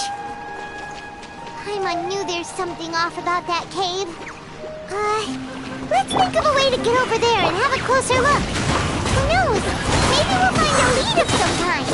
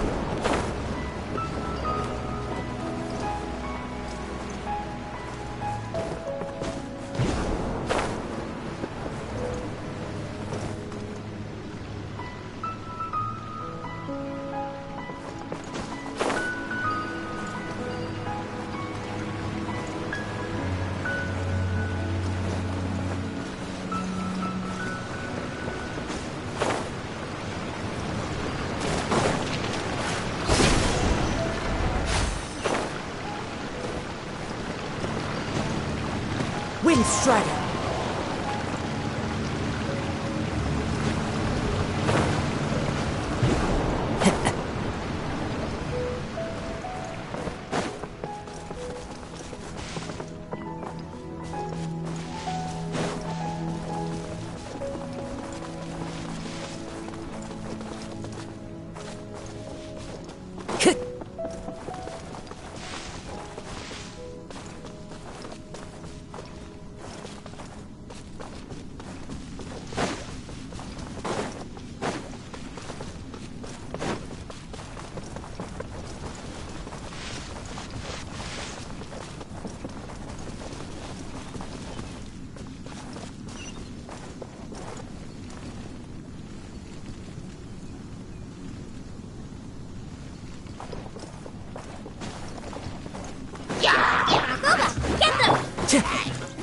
The wind knows me. Fallen leaves, adorn my night!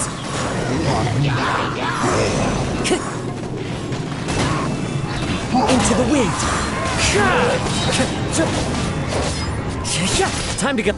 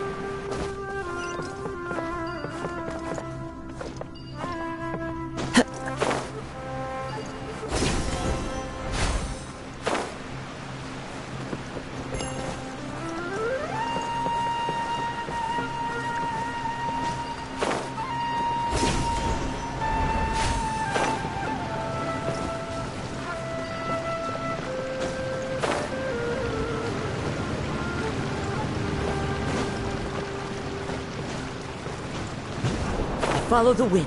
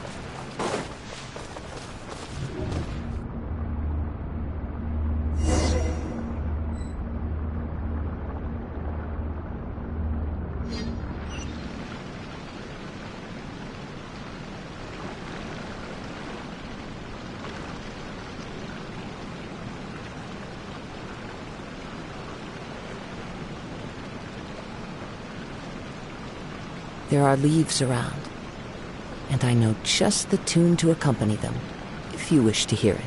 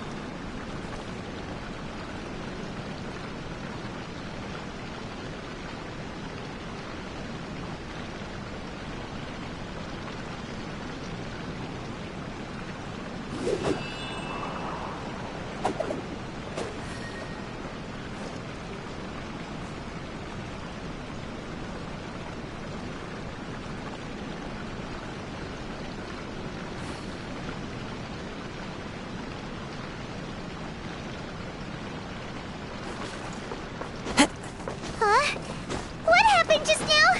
Why'd everything around us suddenly change?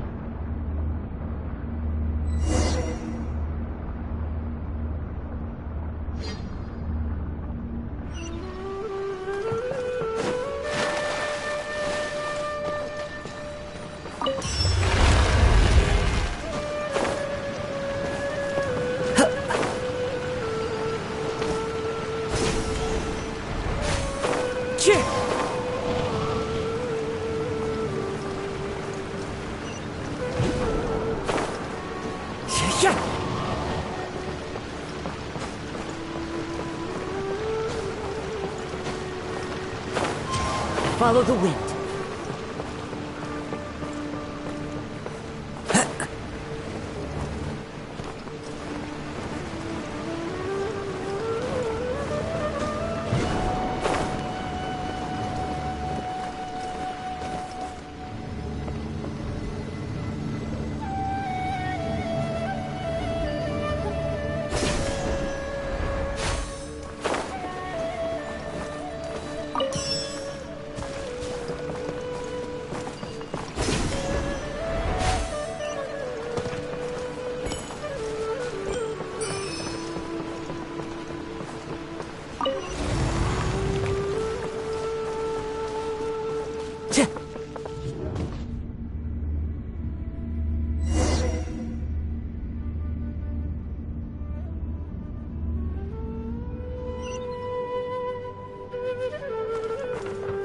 What is going on here? This place is getting weirder by the minute. Hey, what's the matter? You don't look so good.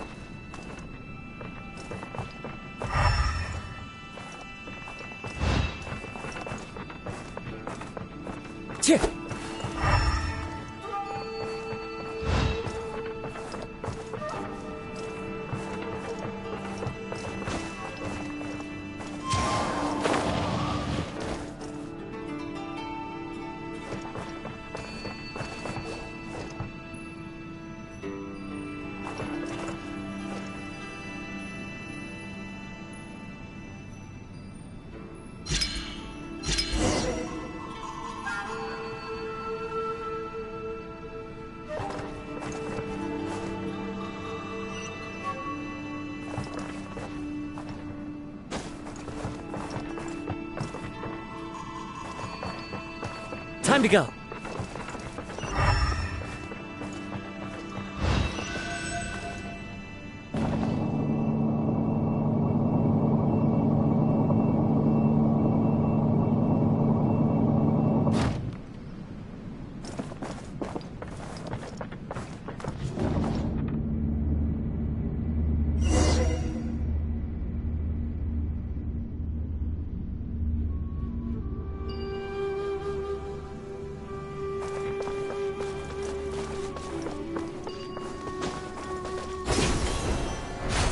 Follow the wind.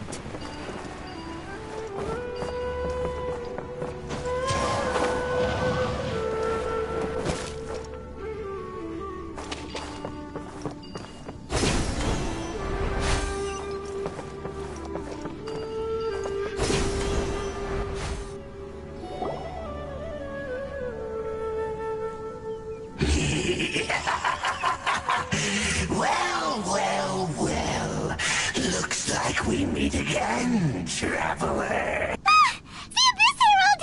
What are you planning to do in this strange place? Strange place? Plotting?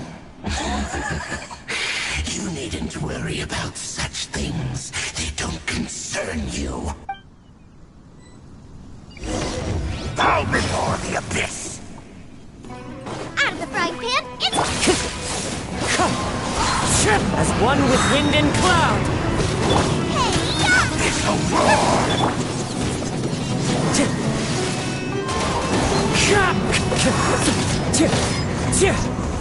Time to go. Wind strike.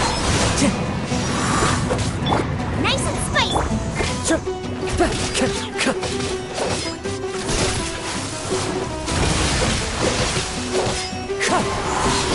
The end is nigh. Out of the frying pan,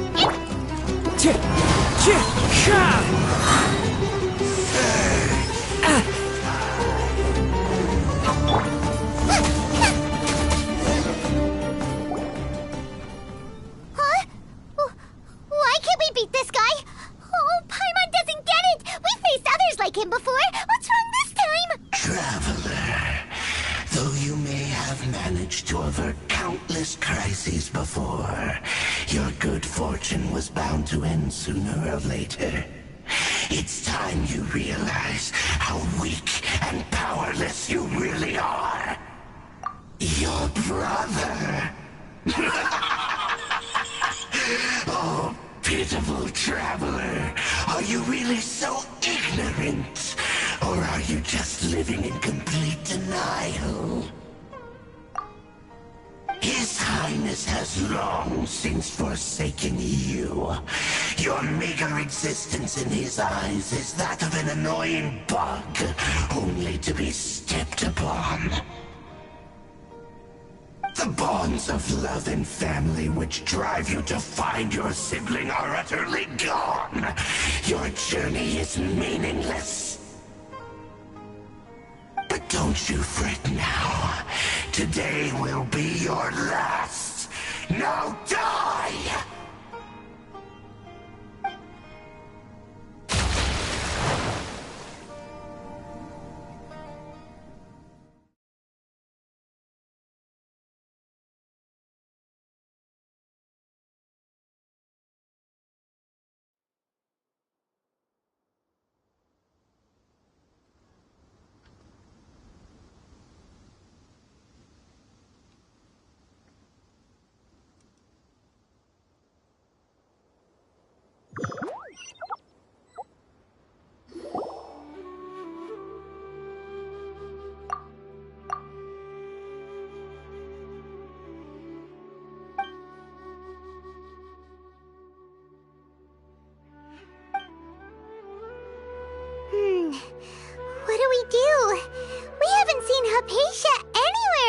here. Oh, there she is! Quick, let's see how she's doing.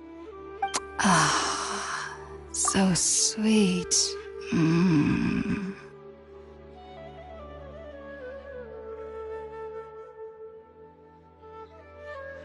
Well, the good news is that she's still conscious.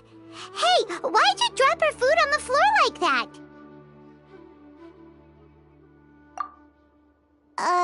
Are you okay? That's really not like you. Anyways, we can talk about this later. We better make sure she's alright first.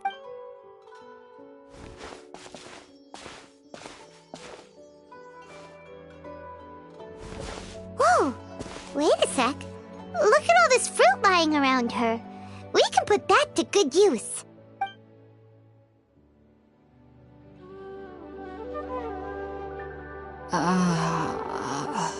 Who is there?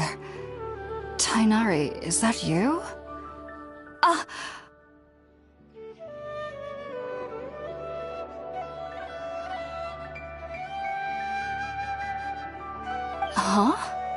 It's okay. You can relax, Hypatia. Tighnari sent us here to bring you some food and water.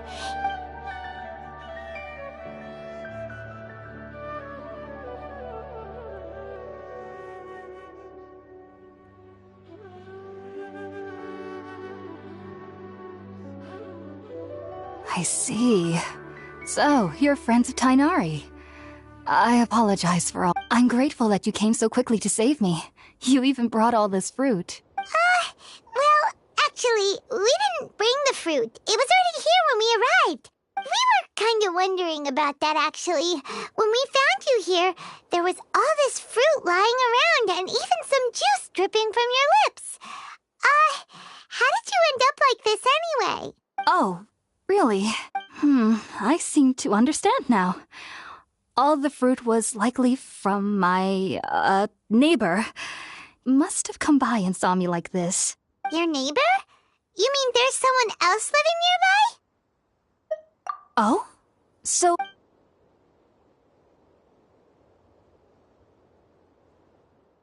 Wait, hold on a second, Traveler. You say that before we arrived, you saw some mysterious creature and suddenly had a strange dream? Isn't that a little too crazy to believe? No, I actually do believe what the Traveler is saying. I myself had a similar experience once before and ended up scaring my timid little neighbor here. You needn't worry. They mean you no harm. They only dragged you into the dream because they hoped to buy themselves a little time in order to scurry away. So, Hypatia, just what kind of creature is your neighbor exactly? I'm not sure what it's called, to be honest. But I do know that they have some sort of deeper connection with the DEZRO-Archon. I know this because the first time I saw them was also the exact day my consciousness was able to form a connection with Irminsul.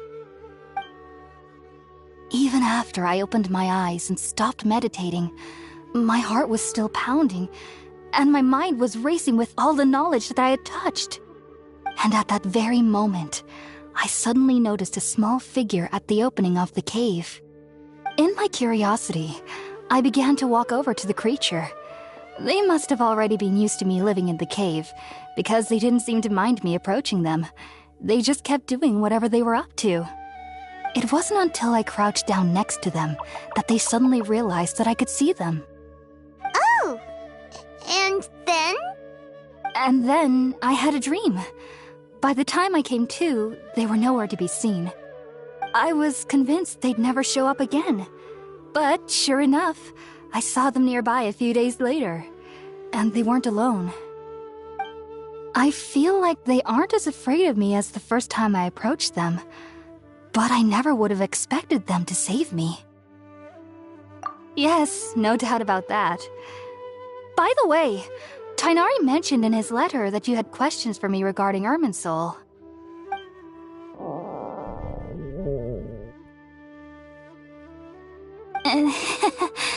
Sorry about that.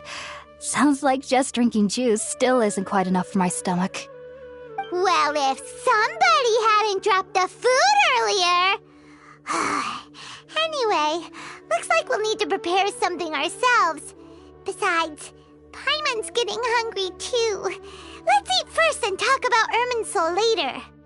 Alright, we're up, Traveler. Today's menu will feature sweet madame and a radish veggie soup. You'll love them, Hypatia. They're our specialties after all. Sounds good. I've never tried any dishes from other nations before. I certainly look forward to it. It's been so long since I've had a decent meal, too. To be honest, the last time had to be when Tighnari came to visit.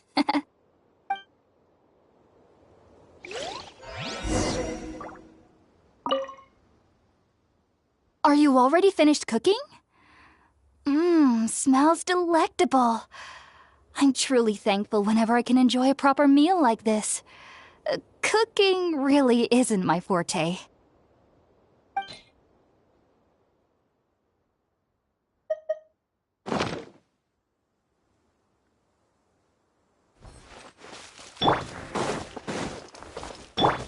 Ruba, get them!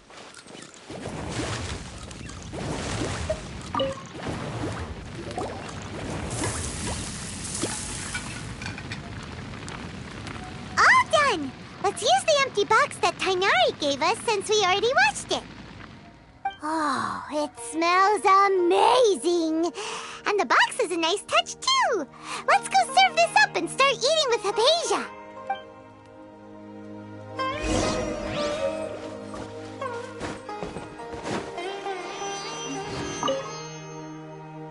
Are you already finished cooking?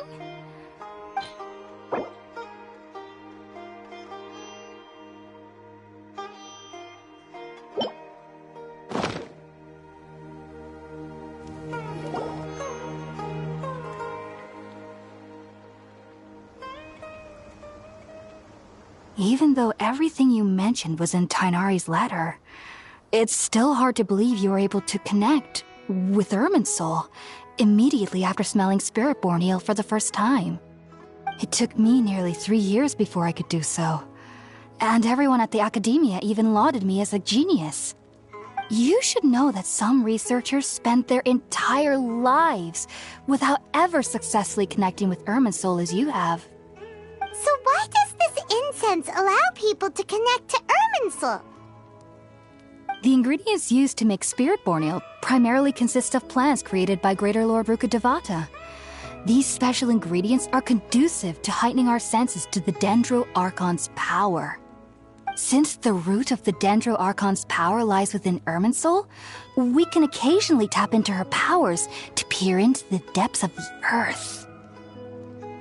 Naturally, anyone who can establish a connection with Irminsul in their first ever attempt must be a person of great understanding. Makes sense. But Paimon's got a question. Why was she sensitive to the smell of those plants for such a long time? That was primarily due to her body's unique constitution. Stimulated by the incense, she could perceive the Dendro-Archon's power and experience the sensory overload, hence the adverse reactions. Taking in any scent similar to the ingredients of Spiritborn Ale would cause adverse effects. Not to worry, though. It appears you've already fully recovered. Technically, your body should still be sensitive to the powers of the Dendro-Archon, but unless you're using intentional meditation techniques, the scent of Spiritborn Ale should no longer trigger such reactions. Whew. Well, that's a relief. I must admit, I am quite envious of your abilities. Even if it meant suffering from pounding headaches for the rest of my life, I'd consider it worthwhile so long as I could connect with Irminsul at will. Whoa, you're really serious about this whole thing, aren't you? I am a researcher after all. As a member of the Ritaoist Darshan at the Academia, my main area of research is the stars and their connection to the fate of living beings. But there is still so much we don't know, especially regarding the mysteries that lie in the starry skies. Which is why I must turn to the all-knowing Irminsul for answers. If only my perception wasn't so limited. Unfortunately, I cannot guarantee that my every attempt to attune with Irminsul will be successful, or that doing so will leave my consciousness intact.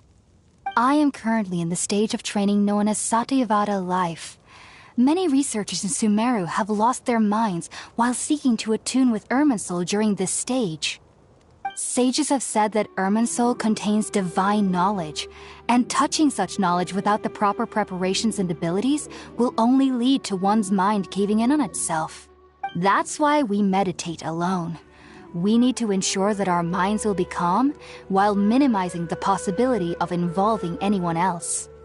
Whoa, so knowledge from Irminsul could be super dangerous. Don't you ever feel afraid of the risk, Hypatia? Of course I do.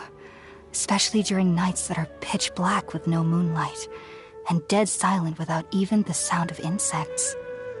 However, I've been feeling better as of late. I don't get as scared anymore knowing that I have a little neighbor living nearby. I believe that being able to see them is a sort of blessing from the DEZRO-Archon. But what's strangest of all is that they're clearly an envoy of the God of Wisdom herself, and they have the curious power to make people dream. What's so strange about that? It doesn't sound so out of place for a divine being, does it? Well, it's strange because nearly nobody in Sumeru can ever dream. Huh. Is that true? Yes, well, to an extent. Only children can dream in Sumeru. Adults, however, never do. The sages say that wisdom implies rationality, but that which occurs in dreams is often neither rational nor logical. Yes, if one struggles with anxieties, those emotions could influence their dreams. The fact that the people of Sumeru do not have dreams is seen as a blessing by the sages. They believe that Greater Lord Rukkhadevata, the god of wisdom, is keeping us away from the foolish delusions you encounter in your sleep. I was born into a family of scholars in Sumeru City. Ever since I was a child, my parents would always tell me that I'll know I've grown up once I stop dreaming. I studied hard, enrolled as a student in the academia, and went on to become a researcher. Sure enough, I never dreamed again. But then, on the day I scared the little Aranara, I suddenly saw a dream again. It was incredible.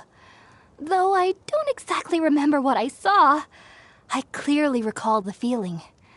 I suddenly felt like I was a child again. Back then, I was foolish and ignorant as any youth would be, but I was free of fear. Maybe dreaming isn't as bad as we've made it out to be. Just be sure not to speak of this if you travel to Sumeru City. They'll look at you as if you've lost your mind. So, do you have any thoughts about the things she saw when she connected with Irminsul? Sorry. I'm afraid I don't have any answers as of now.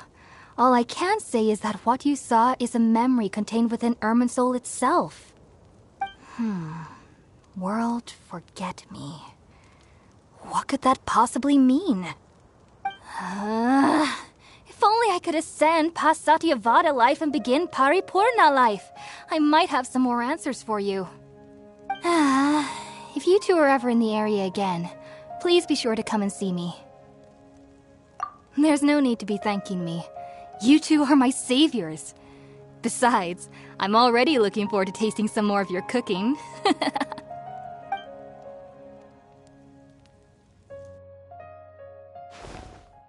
Now that we know Hypatia is alright and had the chance to ask her some questions, Paimon thinks it's about time to head back to Gandharvaville.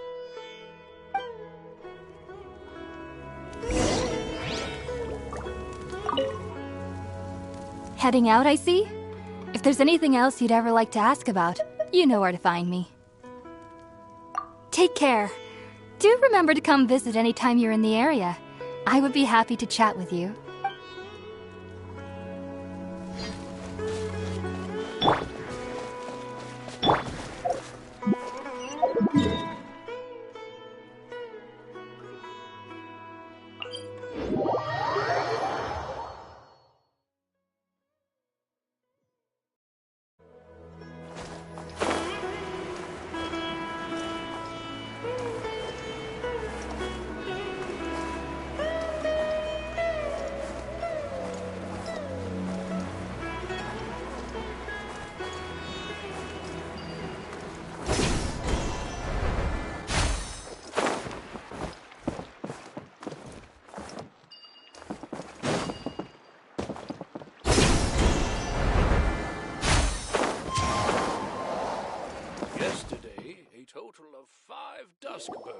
Think about it, Tainari. Refusing to join is tantamount to burying your head in the sand.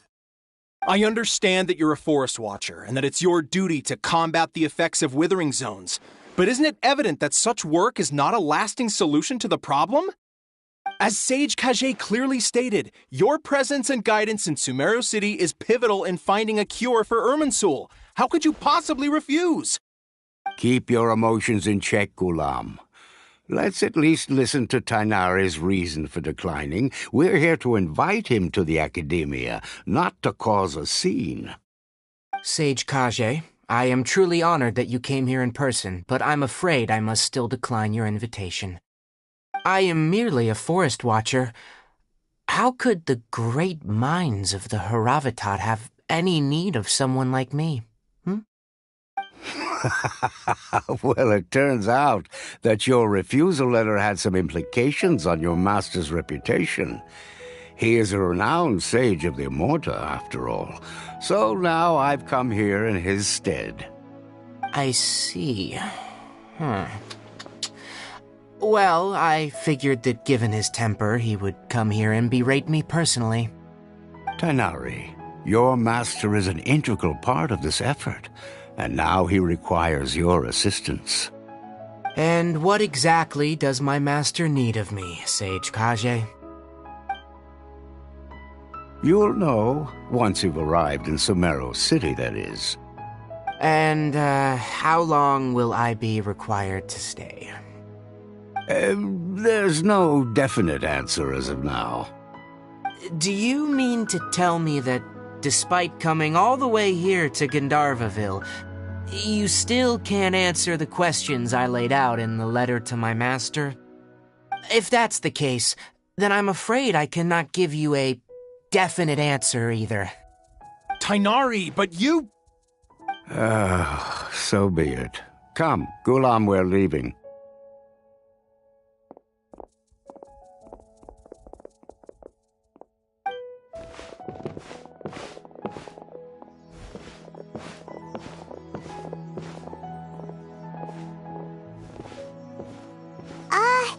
Tainari, what was that all about? It's nothing. Some people from the Academia wanted me to go to Sumeru City to assist them with a project, but I had to refuse on account of all my responsibilities here. But all that can wait. How did things go with Hypatia?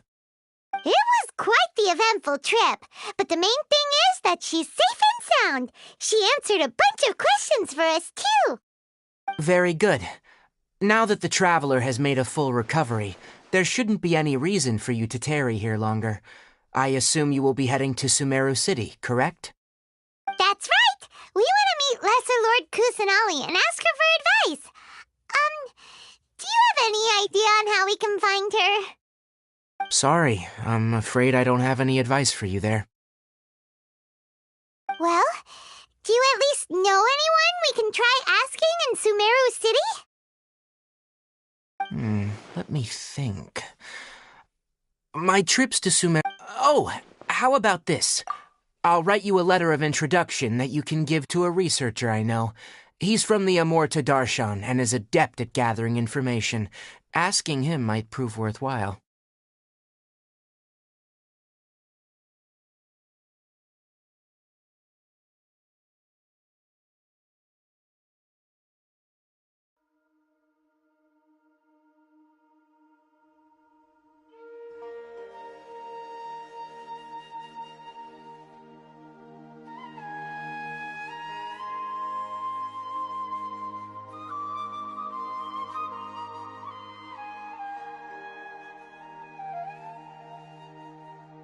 Also, when you enter Sumeru City, you'll probably end up receiving something like this item here.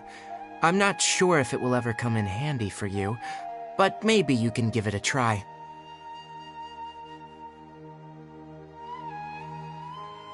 Oh? What is it? It's called an Akasha Terminal.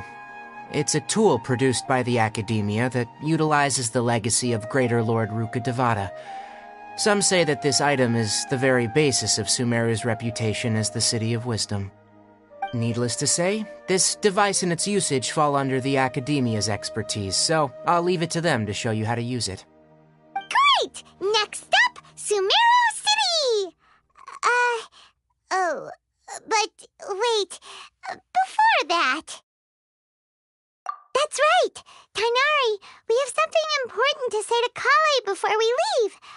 Is she doing better now? Yes, she's doing much better. After being confined to her bed all this time, I thought a little walk would do her some good. Last I saw her, she was taking the path towards the North Crossing. She knew you two would be leaving soon, so she must have wanted to see you off. Thanks, Tainari. All right, let's go! Farewell, and good luck to you both.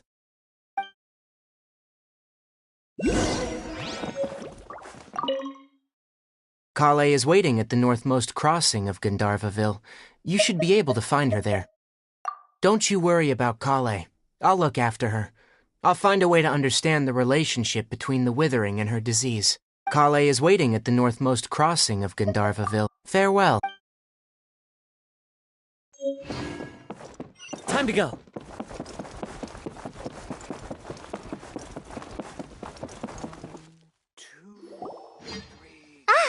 I've been waiting for you two.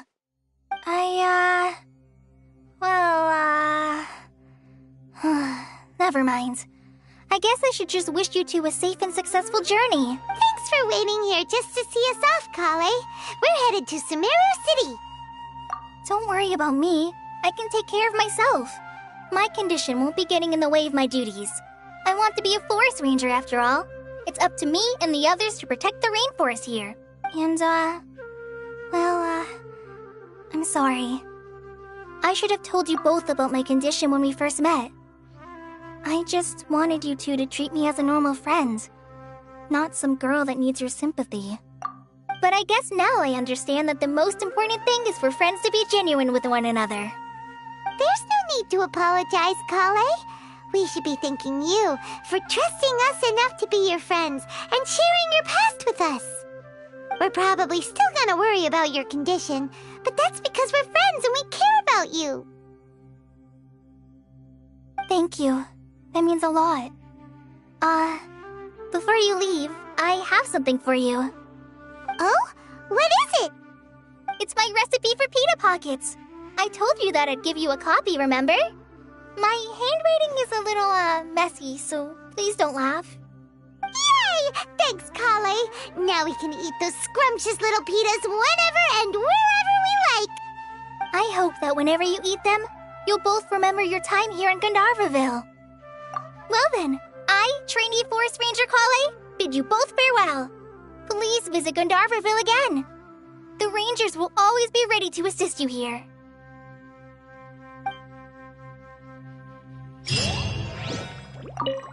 I hope you have a safe trip to Sumeru City and get to meet the DEZRO-Archon there. Kinda hard to believe that Master Tainari can cook, isn't it? His culinary techniques are very polished, but his taste is a little, unusual. It's not really his fault, though. He just has a sensitive tongue and nose, so he prefers much lighter flavors. The last time I went a little too heavy on the spices for my pita pockets, Master started having a sneezing fit. Of course, I never heard the end of it after that. I hope you have a safe trip to Sumeru City and get to meet the... See you later! Be sure to come back often. Even though Master didn't admit it, I'm sure he wants to see you again.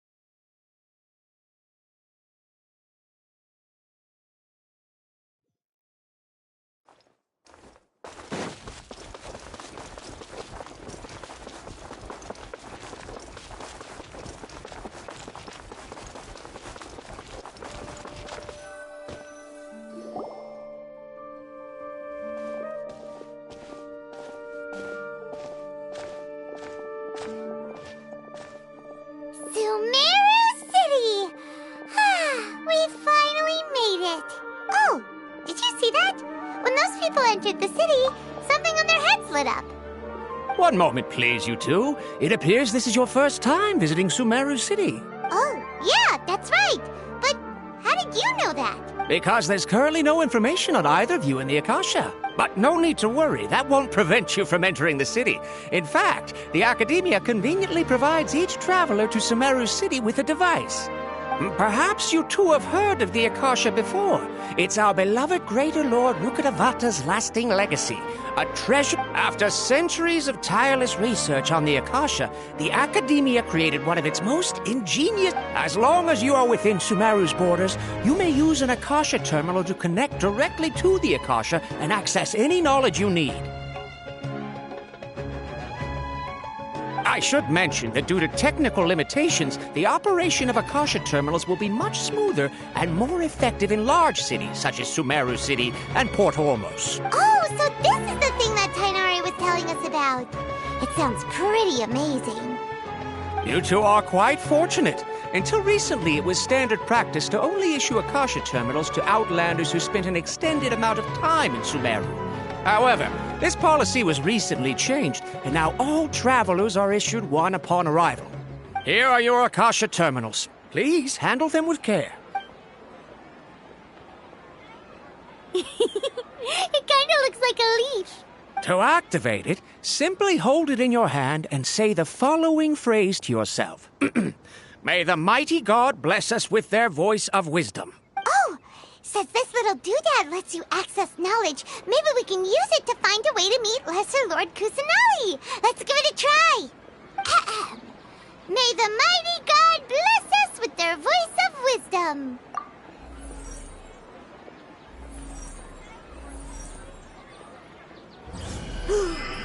Whoa! Just now, something clicked, and Paimon suddenly knew how to use this thing. It seems all we need to do is concentrate on what we want to know, and bam! You get it. Oh, that'll come in real handy. Exactly. That is the power of the Akasha. And with that, let me officially welcome you both to Sumeru City. May the wisdom of the Dendro-Archon always be your guide. Okay, now that we're in, we can check the Akasha about Lesser Lord Kusanali. Let Paimon try. 500 years ago, the sages found a newly born deity from within some scorched ruins. The deity now resides in the sanctuary of Suristana. Seems pretty similar to what Kali was telling us. Okay, next, let's concentrate on asking how to meet her.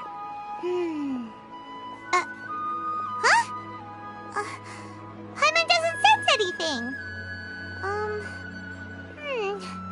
The Akasha didn't respond to Paimon's question. Oh, come on! Ugh. Focusing on this question feels like when you have something you're trying to remember and it's on the tip of your tongue, but you just can't think of it. Ugh. Paimon's brain is exhausted. Oh, smart idea. But what are you going to ask it?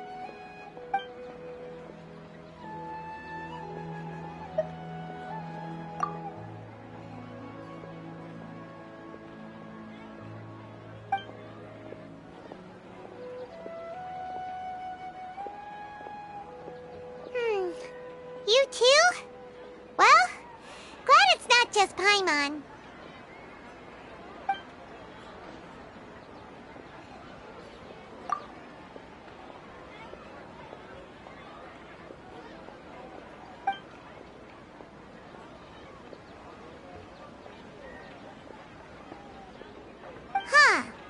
Could it be because we're Outlanders and we've only just arrived in Sumeru? You know, maybe we're not qualified to receive an answer to this sort of question or something.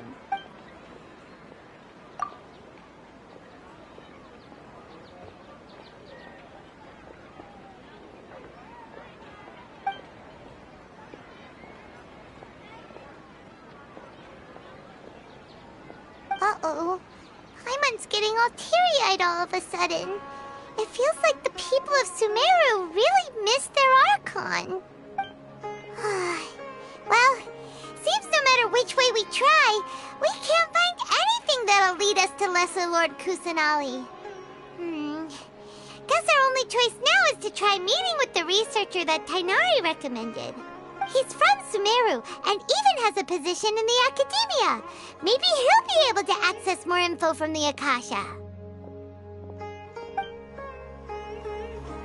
Let's see. Tighnari wrote an address on the letter's envelope. Oh, it's not far from the city's gate. Let's head over and have a look. Hopefully he's at home.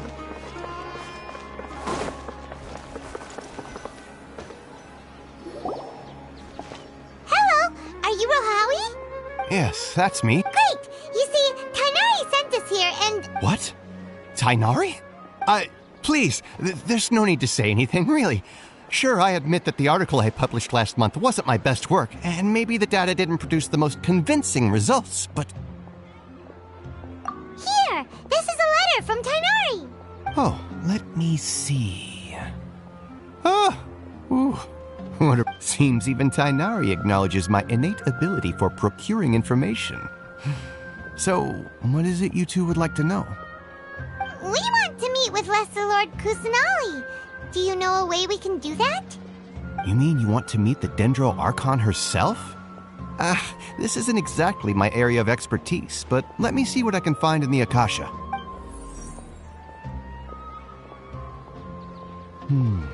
Sorry, the Akasha didn't respond to my query.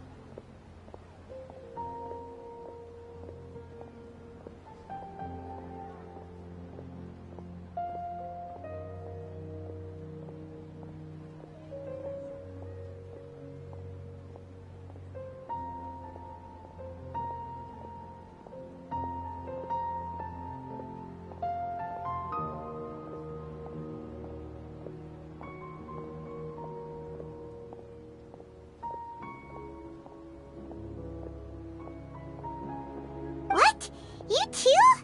But what about your abilities for getting information and all that? Paimon was sure you'd be able to access more info than we did. Well, as I said, this isn't my area of expertise. I am but a lowly researcher, so the Akasha doesn't see a need for me to know more about the DEZRO-Archon. All I know is that ever since Lesser Lord Kusanali returned to Sumeru, she's never left the Sanctuary of Sorasthana or made a public appearance. Huh. Didn't expect her to be such a mysterious figure. The DEZRO-Archon is somewhat of a recluse. Perhaps she just doesn't want to entertain visitors, which would explain the lack of information in the Akasha. But then what can we do? No need to worry just yet. I'm only hypothesizing here. You could certainly try asking around and see if anyone else has ideas. And besides, you two should consider the bright side of things. Not being able to see Lesser Lord Kusanali may not be a bad thing. In this world, there will always be information you cannot obtain from the Akasha and things you can never accomplish. Knowing when to yield is a form of wisdom. Take me, for example. It's a miracle if my brain cells can spit out one paper every 3 years. But Tighnari? That guy can publish 3 papers in just a single year. Okay. Thanks for your advice. Don't mention it. If you two ever want information about things like who's been promoted within the academia or relations between the 6 great sages, come find me. Hey, come on. This is a survival skill at the academia. Oh, Paimon's expectations were pretty low, but this is so low it's like digging holes in the dirt. So what do we do now? Even if we want to talk to someone, we don't know anybody here. Huh? Like who? Oh, you're right! Catherine! The Adventurers Guild has its own intel network. Let's hurry and find her.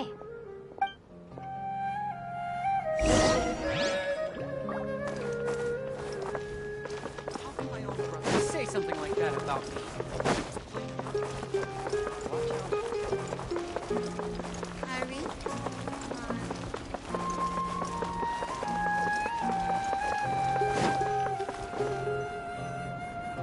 Ad Astra.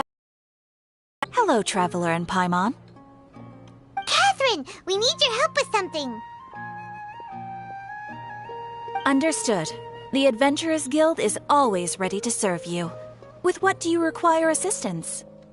We want to meet with Lesser Lord Kusanali. Do you know a way we can do that? You two wish to meet with Sumeru's Archon. Understood. Please wait.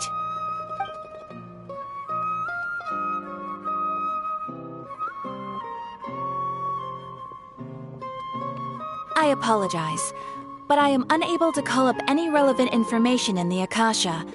I'm also unable to locate any pertinent information in my personal memory. Aww, another dead end. Well, if Catherine can't help us, then we really don't know anyone else to ask now. Please do not worry. I may know of someone who can help you two. In Sumeru, the Adventurers Guild does not serve as the vanguard of information. Rather, there are numerous active mercenary groups collectively known as the Eremites. They take on various contracts and work all across Sumeru, so they naturally accrue intelligence. An Eremite brigade called the Corps of 30 is in charge of Sumeru City's defenses. Not only are they the oldest brigade, but they are responsible for managing and coordinating the affairs of all other mercenary brigades. Corps of 30? What a weird name. Supposedly, they are named as such because their ranks numbered 30 at their inception. Asfand, an advisor with the Corps of 30, maintains good relations with the Adventurers Guild. Though he's already retired, he and his words carry great weight within mercenary circles. If you'd like to get in contact with him, you can find him at the Corps of 30's headquarters, the Citadel of Rexar. You're welcome. I wish you two the best of luck. We look forward to your exploits in Sumeru. Alright,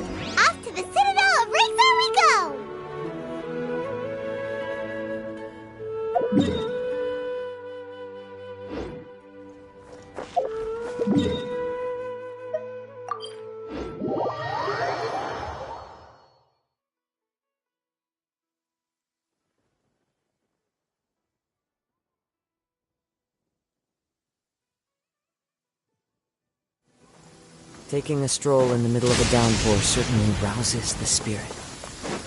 But it's best to dry your clothes as soon as possible after the rain stops.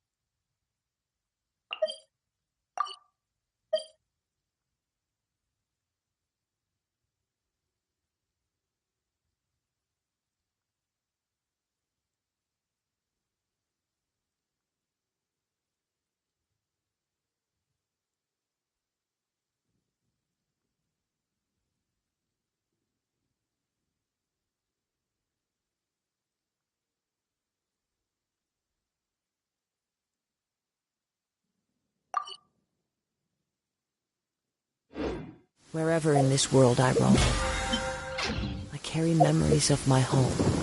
This blade.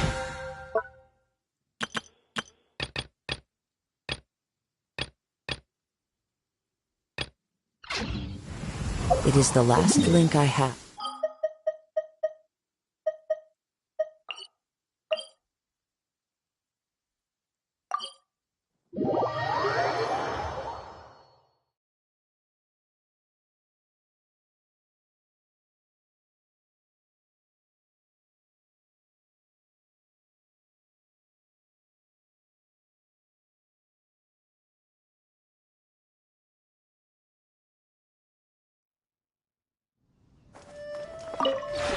We have...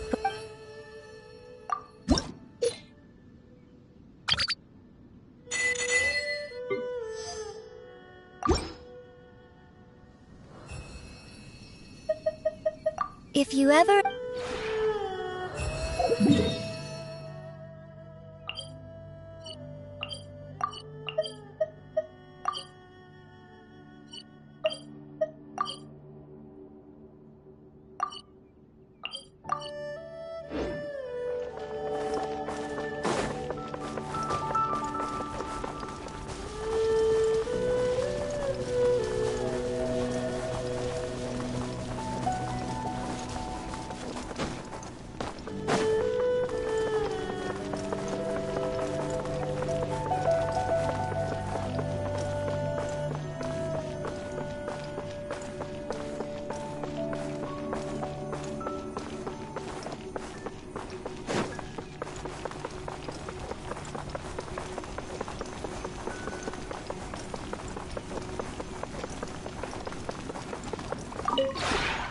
The one before... Ah.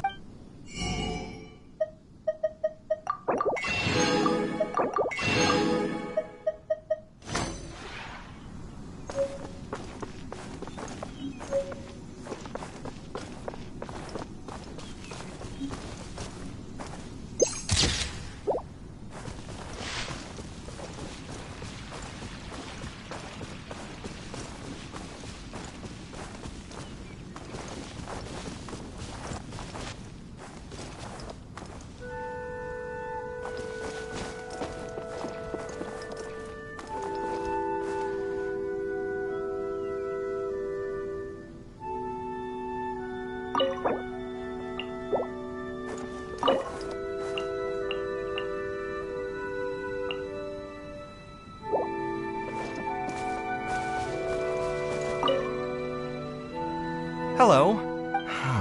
This place sure is interesting. Good morning. A new day brings new tasks and responsibilities. A little tip, take your time. Everything will get done.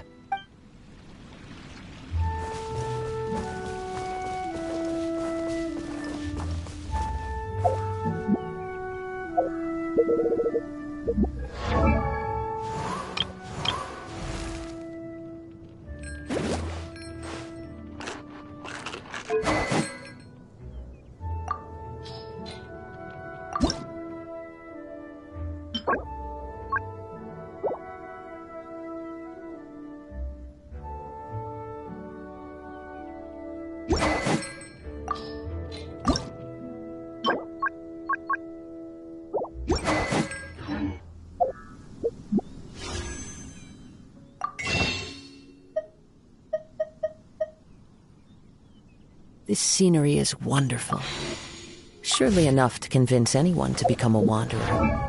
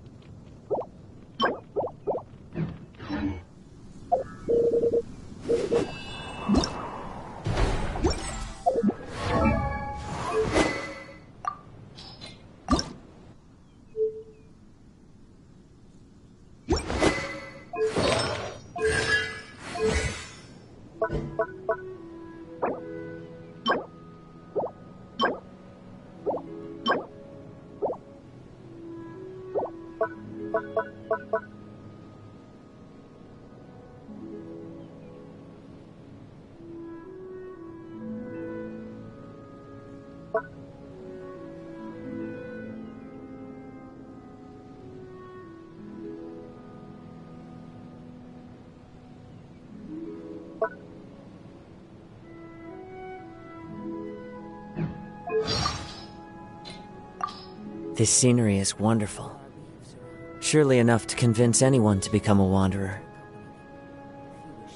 As one travels the world...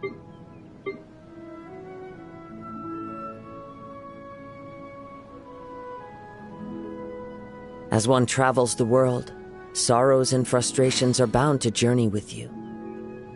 But I find that I've grown since meeting you, both in martial arts and in strength of character.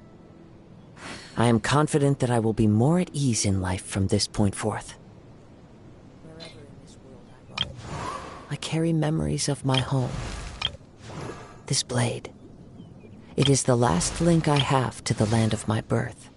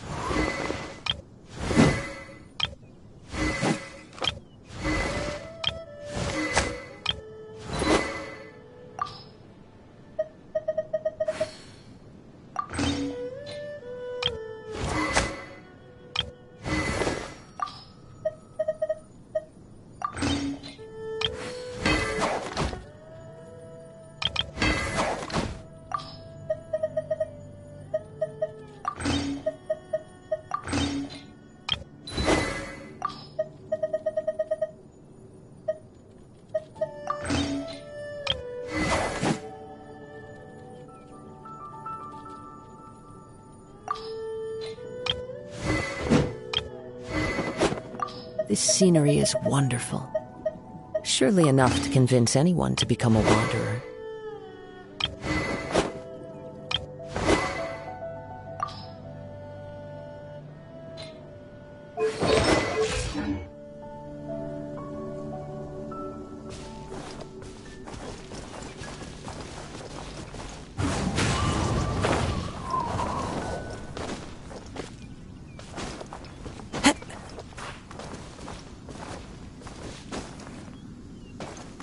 The wind knows me.